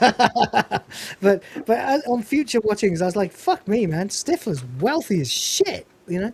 Like, this house is huge. Like, I didn't really think about it at the time. Yeah. It's just like, when am I going to see some boobs again, you know? But anyway,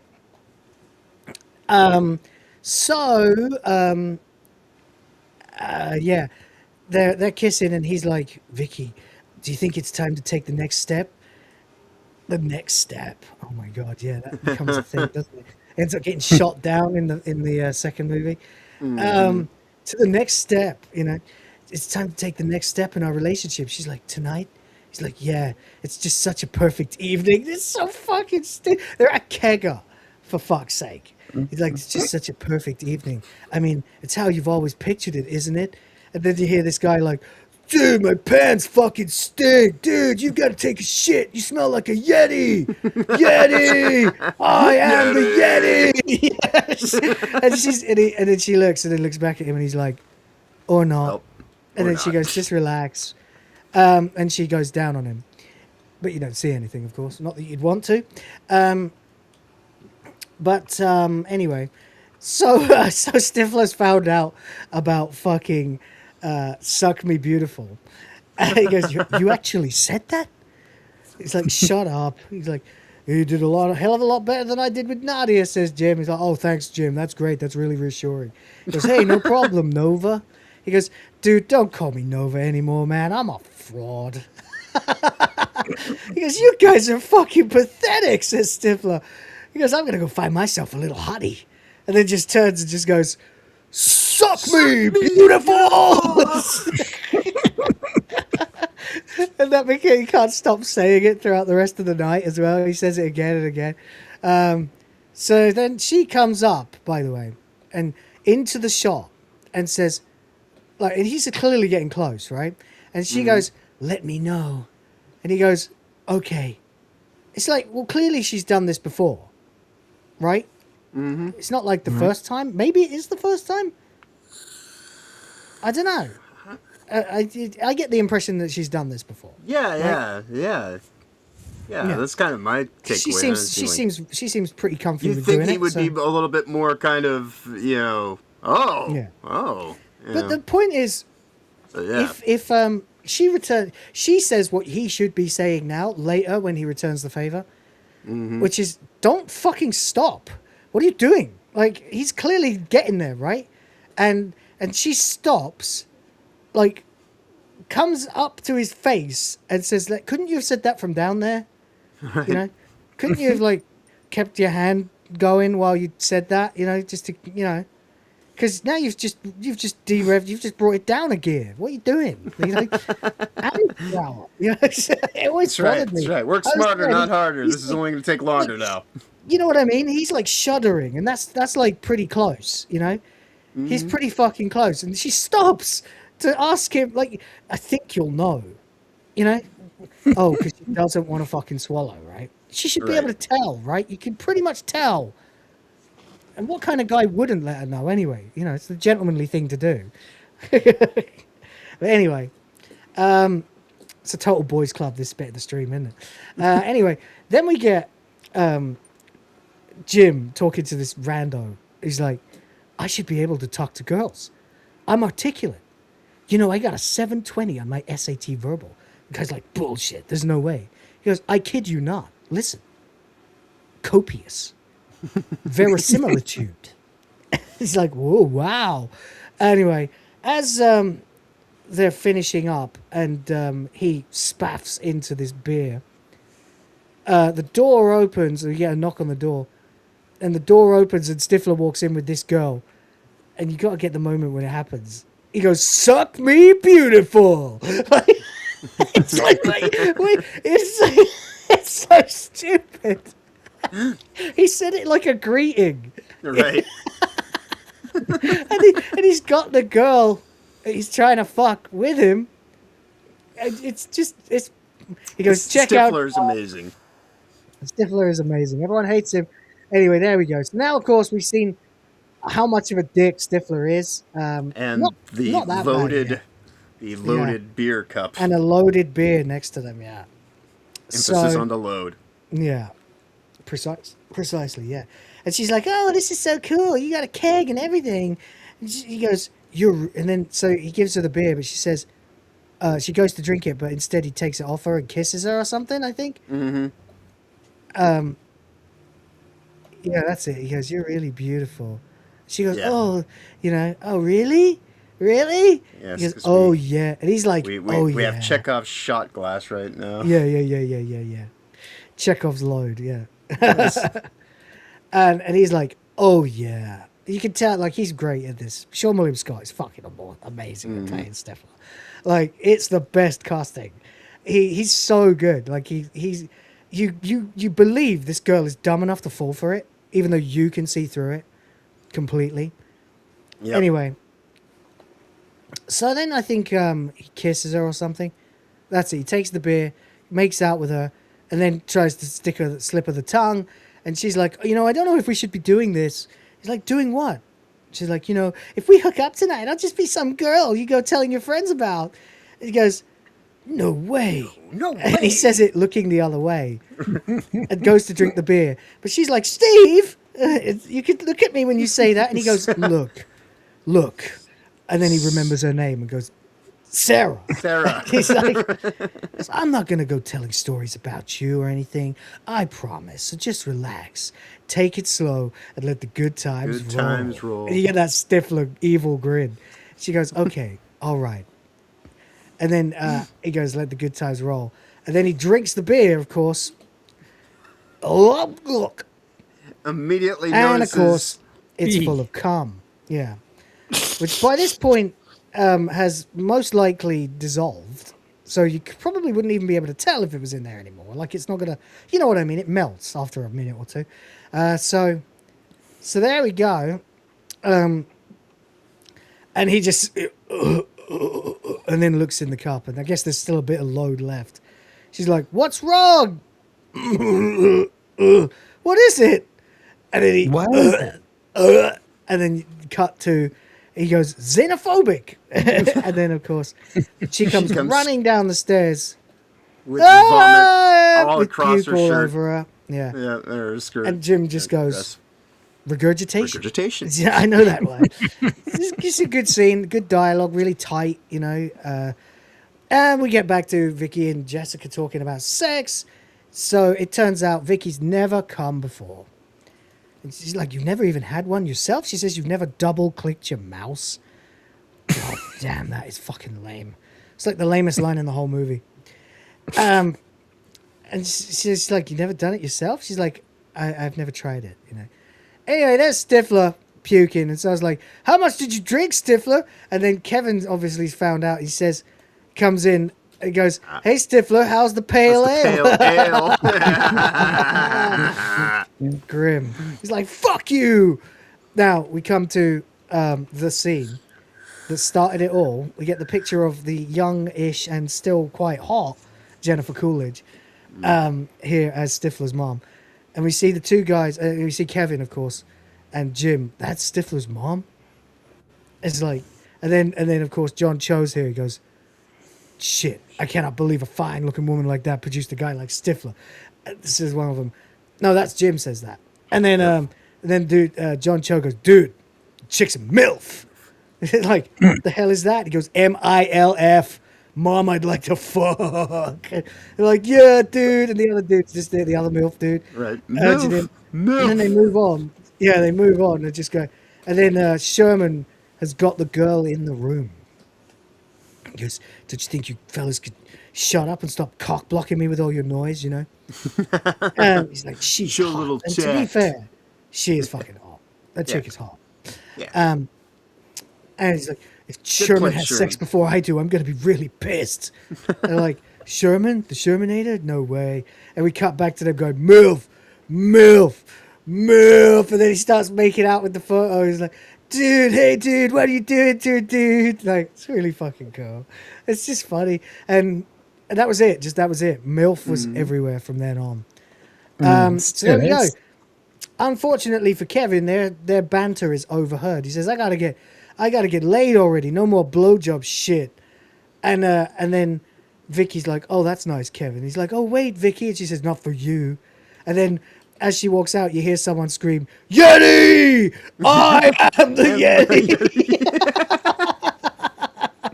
Yeah, no, it is a great movie in terms of just having comedic things that just kind of come out, the way that they build things. Like this here is kind of the first, I guess, terse moment that they a bit of adversity, because now Kevin and now Vicky and Kevin are on the outs. Right. So he's a step further back from getting laid. Jim struck out completely.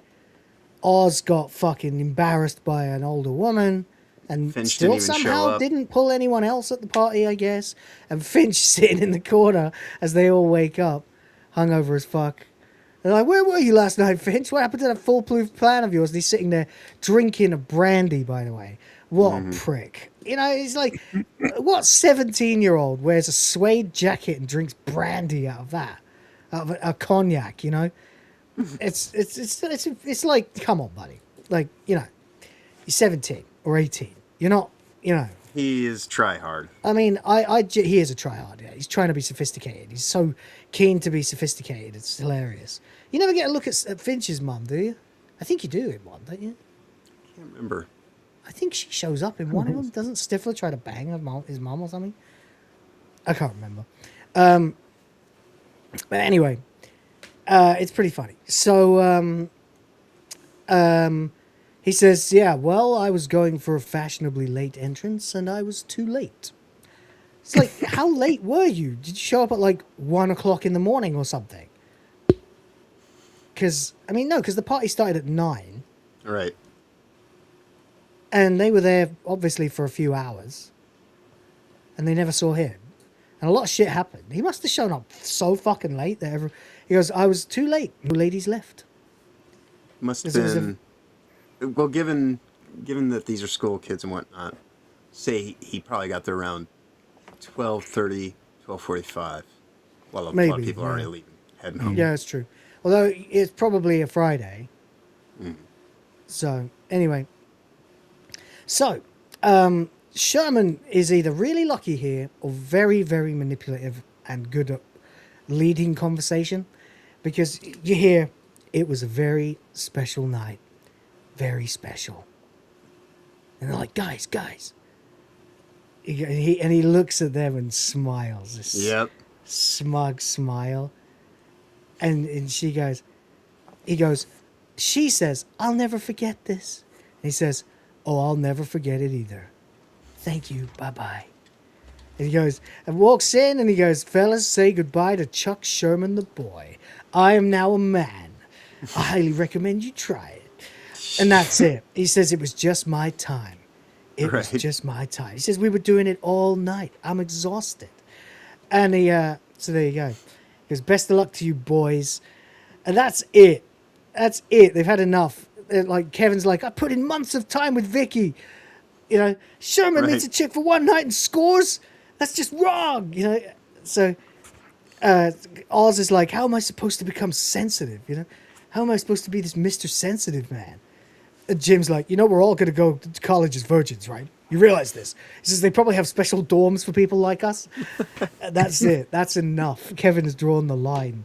He goes, it's really simple. We just got to, he goes, I got an idea, but it's got to stay between us. He goes, what? He goes, it's really simple. We just need to make an agreement. He goes, no, it's more than an agreement. It's a bet, no, a pact. He says, no money involved. More important than any bet. Here's the deal. We all get laid before we graduate. And like, dude, it's not like we haven't been trying. It's like, yeah, but you got to have someone to spot you when you're at the gym, right, Oz? It's like, that's what we do. We keep each other motivated, keep each other on track. It says, separately, we are flawed and vulnerable, but together, we are the masters of our sexual destiny. Jim nerds it up. He goes, their tiger-style kung fu is strong, but our dragon-style will defeat it. Complete with, like, a few mouth movements afterwards to simulate, you know, getting the mismatched fucking cues, He's like, guys, the Shaolin masters from East and West must unite, fight, and find out who is number one. He's like, guys, come on, you're ruining my moment here. This is a very manhood at stake. Because we must make a stand here and now. No longer will our penises remain flaccid and unused. We will fight for every man out there who isn't getting laid and should be. Fucking incels. He goes, this is our day. This is our time. And by God, we will not stand by and watch history condemn us into celibacy. They're like, amen, yes, about time. He goes, we will make a stand. We will succeed. He's like, we will get laid. And they're like, yeah, let's do it.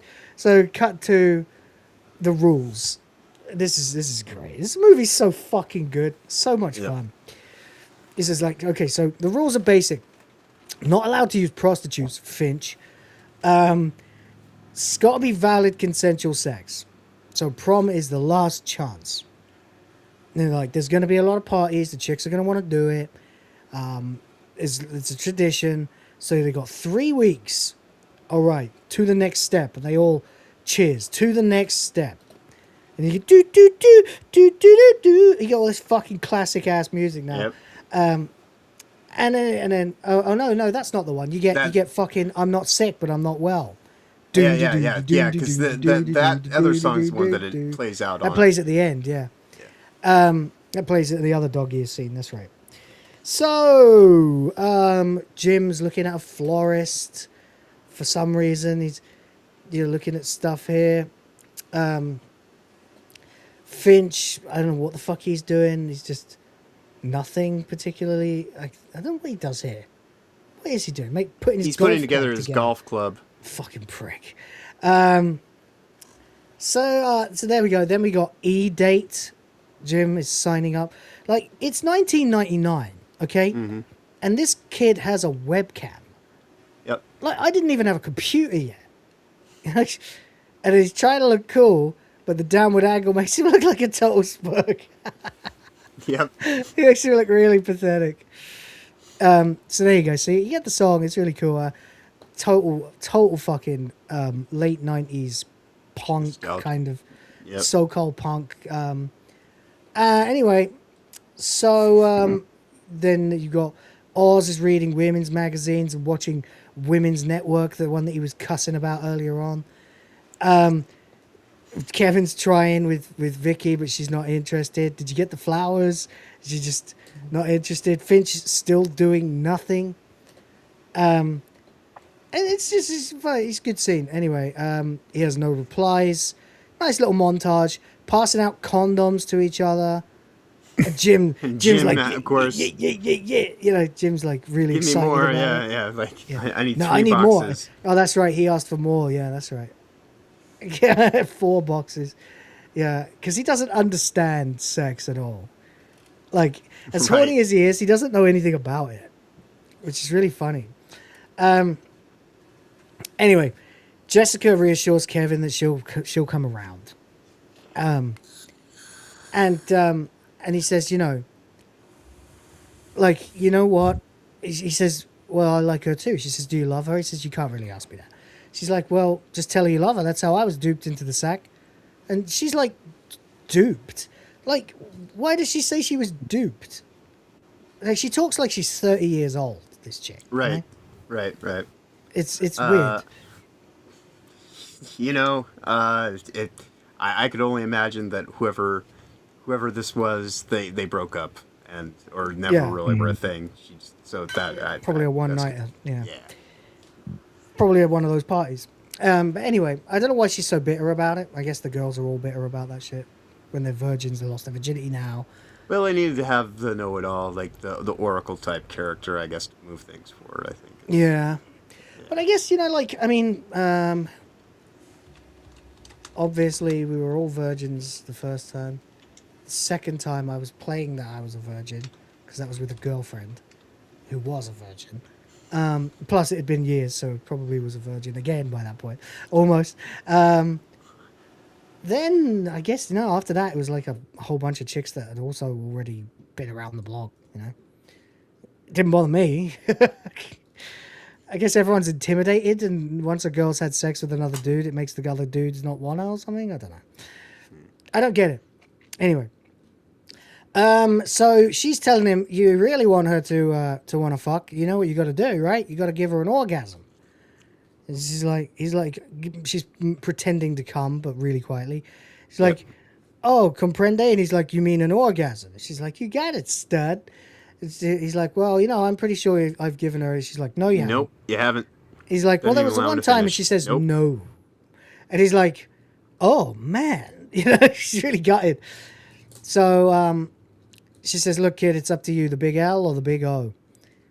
And then, for whatever reason, Stifler grabs Kevin, which is the first time you really get the impression that they are friendly with each other beyond just Stifler's friendship with Oz from their both being on the lacrosse team. You know? But no, apparently they are friendly. So there you go. So he goes, dude, you got to see this. And of course you get to see Oz has joined the fucking school jazz choir. And they're singing Do You Believe in Magic. And he's in there doing it, you know? And it looks ridiculous. And Stifler can't comprehend what the fuck is going on at all. And then Jim's there as well. And there they go. They go in and we're looking at, of course, Mina Savari, who looks just fucking cute as a button there. And they finish, and Oz comes up and he's like, hey, you come to see me in action? You know, yeah, you sounded great, man. I think you sounded great. And then Stifler's like, I think you need your balls reattached. Right. And he's like, hey, keep it down, dude. He's like, this place is an untapped resource. These vocal jazz girls are hot. So the girls are, of course, talking about him probably needing to do another year and needing extra credit or something. Why is he joining at the end of the year? Mm-hmm. So there we go. Like, and the only one who's kind of nice about him is Mina Savari. He's like, you guys, we don't even know him. By the way, interesting. Maybe you didn't know this, but I did. Mina Savari was the original voice of Eris. And I do pronounce it Eris. All right. In Advent really? Children. Yep. Yeah. And Rachel Lee Cook played Tifa. True story. Interesting. Mm-hmm. This was back when I Steve haven't Burton was watched playing that for Falcon. years and years. But then again, Lance from fucking which one was it? Was it NSYNC or Backstreet Boys? I can't remember. Right. Lance something or other was the Lance voice of Bass? fucking. Yeah, he was the voice of fucking Sephiroth or something. It was crazy. before they changed it to, or I think it was only in, well, or maybe he was Cloud. I can't remember. But it was before the remixed version, the extended version, when they got, what's his face? The guy who does Oren's voice as well. But anyway, whatever. So she's nice. And Stifler's like, you're a dumbass, man. You think you're gonna get it together with some goody choir girl priss? He's like, these chicks don't know me. I can work the sensitive angle here, fellas. Which is weird because no one uses the term fellas in, dude. Yeah, fellas. I don't know. Whatever. Anyway, yeah.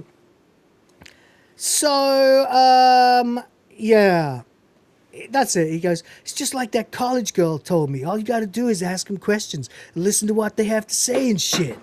And Stifler's like, I don't know, man. That sounds like a lot of work. Right.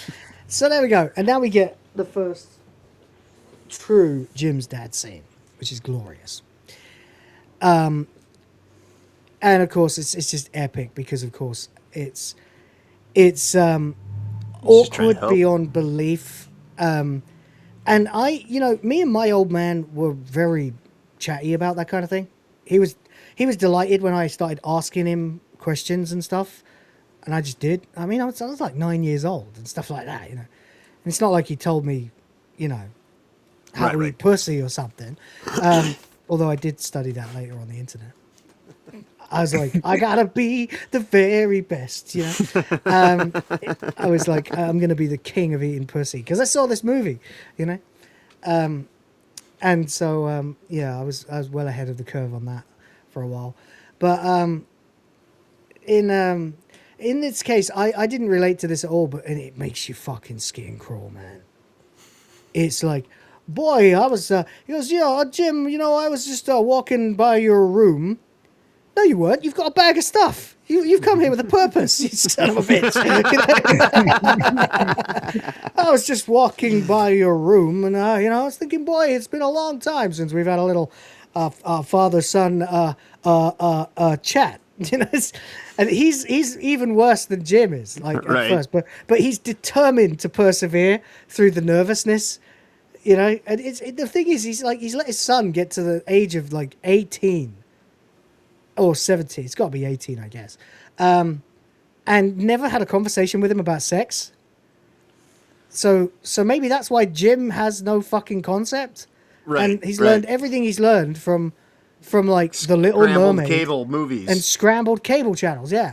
Which is so. Has he ever even seen a naked woman? Like, you know what I mean? It's like, we'd seen naked chicks in porno pages that were left in like by the school bushes when I was in lower school. We were all in, like, we'd all seen all that shit years ago.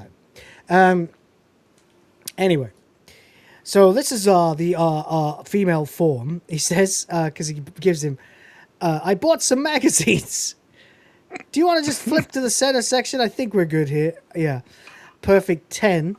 He's like, this is the female form, and they have focused on the breasts, which are primarily used to feed young infants and also in foreplay. It's so awkward. Then he gives him Hustler, and Jim's like, oh my god, he's dying of embarrassment. And it's really funny. His face is even red, by the way. Yeah. So they're really into the method of this, He's like, this is Hustler, and this is a much more exotic magazine. Now, they've decided to focus on the pubic region. He's like, right. And Jim's like, yeah, right. And he goes, the whole groin area. He goes, you see that expression on her face? He goes, you see that? He goes, you see what she's doing? She's kind of looking right into your eyes, and she's saying, hey, big boy. Hey, how you doing? Kill me. It's even awkward to actually read it. I've never done this before, but it is fucking cringe to do it as well. He's like, you see? And he's like, right.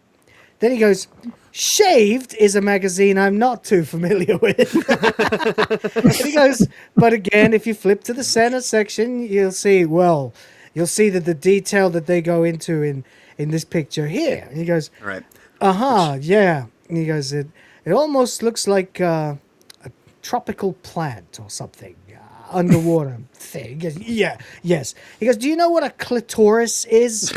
Yes, I know. And he goes, oh my God. And he goes, and he pronounces it clitoris as well, which is Right, I very know. It's weird. just like, yeah, at that point, Jim's just like, fuck. Yeah. Stop. And Jim goes, oh my God. He's like, well, don't say, oh. He goes, yes, I know what a clitoris is. He goes, oh, you do? Oh, I see. Oh, yes, you do. I Well. forgot. You've been there and Been there back. and You know back. everything. He goes, well, I learned about it in sex ed. He goes, I really don't need you to talk about clitorises. He's like, I'm trying to make this painless. He's like, you know what? Okay, I'm sorry. And he opens the drawer to find it's filled with Durex. Many of them opened and unrolled and Yeah. Because Jim doesn't know fucking anything. Sex ed hasn't really taught him shit. It hasn't taught him. And I can understand this because I can kind of remember like what it was like to be a kid and be like, I have to do what, you know, and then you're like sort of you sort of imagine it and you're like, so what do they do? Just sort of have a cuddle and then it just goes in by itself or what you know? And then you realize, oh, it gets hard, right?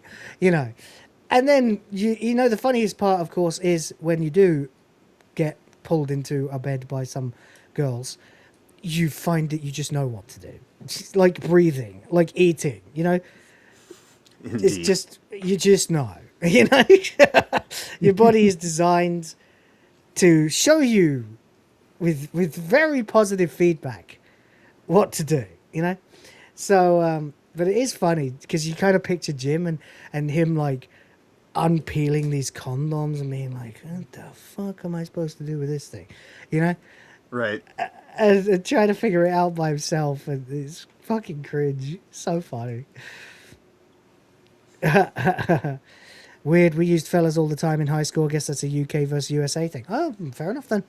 I never did. No, we were all dude in high school.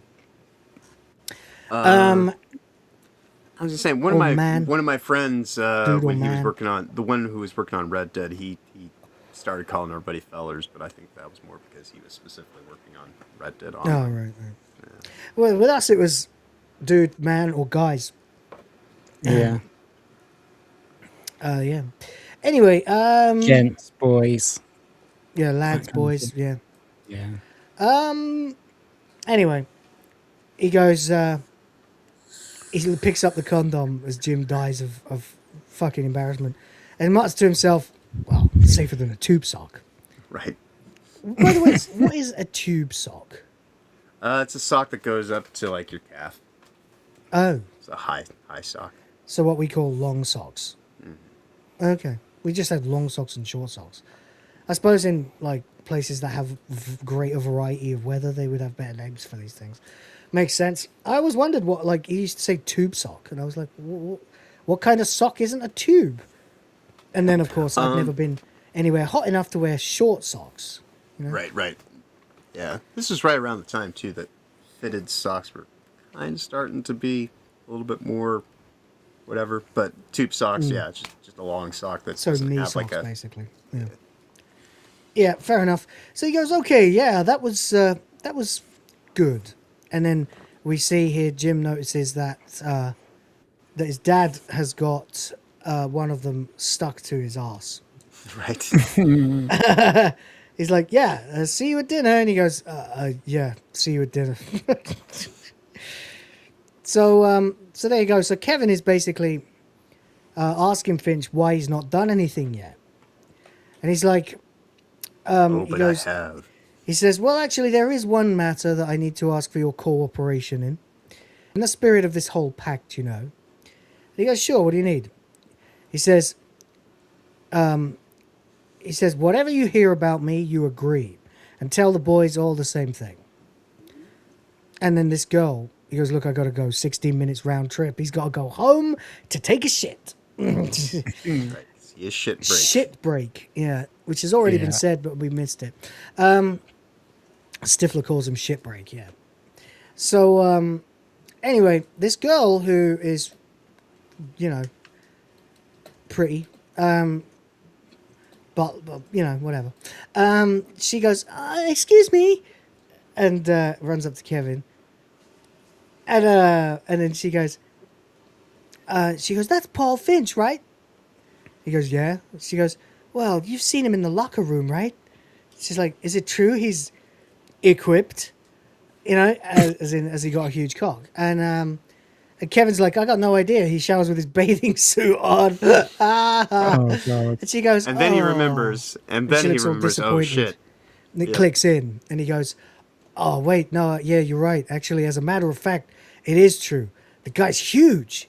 She goes, and she smiles. He goes, does he have a date for the prom? She's like, okay, love. Like, so this slim, young kind of girl next door type, right? But just slightly enough to be wearing a halter top with no bra. Is at the school, and she goes, does he have a date for the prom yet? And Kevin says, like, no, definitely not. And she goes, Kevin "All right, doesn't thanks." go and get her information to get. This is give bad to him, wingmanning. Yeah. I know, right? You'd think he would be going, can I give him your number or something? You know? Yeah. But there you go. But she goes, then we all wouldn't right, have thanks. Stifler's mom. Yeah. It's true. But anyway, the other thing is that likely the girl would have been somewhat disappointed or had her standards warped forever by Finch, you know, unless he is actually huge, which I have no idea. Maybe, as I maybe recall, he I is. think that's kind of like the whole thing. That and he's into the tantric, you know, like as the movies go on. I think the mom likes him because it turns out he is kind of big, yeah. Mm-hmm. But anyway, whatever.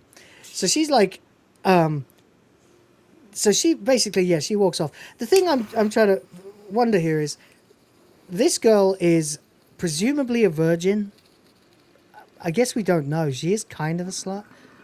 So she gives off this very virginal, innocent vibe in the way she talks in this very cute little way, you know.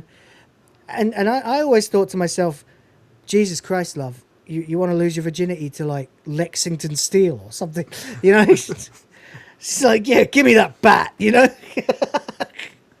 And I'm like, this poor chick's gonna get fucking destroyed if she's going after like only the biggest cocks in the school, you know. But then again, she could be a total whore. So she is dressed a bit slutty, so it's possible. Anyway, there you go. That's just my thought process when I've watched this film dozens of times as a teenager. Anyway. So Kevin's on the phone, and this is a scene that was like cut out. A bit of this. There was a precursor to this scene that was cut out of the original script in the beginning, where this guy, the brother played by fucking Casey Affleck, is teasing Kevin about he'll never get laid or whatever. And I think the idea was they were meant to have a more combative relationship, and he had a bigger part. But instead, it turns out he's just got this older brother who's like out in the world doing stuff, you know, being an adult. And he's like, you know, I need to know how to do it, how to do the trick. And then we get this crazy, like, legendary thing where it turns out now you've passed the test. He wants to be able to be good in bed, you know? Indeed. And he goes, oh, you just inherited the Bible. It turns out there's like this sex manual that somebody brought back from Amsterdam. And each year, some worthy student gets selected by the school. This is nuts. This is bullshit. This is This part's just kind of silly, but it's but it is cool as well. Yeah. It's the kind of silly crap that boys dream would happen to them, so they could be great in bed and stuff. It's It's really like- awesome. Guys, I'm afraid I'm going to have to go soon because I've got to be up in about Oh 5 or shit, 6 dude! hours Sorry. for work. Yeah, we need to get through it. It's just there's so much classic shit. What? Tell people Yeah. what you're up to, man. Well, obviously I'm off to work in the morning. Hopefully we can finish up the election coverage with just one more stream because everything's all settled down now, and then everything will be back to normal. Again, I can't do the Monday show on noises at the moment because of work, but apart from that, should see you guys Tuesday, Thursday, and Sunday, and my stream will only be taking place on Friday again because of work, which is a pity, but you know, we all need to make money, so why not?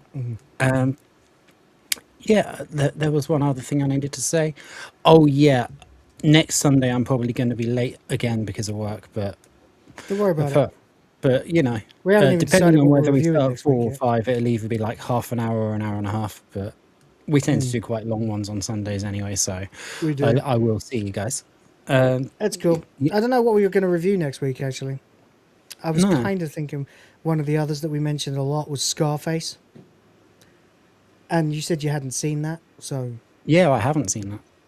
Cool. You want to do Scarface? Sounds good. John? Sounds good.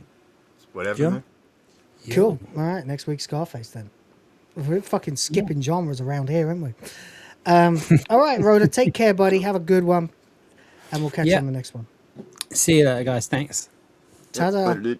Safe travels. Okay, so we got this book, The Sex Manual from Amsterdam, that loads of guys have added. Each year, one guy gets this book and has to return it at the end of the year, and it's basically full of fucking all kinds of shit that people have added. Now we see Oz singing, and of course he's now really into it, and he actually starts doing the scoot dooby dooby dooby dooby doo bop yeah magic at the end, and and it's like, oh shit, you're actually into this, okay? And the other guys are looking at him like he's fucking gay or something. And then she's like, what was that? He's like, oh, it came from the heart. She's like, well, keep it coming. So there you go. And then that gets him 5 minutes alone with Heather. That's her name. Yep. And there we go. See you later, Rhoda. Take care, mate. She's like, you got this kind of Frank Sinatra thing going on. Actually, it's a little bit Frank Sinatra. It's more Bing Crosby, Ella Fitzgerald, that kind of thing. He's like, I feel like I've discovered this whole new side of me, and it turns out that he actually is into this shit. Okay, fair enough, I suppose, you know? The thing is that Oz actually has the biggest arc out of everyone in this whole fucking movie. Mm-hmm. And it starts here. Right. But, I mean, from Nova... Well, actually, to, I wouldn't even say that it started here. This is just kind of like where it kind of shifts gears a little bit, because he really has faking gone from... it.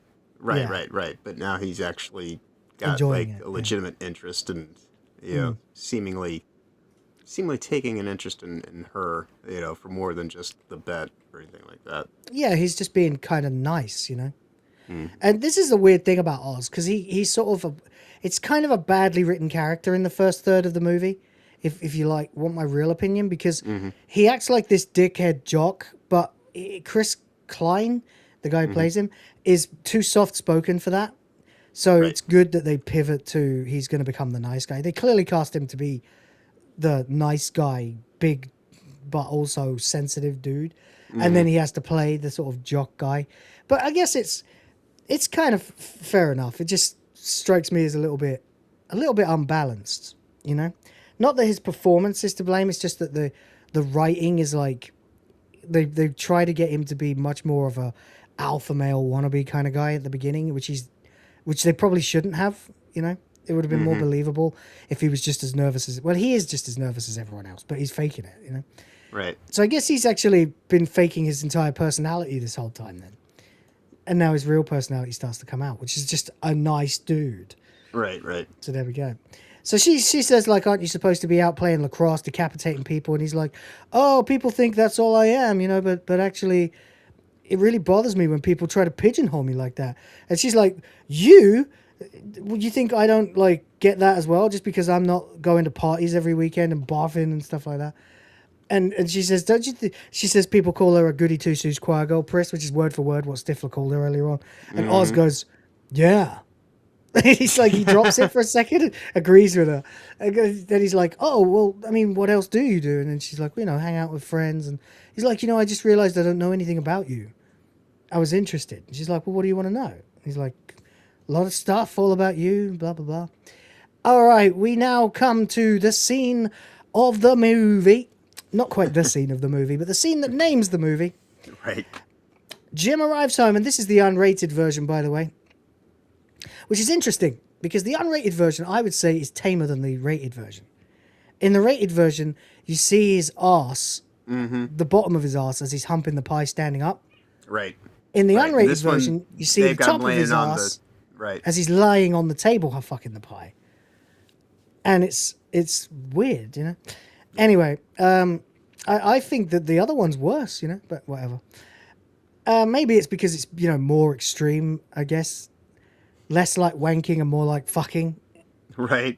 Visually, But there you go. Anyway, he goes, Mom, I'm home. And he goes, oh, yeah, oh. And there's like a note here. It says, Jim, Apple, your favorite. Favorite. Yeah. Which is weird because it's spelled Y-O-U apostrophe R-E. Mom can't spell. It always bugged me. She says, I'll be home late. Enjoy, Mom. And he looks at it, and of course we hear bow na na now now, bow wow wow wow wow from the same from the start of the movie. It's like Jim's perversion theme. Yep. And he sort of looks at it, and he's like wow wow wow chicka cow chicka fucka bow bow, and he sticks his fingers in it. And he's like, do you come to this kitchen often? And he's like, huh. And then he has an idea. Right. Cut to, and he smiles. And then sort of thinks about it again. But then looks at the pie again with the hole in it. And we see Jim's dad coming home. As his dad's approaching home. And you hear,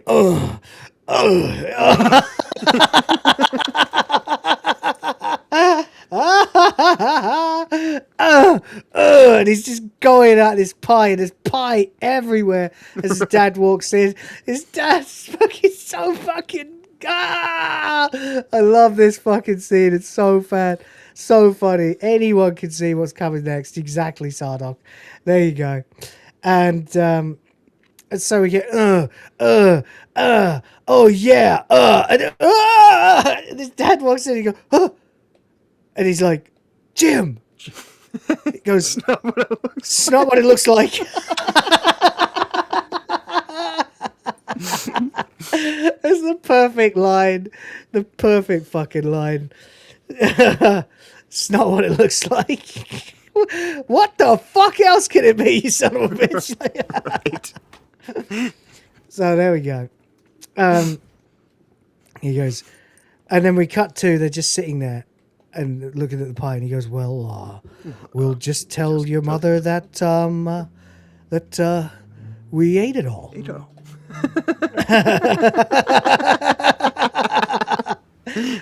And Jim's dad is a fucking OG, mate. His dad is cool. This is the thing, right?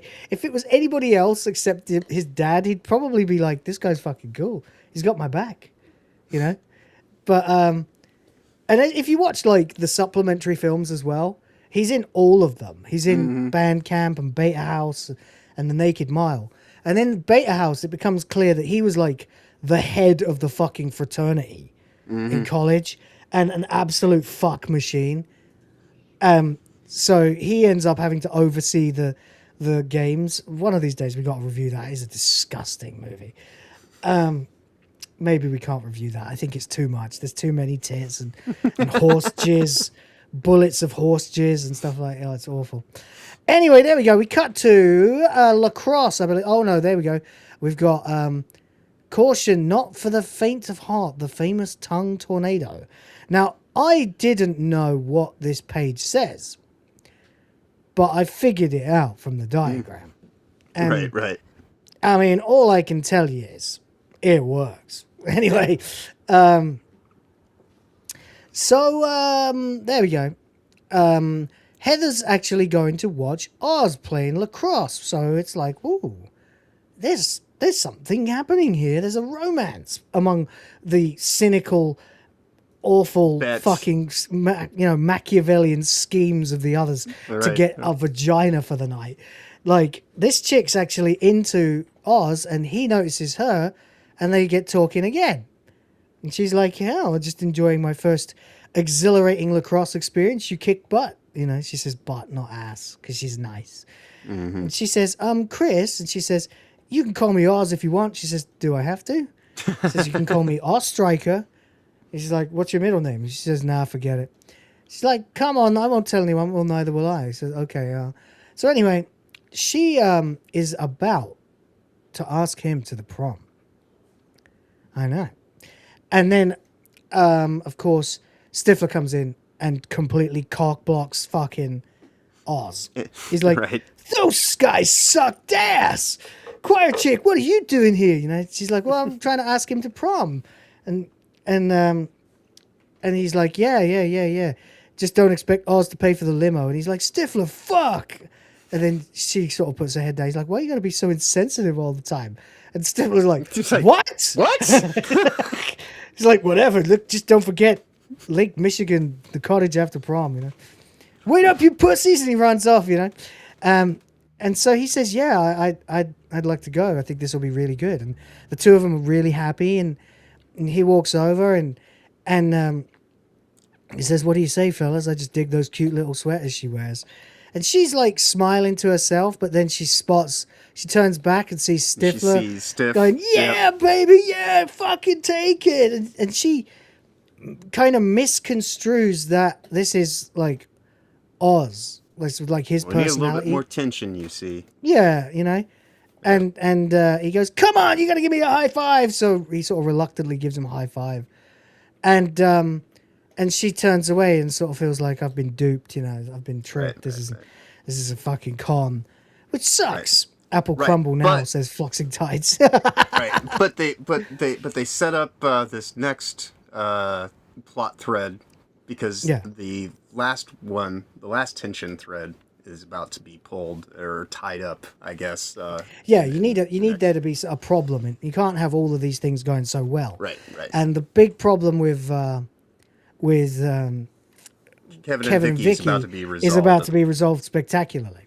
So there we go. So he says, you know, I was dumb. I was a total idiot. I was a fool, a buffoon. And she's like, I think you're a shithead is enough. He's like, you know what? You're right. I was a shithead and I want to make it up to you. And she goes, oh yeah? How? Cut to fucking goddamn, what's her name? Courtney Love singing with Hole. Great choice. And he's eating her out. And he's like, hey, you know, you got to be quiet, you know? And he's like, Vicky, your parents are downstairs. And she goes, Kevin, don't stop. Which is what he should have said to her earlier on. Right. Yeah, and he goes, just a second. And then he starts looking at the tongue tornado and whatever. And so there we go. And then he does it. And then she starts going crazy. Meanwhile, and then we get to see, Meanwhile, Meanwhile, at the fucking League of Doom, at the Legion of Doom. In the kitchen. Yeah. Meanwhile, downstairs in the kitchen. So, honey, can you tell Vic to come down for supper? And then she's going, holy shit, into a pillow. And then, like, literally, he goes, don't you know there's no lock on your door? Dad's coming upstairs. And she's going, and she's getting there. And then he's about to open the door and she screams, I'm coming. And he goes, okay. Boy, that was lucky. You know, that's one lazy dad, you know. That's really fucking lucky, buddy. Really fucking lucky. But there you go. Anyway, meanwhile, Jim opens his bedroom door to find his dad just standing outside it.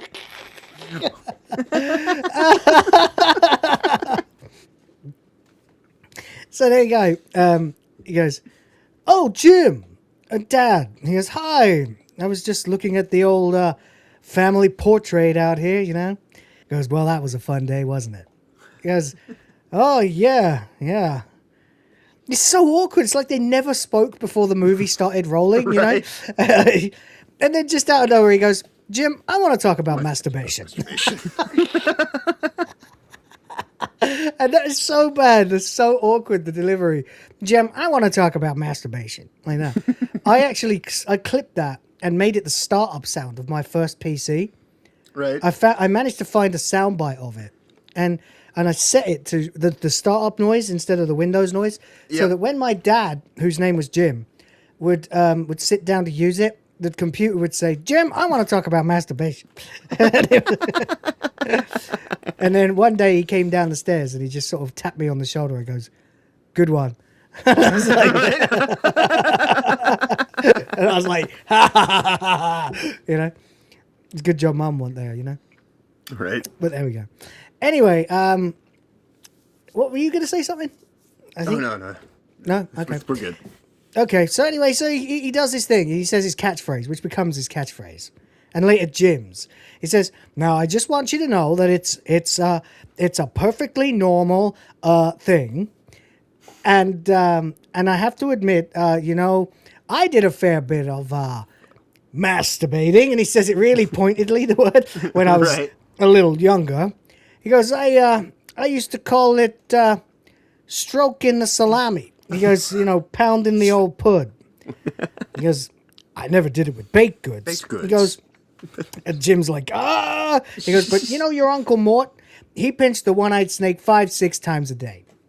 It's fucking, he goes, see, it's like practice for the big game. He goes, you see, it's like banging a tennis ball against a brick wall, which can be fun, but it's not a game. What you want is a partner to return the ball. He goes, you want a partner, don't you? Because you got to actually think about it. At this point, he's just watched his son fucking a pie. He hasn't really had a conversation with him about it, and now he's sort of got to thinking, does this kid know how to masturbate? Maybe is that why he's fucking the pie? Because I didn't teach him about masturbation, So it's perfect. So awkward. Anyway, he wants a partner. And then there's this pointless scene about you're all going through a rite of passage, Mm-hmm. and they're talking about how he gave Vicky head, and Michelle looks around like it's bothering her, or that she's really interested in it. Right. And they're all talking about how she's going to probably want to have sex soon. And then Sherman sort of teases him, says, still question after the Holy Grail, huh? Where's Finch? Oh, he went home to take a shit. And then they're talking about, how did this guy get that reputation? I'm like, what reputation? And Kevin goes, excuse me, do you know who Paul Finch is, this random girl? She goes, yeah, he's the guy with the tattoo, right? The eagle and the blazing fire and that stuff? It says, well, if you guys see him later, will you tell him Courtney says hi? And they're like, what? And they can't figure it out. Right. So Jim is the one in behind, but his luck is about to change and then change again. Because Nadia's here, and somehow, billion to one shot, he didn't strike out with obviously the most incredibly sexy girl in the school. Because how's no one else fucking this girl, right? Crazy. Right. But whatever, anyway. She goes, you are very good in world history class, yes? And he's like, yeah, me, no. And the guy's like, yeah. He goes, oh, yeah, absolutely. She goes, perhaps you could help me with my studies. And he's like, yeah. And they're all like, yeah, behind her the whole time as she says things. He goes, they're literally going like, he looks at them and they're like, yes. He's awkwardly stumbling through. Yeah, perhaps you could help me with my studies. Oh, that would be great sometime. He says, how about tomorrow? She says, well, I have ballet practice. Oh, fuck, she's a ballerina. Mm-hmm. Flexible. Good God. She's a ballerina. But maybe I could come by your house afterwards. I could change clothes at your place. And yes, the game. Yes, the game is afoot. Yes. Yeah, and they go, oh my God, and he's like, I suppose that would be okay. And it's just fucking brilliant. And he goes, I guess that would be okay. Yeah, sure. And they're like this, and they're like, yeah, he's done it. Like, holy shit. So there we go. Anyway, Oz is waiting for Heather, and Heather's like, I don't want to go to prom with you anymore. That was a bad idea. I'm sorry I invited you. I saw you making fun of me, and you're not just a jock, you're a jerk. Wow. Mm-hmm. So they're not having it. Anyway. So she's pissed at him, and we get that. Yep. No, it's fine. It's all going to work out. Stifler's like, fuck me. There's going to be an Eastern European chick naked in your house and you're not going to do anything about that? Like, what am I going to do? Broadcast her over the internet? And Stifler goes, you could do that? And Stifler goes, yeah. They're like, wait, you could do that? He's like, no, I cannot do that to her. He's like, Jim, get some fucking balls. If you don't have the guts to photograph a naked chick, how the fuck are you ever going to sleep with one? He's like, even Shitbreak knows you should do it. Yeah. He's like, I don't like the kid, but he's got a point. He goes, you can send me the address and then send me the address too, Kevin says, and I'll save you a seat. And then back to the singing, and this time they're singing, and he's doing his part, he's doing it well, but he's distracted, he's looking at Heather, and he's upset. So he's actually caught feelings, you know? Nicely done. Anyway, the teacher says that she wants to take the solo and turn it into a duet. There's going to be the solo that Heather's doing needs to be a duet with a tenor part, and immediately Stryker says, I'll do it. And, because they all want to, because she's cute. And, but anyway, she says, why are you doing this? And he says, because I want to. And she's like, yeah, well, you can't fake this. You better practice. So there you go. All right. We are at the point now where I'm going to have to cut a bit of this out and take it off the screen for a little while. But we'll set the scene. I'm sure everyone's seen the movie. But we are going to see big naked titties. But you're not. Right. Unless you're watching along with us at the same time. So Jim is here setting up the webcam. And he's got it all rigged up. And then his dad opens the door with his eyes wide. Right. Like he can't fucking believe it. He's like, Jim, there's a young lady here to see you. Right. You know? It's like, whoa, buddy, you scored big time. He's so proud of his boy. Yeah, you know? I know, like, he's just so happy. And she goes, hi, James. Ready to study? You know, and this rack is just there, you know. And he goes, and the dad is standing between them for some reason, still not knowing any social cues. He's like, oh, he's always ready to study. He's a real bookworm, this kid. He's like, Dad. He goes, that means, he's not one of those nerdy guys. And come on, like, Shannon Elizabeth was fucking gorgeous in this movie. Oh, totally. She's only possibly hotter in the second one because she's got bangs and it's fucking nice, you know? So there we go. So they're still there, and I need to be real fucking careful now. So we get this scene here. Steve, you know, Steve, I want to use my computer. And he goes, right. Up, and it's his little brother. He goes, I want to use it. It's my computer. So there we go. So, all right. At this point, I now need to stop sharing for a moment. Right. And it'll become obvious why. Well, actually, I can share it, but I just can't share it in the window. So, right. So me and you can look at it. Right. But I can't put it on screen. So, okay. She says, I got to go get changed. Jim leaves the bedroom. Nadia is caught on camera by his webcam. And no, I can't show it. Jim, then we get Blink 182 cutting in with Mutt. Track 10 off Enema of the State, if you're interested. And it's the one, you know, she's open, waiting for more. And I know he's only looking to score. You know, Tom DeLonge's voice. While Jim's running across the neighborhood and Jim is over to Kevin's house. Fucking legging it across the neighborhood, leaping over bushes. Nadia's sort of piddling around in his bedroom looking at stuff.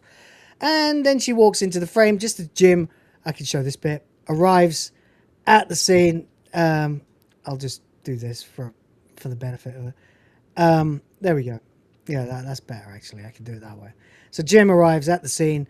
They're watching Nadia, and she's in his room, and Kevin's like, what is it? Blah, blah, blah, blah. There's the song. And they're like, he goes, did I miss anything? And Kevin's like, no, you are just in time. In time. And then she, whoa, get off the screen, dick. Fuck, you're not invited. Jesus. All right, I can't share it then. So Nadia takes off her fucking top and then pulls off her bra, and there's them titties. And it's pictured in the webcam. Finch says, man, she takes her vitamins because she's got these great big titties. Then you've got the song. She stands in the mirror, looks at herself, pats herself on the stomach, admires her own hot fucking form. Cut back to Stifler's little brother now with his arm around Stifler. Like, you're the greatest brother ever. The two of them just with the same smile going like this. And this is the corruption of Stifler's little brother, who shows up in the second movie, exactly like Stifler. But this is the corruption of it. And he goes, this is like the coolest thing I've ever seen. And Stifler goes, I know. I know. And then the two of them have the same exact cheesy grin on their faces and nodding. And meanwhile, at Kevin's house, they're sitting in front of the computer watching. And Jim's panicking. And like, this is, and then they say, this is the coolest thing I've ever seen, or whatever. And then Jim's like, what the? She's touching my stuff. And they're like, let her touch whatever she wants. She wants, Jim. God yeah, damn it. Nadia can touch whatever she wants. Yeah. She sits down on Jim's bed, opens the drawer next to the bed, and discovers all the porn. And then I don't know how they can see it on a 144p webcam, but they know what she's got, and they're like, "Oh, nice collection, Jim." Hey, man, imagination is a strong motivator, you know. I suppose. Anyway, Jim's like, "Oh, she's gonna leave. She's definitely gonna leave." And then she lies back on the bed. She lies back on the bed. They're like, "She's not gonna leave. She's getting comfortable." Fitz says she reads the articles, and then she starts reading the porno and sticks her hand down her panties and starts masturbating. And they're like, oh my God, she's going downstairs. And it's so creepy the way they're talking. Right. There's a girl masturbating on my bed. And then Jim shouts, jackpot, baby! There is a gorgeous woman masturbating on my bed. And then like Finch is like, Nadia, I would have never known. Known what? That she masturbates? Like everybody masturbates, buddy. The teenagers. Or is it that she's into girls too? I don't know. I suppose. I mean, she is looking at... I don't know. Anyway, at this point, an idea comes along. Kevin says, if you ever had a chance with Nadia, this is it. He's like, what am I supposed to do, Kev? And Finch says, seduce her. He's way too into it. He's like, what the hell am I going to say? And Kev's like, go over there and ask her if she needs an extra hand. Hands, right? He's like, that's stupid, Kev. I can't, because that's not stupid. You're stupid if you don't go. Go, go, go. So, song cuts back in as Jim runs all the way back to his house, leaping over bushes again in his house. Hi, Mom. Hi, Dad. Straight up the fucking stairs and into his bedroom. But as he's arriving at his bedroom, Kevin's phone rings, and it's Sherman.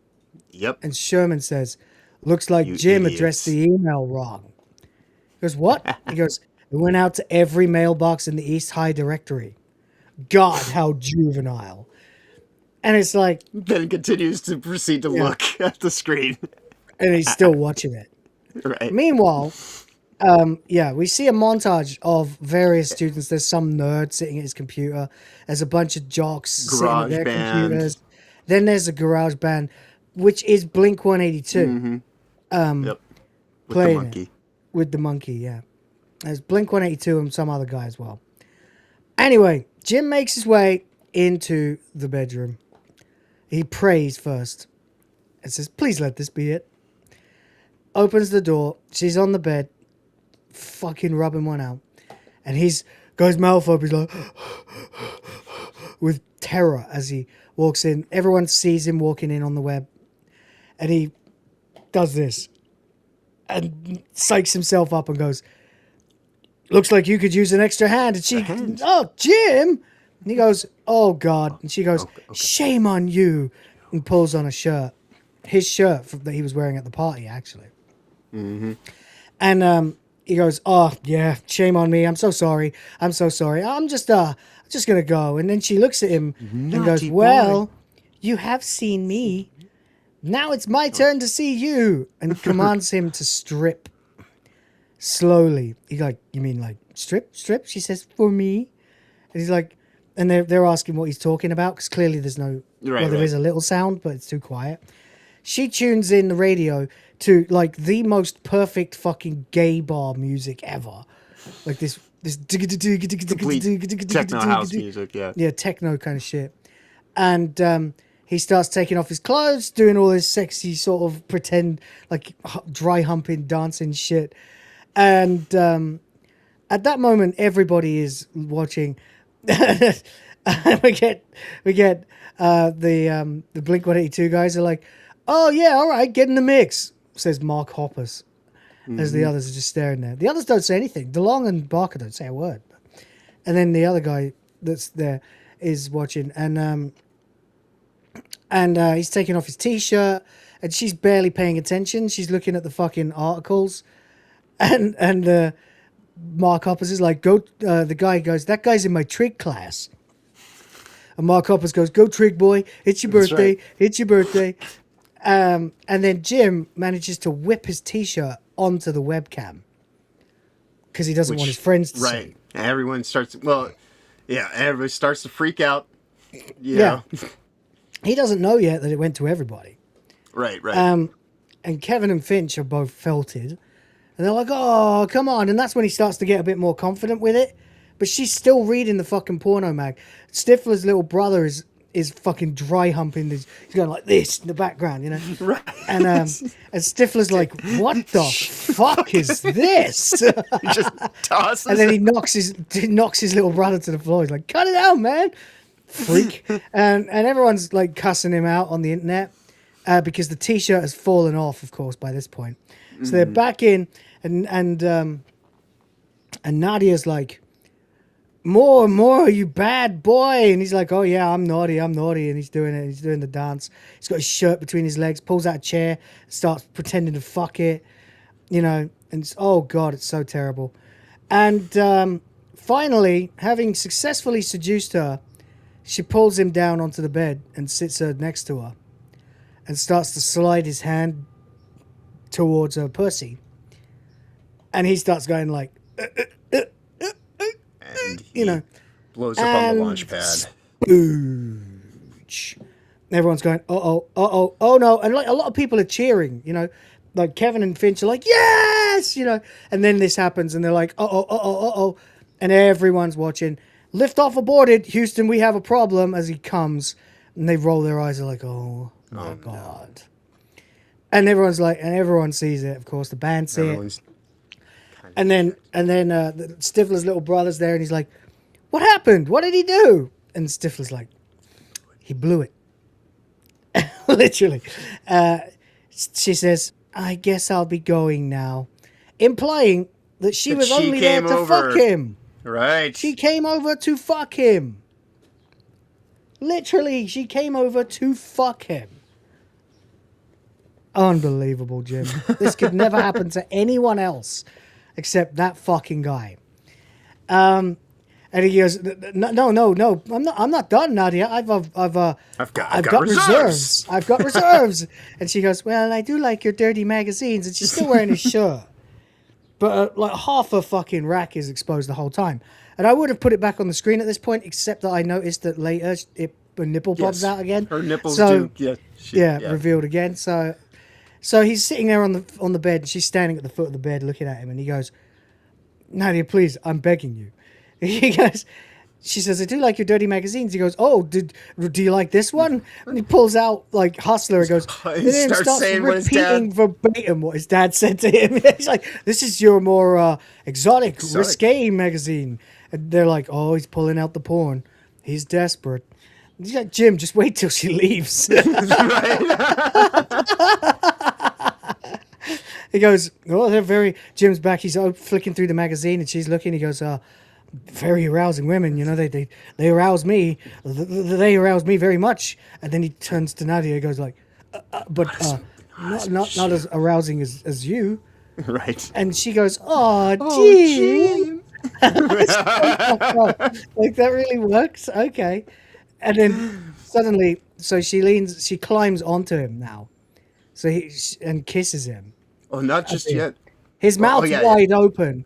Right, She's right. biting his lip and stuff. That's right, because they do play around in the bed for a minute before she stands back up. That's right. Exactly. And everyone's cheering again, like, yeah, come on, do it.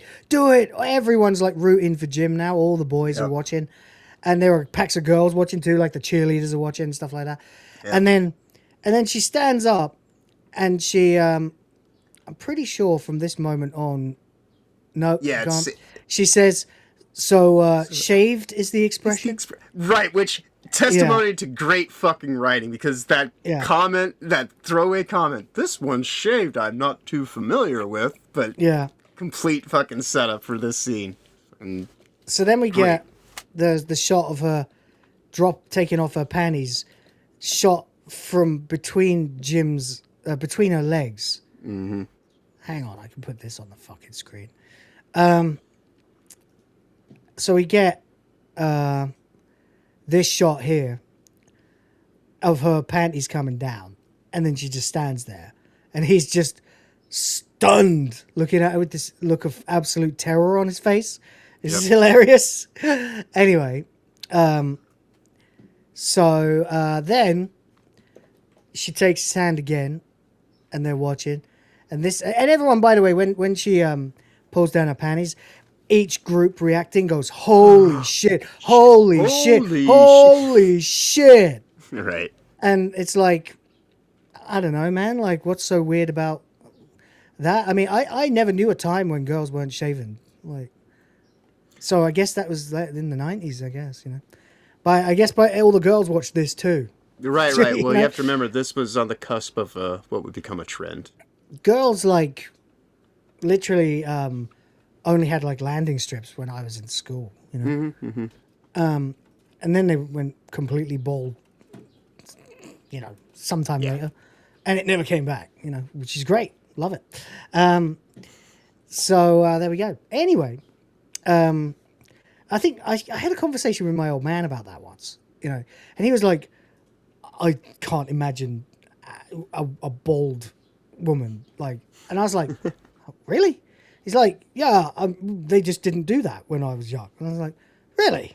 He's like, yeah. I was like, I can't imagine one covered in hair. He's like, you know, like everywhere, right? You know, down the fucking sideburns and everything, you know. And he's like, well, it's nice, you know, it's cute. I'm like, I don't think so. You know, it's like, yes. But there we go. Anyway, so she takes his hand and she puts it on her stomach. And she's standing up still. And she traces his hand down her. And she goes, touch me, Jim. And she goes, here. And then just as his hand gets right above her pussy. And the sun is peeking out.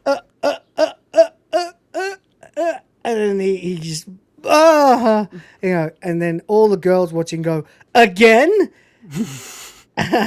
And Sherman goes, what a loser. Yeah. So, yeah, that's as bad as it could possibly get for Jim Levenstein. Except in the sequel. Don't know, actually. Maybe this is the worst. Bush is coming back now? Really? Now it's like a hybrid kind of thing. You know, this is the shaved undercarriage, but you still have, like, you know, some hedge work. The landing strip, Yeah. But a little bit bigger than a landing strip. It's like it actually is. Fuck that. Keep it short and neat. Keep it short and keep it fucking neat. It doesn't matter to me, man. I'm married and that trend's never changing, so. Indeed. I mean, like, I don't think there's a single girl in the Philippines who doesn't shave. I think they probably do because it's too hot otherwise. Right. But there you go. Anyway. So, bet you Jim never washed those bed sheets ever again. Mansplaining the female body to a female. Yeah, that's kind of funny. But there you go. You find shaved is too similar to preteen girls. Again, I really can't remember much going on with pubes besides just a little, above. And I think Brazilians were in for a little while, but that was a little different. But yeah, no, it all came off eventually and never came back for me. Never seen a lady pube in like 20 years. But there we go. Anyway, Jim arrives at school the next day.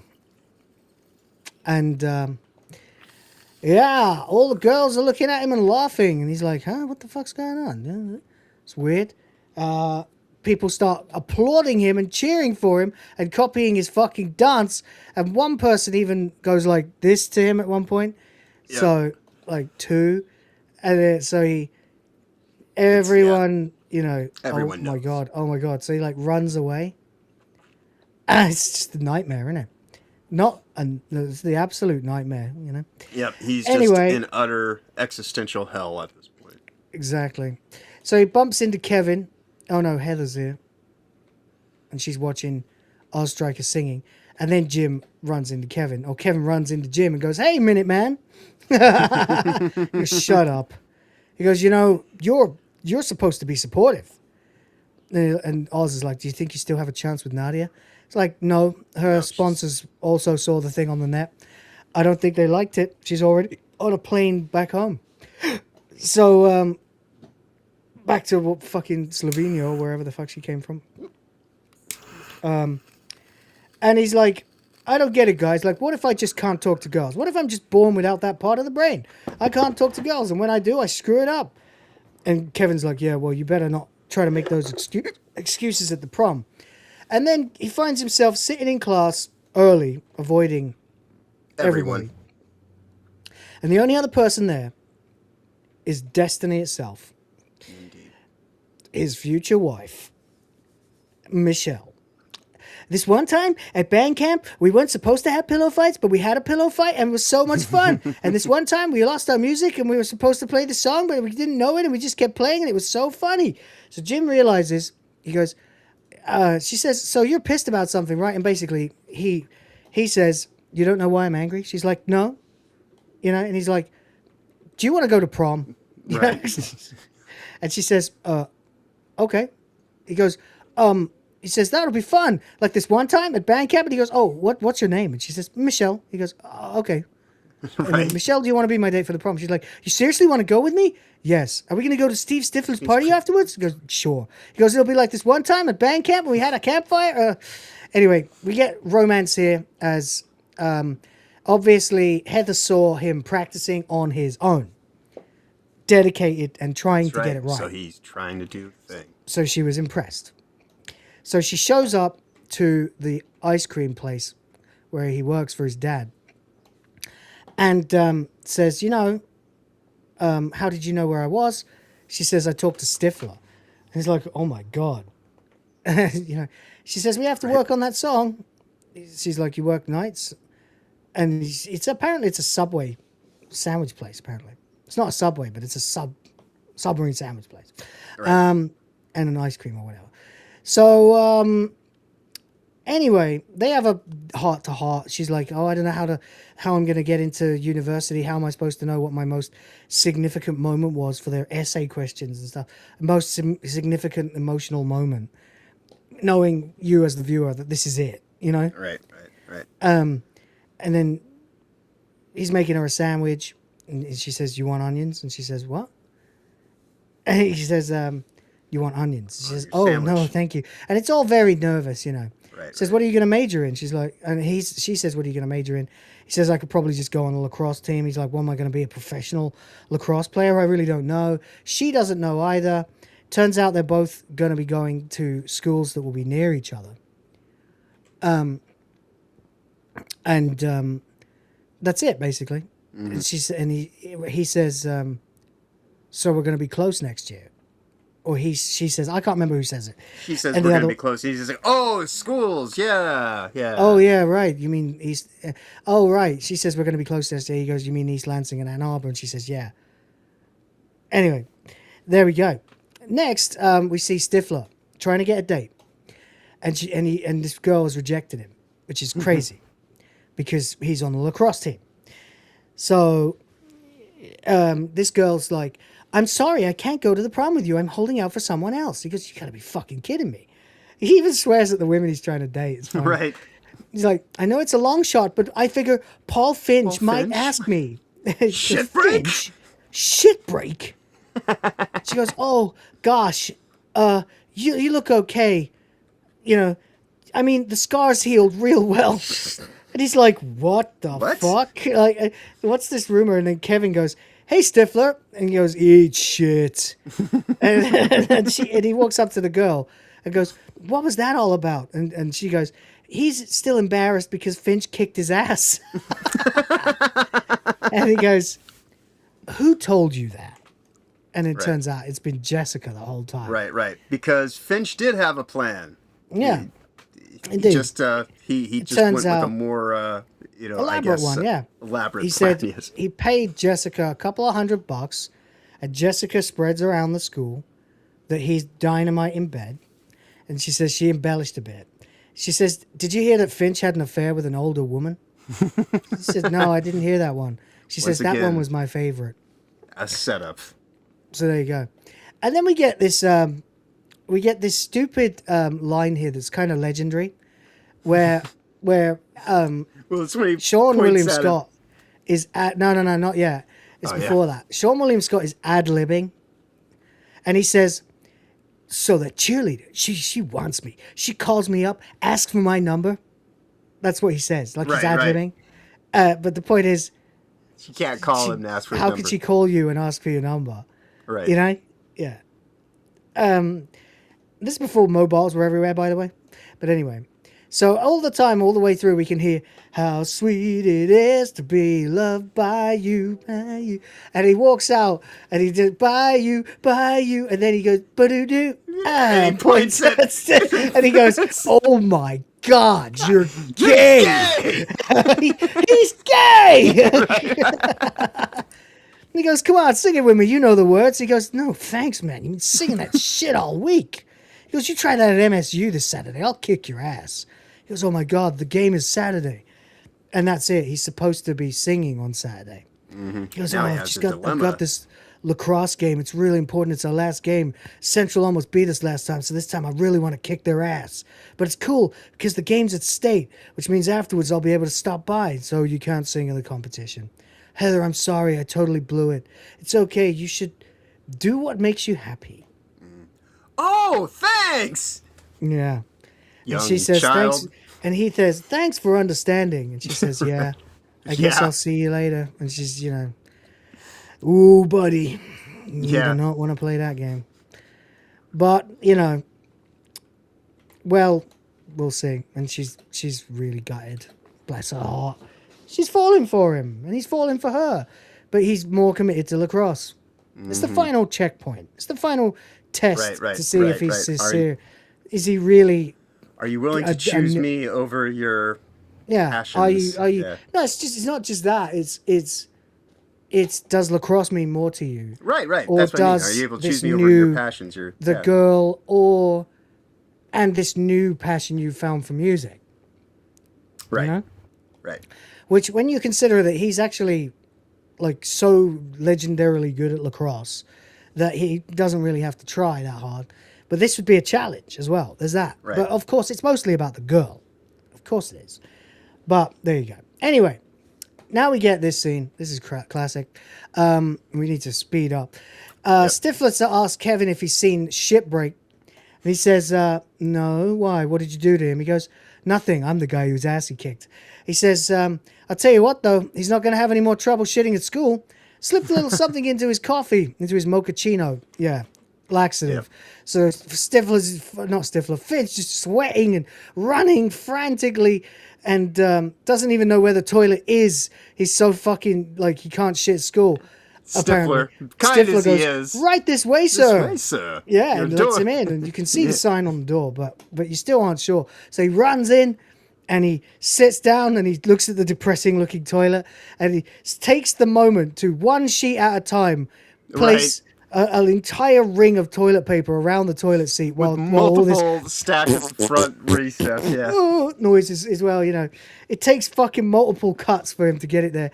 Finally, he pulls his pants down just as a bunch of girls come in, and we see them all talking and giggling about him. About him. Oh, Finch is going stag. I'm just going to go by myself. And he's desperately trying to hold it in.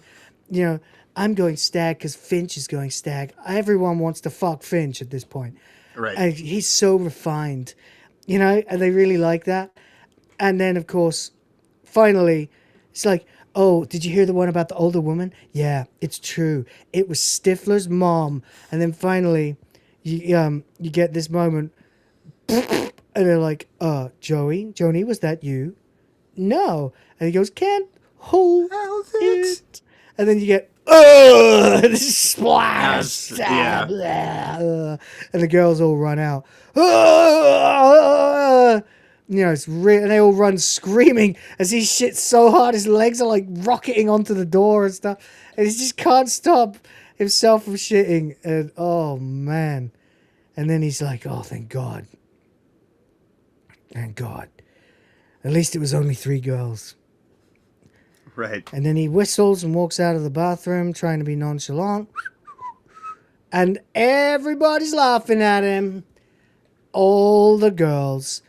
And, of course, Stifler. Yeah! Yeah! So there we go. Anyway, so that's the end of his fucking gambit. Anyway, finally we see Kevin and Vicky are talking and like, oh, maybe it's time we expressed ourselves more in our relationship. And he goes, yeah? Yeah? She's like, yeah. And he goes, yeah? She goes, yeah, here we go. You want to do it? And she goes, yeah. And he goes, and she says, I love you. And then he goes, she says, it's your turn. And he goes, that's not what I was thinking. And she's like, sex. Always It's sex. always about sex. He goes, hey, it's not always about sex. I just thought it was about sex this time. And he goes, look, Vicky, love is a term that gets thrown around and people don't mean it. When I see it, I want it to be more than words, you know? I want it to be, and she goes, perfect. And he's like, and now he understands her. And he goes, exactly. And so it's a little fight, but it's not a big problem. It's resolved in the scene. It's them coming to terms. Now he gets why she won't just open her legs. And she knows why he won't just tell her he loves her. Right. Yeah, both of them are looking for the perfect moment. You know? Right. So there you go. Anyway. Meanwhile, at MSU, we see that this douchey blonde guy who hates our striker, and also the MILF dude, is in the band, one of the singers, which I forgot about in this one. And he's doing it instead. And he tries to sing it, but she's really not into it, you know, at all. She makes fun of him and the fact that he's not as good. Yep. He's like, work with me, Heather, you know. He's like, focus on the melody, think, you know. And she goes, oh, yeah, that's really going to help. And she's just not into it at all. Meanwhile, he's at the fucking lacrosse field. Lacrosse game, doing well. Hammering it out. And he gets knocked out and gets called onto the bench, and they have a timeout. And we get the big speech from the coach with of course the hustle guy behind the coach who always repeats the last thing he says. Emphasize the last word. Yeah. And he's like, he goes, it all boils down to today. He goes, huddle up, guys. He goes, good hustle, but you can still lose. You saw what happened to Oz out there. I don't want any of you ever thinking you're gonna score. You don't score until you score. And the guy goes, until you score. And Stifler's like, that's right, baby. And of course, you can also read this line as scoring being fucking, you know? Right. He goes, it all boils down to today. For you seniors, this marks the culmination of the past 4 years. Culmination. Yeah. All right, you do it. Yeah. And he goes, I want you to think about what this means. He goes, do you want to look back on your days at East and know that you used the time you had? And everyone's like, hell yeah, you do. And Oz stands up and he goes, good attitude, Oz Striker. And he goes, good luck, fellas. He goes, Christ, I didn't tell you to leave the game. He goes, I'm sorry, coach. He says, you got someplace more important to be, Oz Striker? He goes, yeah. And then as he runs off, like Stifler's standing there going, Oz? Fuckface? And then like you see it and they're all shouting for him and he's run off. And he runs over to the MSU. Yeah, to get there in time before they actually have to compete. Yeah. Because he cares. Because he is falling in love. Young love, but love nonetheless. And don't they hook up again in the final movie, like in the reunion? I think because they're together in the second movie, but then they break up. I think. And then yeah, they stay together, but it turns out in the reunion that they broke up, and he became like a fucking TV sports host or something after a successful career, and but they broke up not for any real reason. They just grew apart. Right. But then they end up back together because both of them are with awful people or something. Right. I can't remember. Anyway, this is nice though. He runs in. It's nice, a bit of romance from a man's perspective. This is pretty romantic. I don't mind this scene. You know, it's not too schmaltzy. She goes, Chris, what about the game? He goes, I'm not playing. She goes, you're missing the game for us? He goes, no, I'm missing the game for you. Oh, ho, ho. And she gives him this lovely smile, you know? And then the Albert goes, does this mean I'm not going to get to do the duet? And the black dude goes, Albert, you suck. And they kiss for the first time. There you go. Meanwhile, he's still standing here. I don't think he's coming back. So they do their duet and it goes over really well and everyone really, really enjoys it. And it's this classy event, which is really funny because as they finish, they get this standing ovation, and as they finish, there's this nice applause, and then Kevin and Jim stand up and are like, "Yes, you fucking rule! Yeah, fucking rule!" Really funny. I love that. I always found that really funny. The idea that like, you know, they're that supportive of him and they mean it too. It's good.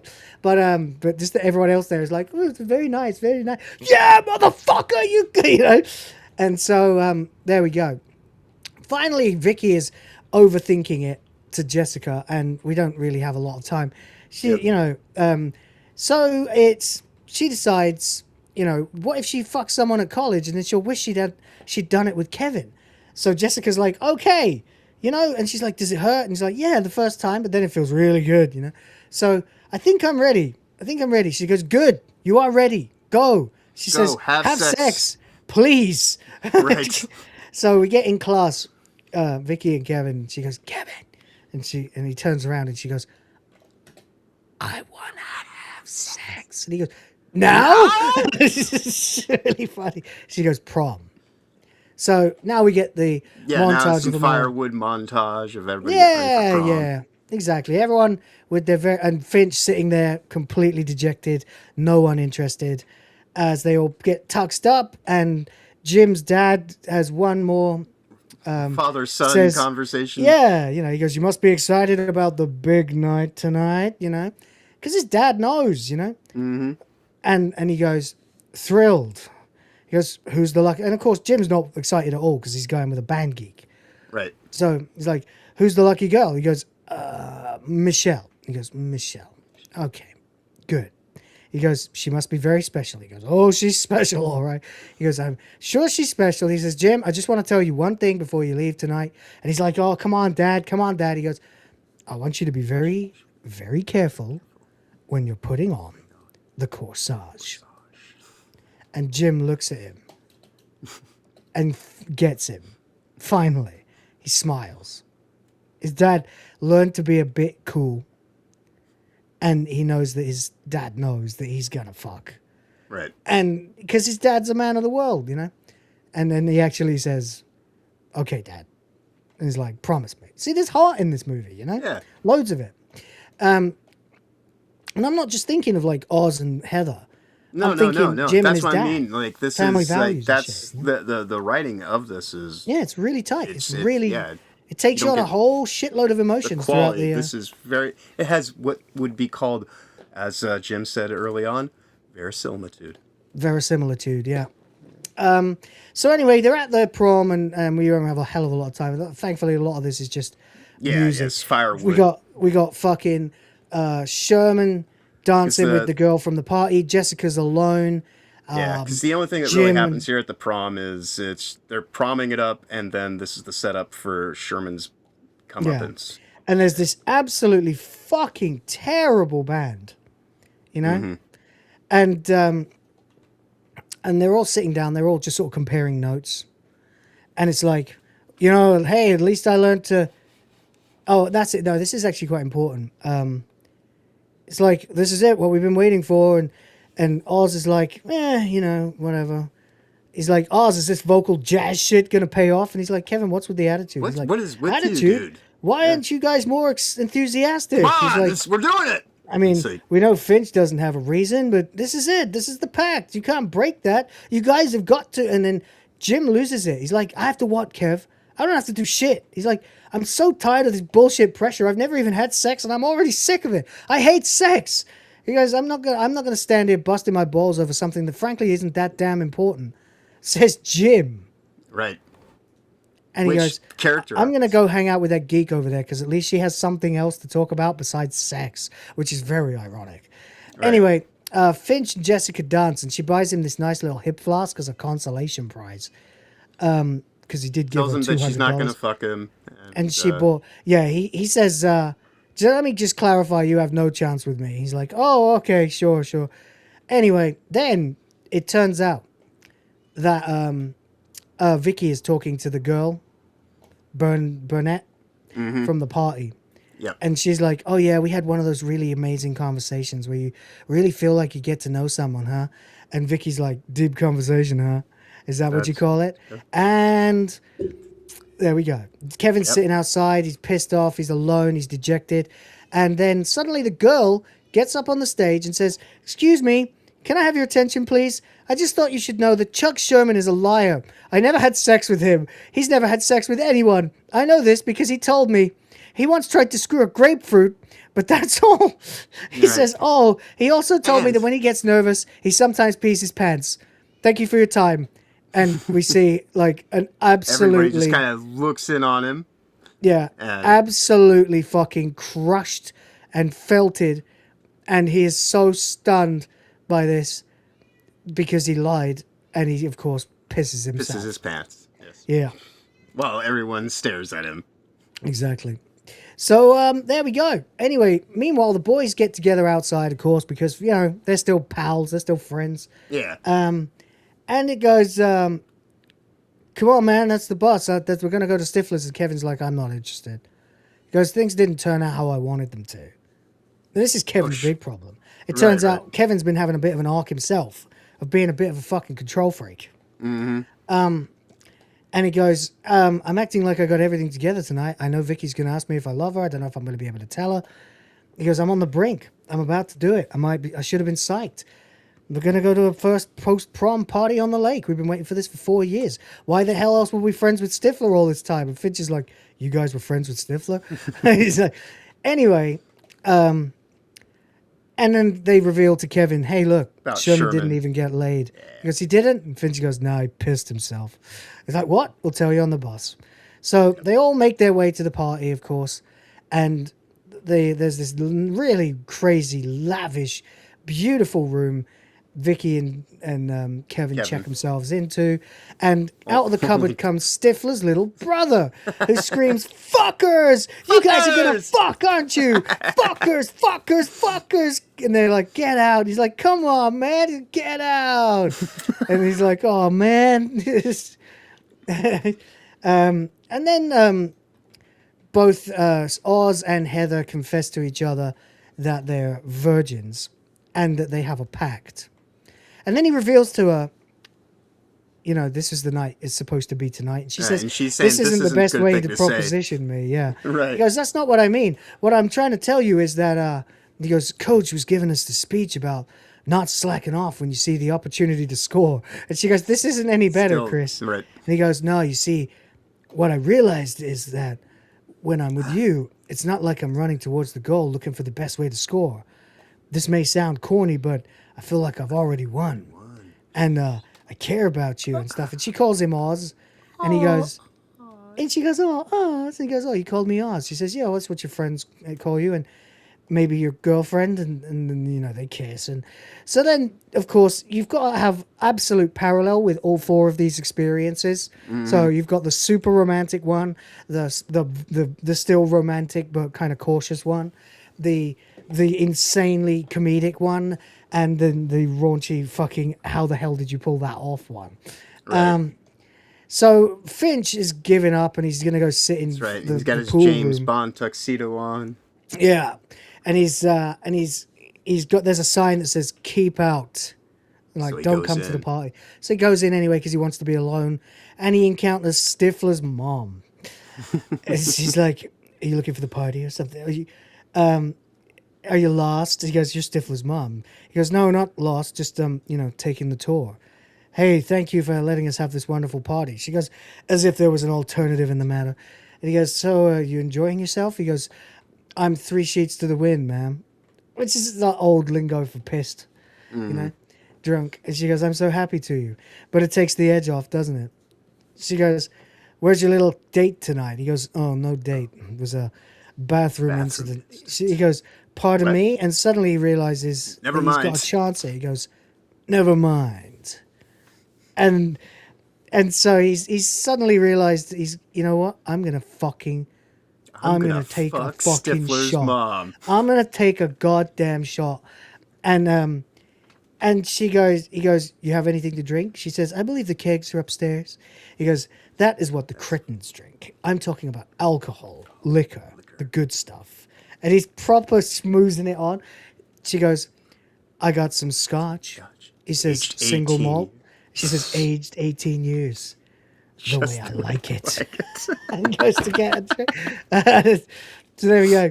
So everyone's having a nice party, and then Jim is listening to endless, boring, fucking band camp stories, and meanwhile, Kevin and Vicky are Yeah. like in the Kevin and process Vicky are, of like, trying to talking figure about their it. shit out. yeah. Anyway, yeah, that's it. Wait. This is their "I love you" conversation. Yeah. Effectively. That's it. Basically, they're negotiating how they're going to do it, and then finally, she says, "I'm not doing it if you won't tell me." And so he tells her like that he loves her. She tells him she loves him too, and then fucking Sway starts playing. Right. which is just As we go into a montage of Of- everybody of starting fucking, to get some ass. Yeah, basically, sway my way. I need to know all about you. It's actually a ridiculously popular song in the Philippines. Like, if you go to any bar and there's a band playing, which there almost always is, you will hear this song every single fucking night. And every single time I hear it, I think of this. So, yeah. So, there you go. Kevin's in. And it's a And bit he's weird. actually in. Yes. And he is actually in, yeah. And these two are sort of kissing each other all over, and it's all very tender and romantic. Meanwhile, back to the music cuts out as we Right. go back to the party. And so the end of the story is you had to kiss the guy for 20 seconds. Yeah, And and he was such a dork. And then she goes, and then this one time at band camp, I stuck a flute in my pussy. And he's like, "What the fuck?" And she's like, "What? You think I don't know how to get myself off?" That's half of what band camp is. So we're going to screw soon because I'm getting kind of antsy. And so they run to find a room, and it's the kids' room. And he goes, "This'll do." And he just, This'll do, right? Bounces off the bed. And she says, "Now, wear 2 rubbers because I don't want you coming so damn early this time." And he goes, What makes you what think do you I'd come mean? early?" What is- She says, "Come on, I saw you on the net. Why do you think I accepted this date? You're a sure thing." He goes, "Yes, I am." And she grabs him. So Finch is telling some stupid story of being super fucking schmoozy Right. to Stifler's mum. And he And says, she's just like, "Would "You're you getting-" object if I told you that you were quite As striking?" Mrs. Robinson is playing. As Mrs. Robinson starts playing, yeah. And she goes, "Mr. Finch, are you trying to seduce me?" And he goes, yes, ma'am, I am. And she goes, you're dead. Dead. Yeah. Just pulls him as she looks at the pool table. She goes, you're dead. So there we go. Back to sway my way. And, you know, I need to know. There's fucking all this stuff, you know. And they're kissing, and it's all very, very romantic. Meanwhile, oh my God. Say my name, bitch! Oh, Finchy, I had no idea you'd be this good. Neither did I. Oh, Finchy, oh, Stifler's mom, Finchy. Oh, Stifler's mom. And there we go. Now we get into this, of course, the classic stuff smashing everywhere as these two get into it. Boom, bang, kissing. You know, they're making out. And she doesn't have any time for him being a fucking virgin. So still squeaking, and he goes, eat, and there's some spiky toy thing there. And he goes, okay, let's go. She goes, what's my name? What? Say my name, bitch! And he goes, Michelle. And she aggressively kisses him again and smashes the lamp, and that's all. He goes, oh, God. And that's all we get to see of them. Right. And that's it. Everyone wakes up the next morning. They're very happy, kissing and waking up together. Pretty romantic. Woke up on the lakefront. Yep. So, these two realizing that, oh no. The reality is they probably can't make a relationship work. They're going to be too far apart. But they're glad that they had the time together, and it's not going to be perfect. It's not going to work. She says, no, nothing's going to Nothing's perfect. You can't plan anything. And she says, I wasn't lying though. And she says, no. And he says, she says, I know. And that's it. He says, I wasn't lying. And she says, I know. And that's it. Then Jim wakes up, and there's a rubber dinosaur next to him, like an inflatable thing or something. Mm-hmm. And he goes, she's gone. What? He goes, oh my God, she used me. I was used. I was used. He goes, I was used. He goes, cool. I was used. He's like, cool. Cool, yeah. And then Stifler walks into the pool room. Why is this door locked? Mom, where's Mom? Shipbreak? Oh, hey, Stifler. And he faints. And that's when do comes in, you know. And they all compare, you know, what they got. Yeah, and Chris, being a gentleman, won't say what Finch happened. Finch says women like a fine wine only get better with age. Oz hasn't told him, and that he's basically told him that it didn't happen. You almost made it, huh, Oz? He goes, you'll get there. And they obviously did it, but he's not told him. But his point is that it's not. He's completely transformed as a character. Yeah. It wasn't about this scoring. It wasn't about them. It wasn't about the pact. He goes, his growth guys, as a person. Yeah. He says, I think we're falling in love, and they're like, what? He's like, wow, that's great, man. That's great. You know? All super supportive. He goes, you know, the coolest thing is, you know, everything after this is going to be different. And Jim's like, after getting laid? And he's like, after high school. And then they all say, hey, to the next step. And they once again do their cheers. To the next step. To the next step. And we end. And and that is... Congratulations, seniors. Until we see, of course, we get chickadee chatting at the Chinese chicken. You have a drumstick and your brain stops ticking. Watch your next files with no lights on. We're done on Maison. I hope the smoking man's in this one, like Harrison Ford. I'm not going to do the whole thing. Right. Anyway, Jim is talking to Nadia online. They've reconnected on the internet, and he's doing his little striptease, and she's digging it. And of course, as he's getting into it, he's getting better at it too. You know. Yeah. Although you didn't see the original. But as he's dancing, Jim's dad, of course, just walks in, you know, because some things never change. And he sees his son, you know, and he's just like, you know what? Fuck it. And he turns around with a big smile. He's a hottie. And he's batting his leg, and he starts dancing, and then you hear, sweetheart. Yep. Sweetheart. And he walks off to get some as well. Indeed. So, that's game. Fuck, we barely made it. I know, right under the wire. I know. It took us Thankfully, 5 hours to do Hot Fuzz. It's like a montage. I was like, I wonder gonna have to Are we going to make it? And then I was like, oh God, yeah, the problem is real fast. Nothing happens. They're not talking. Right. You know? Right. We're okay. Yeah.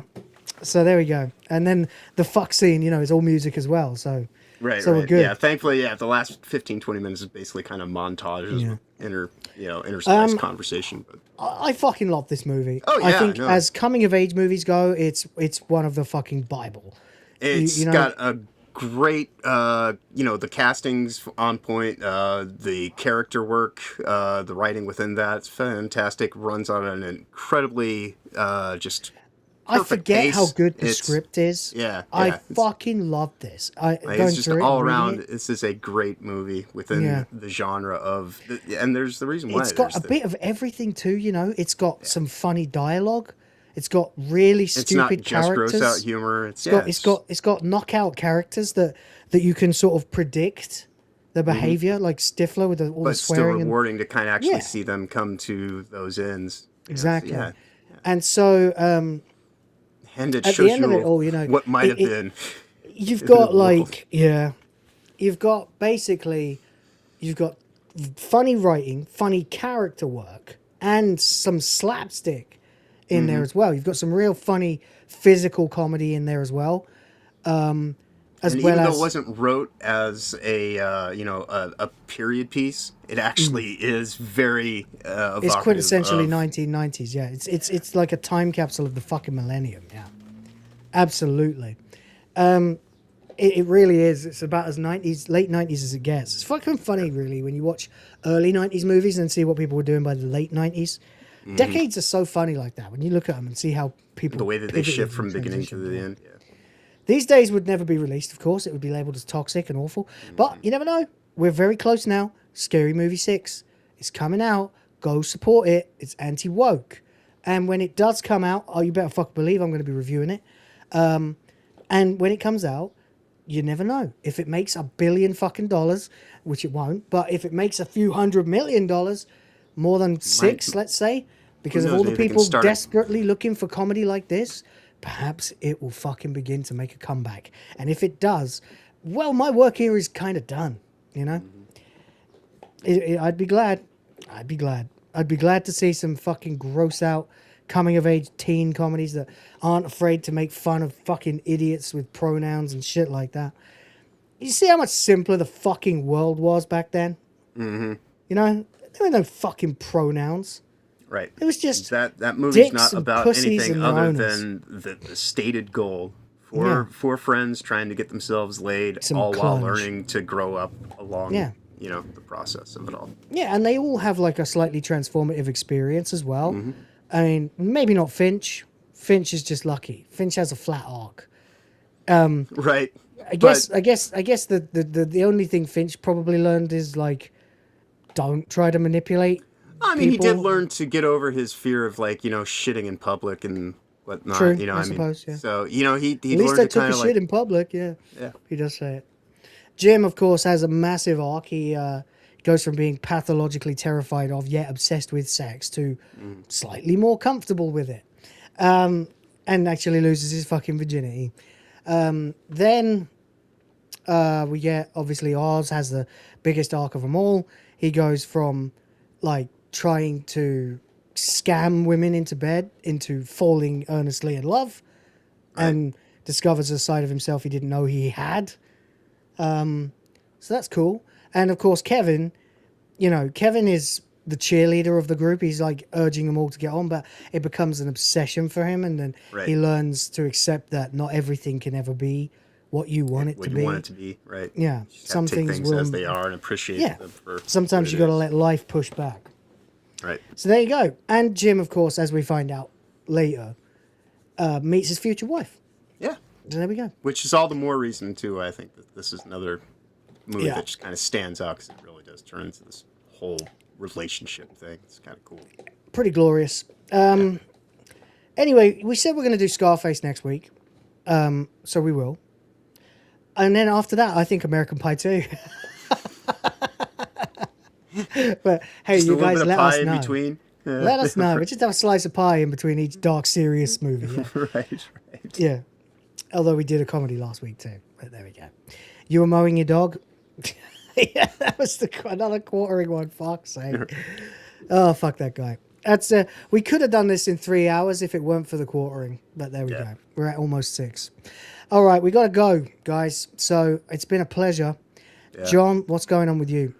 Just catch me later tonight. I'll be hanging out over on Toasties, 8 p.m. Eastern. I'll talk about more stuff there. But in the interest of time, safe travels ahead. Wonderful week going forward. You know, all that wonderful stuff. It'll be awesome. Amazing. You guys rock. Everybody. I don't think we got any more super chats after a certain point, did we? Let me double check. No, last one was fries in the bag. It's fine. Yep. Thank you, guys. You've been amazing today. Absolute fucking legends. Shout out to everybody who fucking donated today. We got Smegheads, obviously, as well as St. Hugo, Seabrew, Anime Fan, Rhoda, Speed Force, Anime Fan a bunch more fucking times. Sardoc again, Kratos, Cast Iron Corky, Disgusting, UF Omega, and Albert. You guys are all absolute fucking legends. I don't think I missed anybody out. Shout out to you all. You're all fucking awesome, and I really appreciate you. We'll go ahead and bounce now. Are we going to do the offshoot movies? No, I don't think so. Not really. Not as part of the series. No. If we do all the American Pie movies, I mean all of them that include these characters. So that would be this, 2, 3. Yeah, and, there's 4. There's 4 of the this primary one, cast, the second and then one, the there's- wedding, and the reunion. But yeah, we'll dot them in between others, I think, and do them that way. Unless I change my mind, but I don't see me changing my mind. Anyway, if you have any suggestions, things you'd like us to review, please do drop them into the Discord. I would like some suggestions because it gives me ideas. And that's it. I'll appreciate you all for being here this long. It is 6 fucking a.m. my time. I have to go. So I will catch you guys on the next one. Take care, spike your hair, fuck Disney, fuck Nintendo, fucking is fun. It's American Pie. Hell yeah. And yeah, question everything. I don't even have enough minutes left to guarantee I can get through the fucking outro, so I'm just going to play a clip and we'll call it there. But yeah, question everything, respect the fans, check out the Discord, the link is below. Boys of the Fans will be back next weekend, Saturday, if not before. That's when I'm expecting to be back anyway. But till then, have a fucking blast and we'll see you. Thank you for everything. Tatty bye. Money, money, money, money, money, money, print money. Money, money, money, money, money, money, print money, money, cash, money, capitalism, raise a bunch of money, more money, money, money, money, heaps and heaps of money, money, money, money, money, money, money, print money, cash, money, capitalism, raise a bunch of money, super chat money. As salty as the sea, calling us no code names.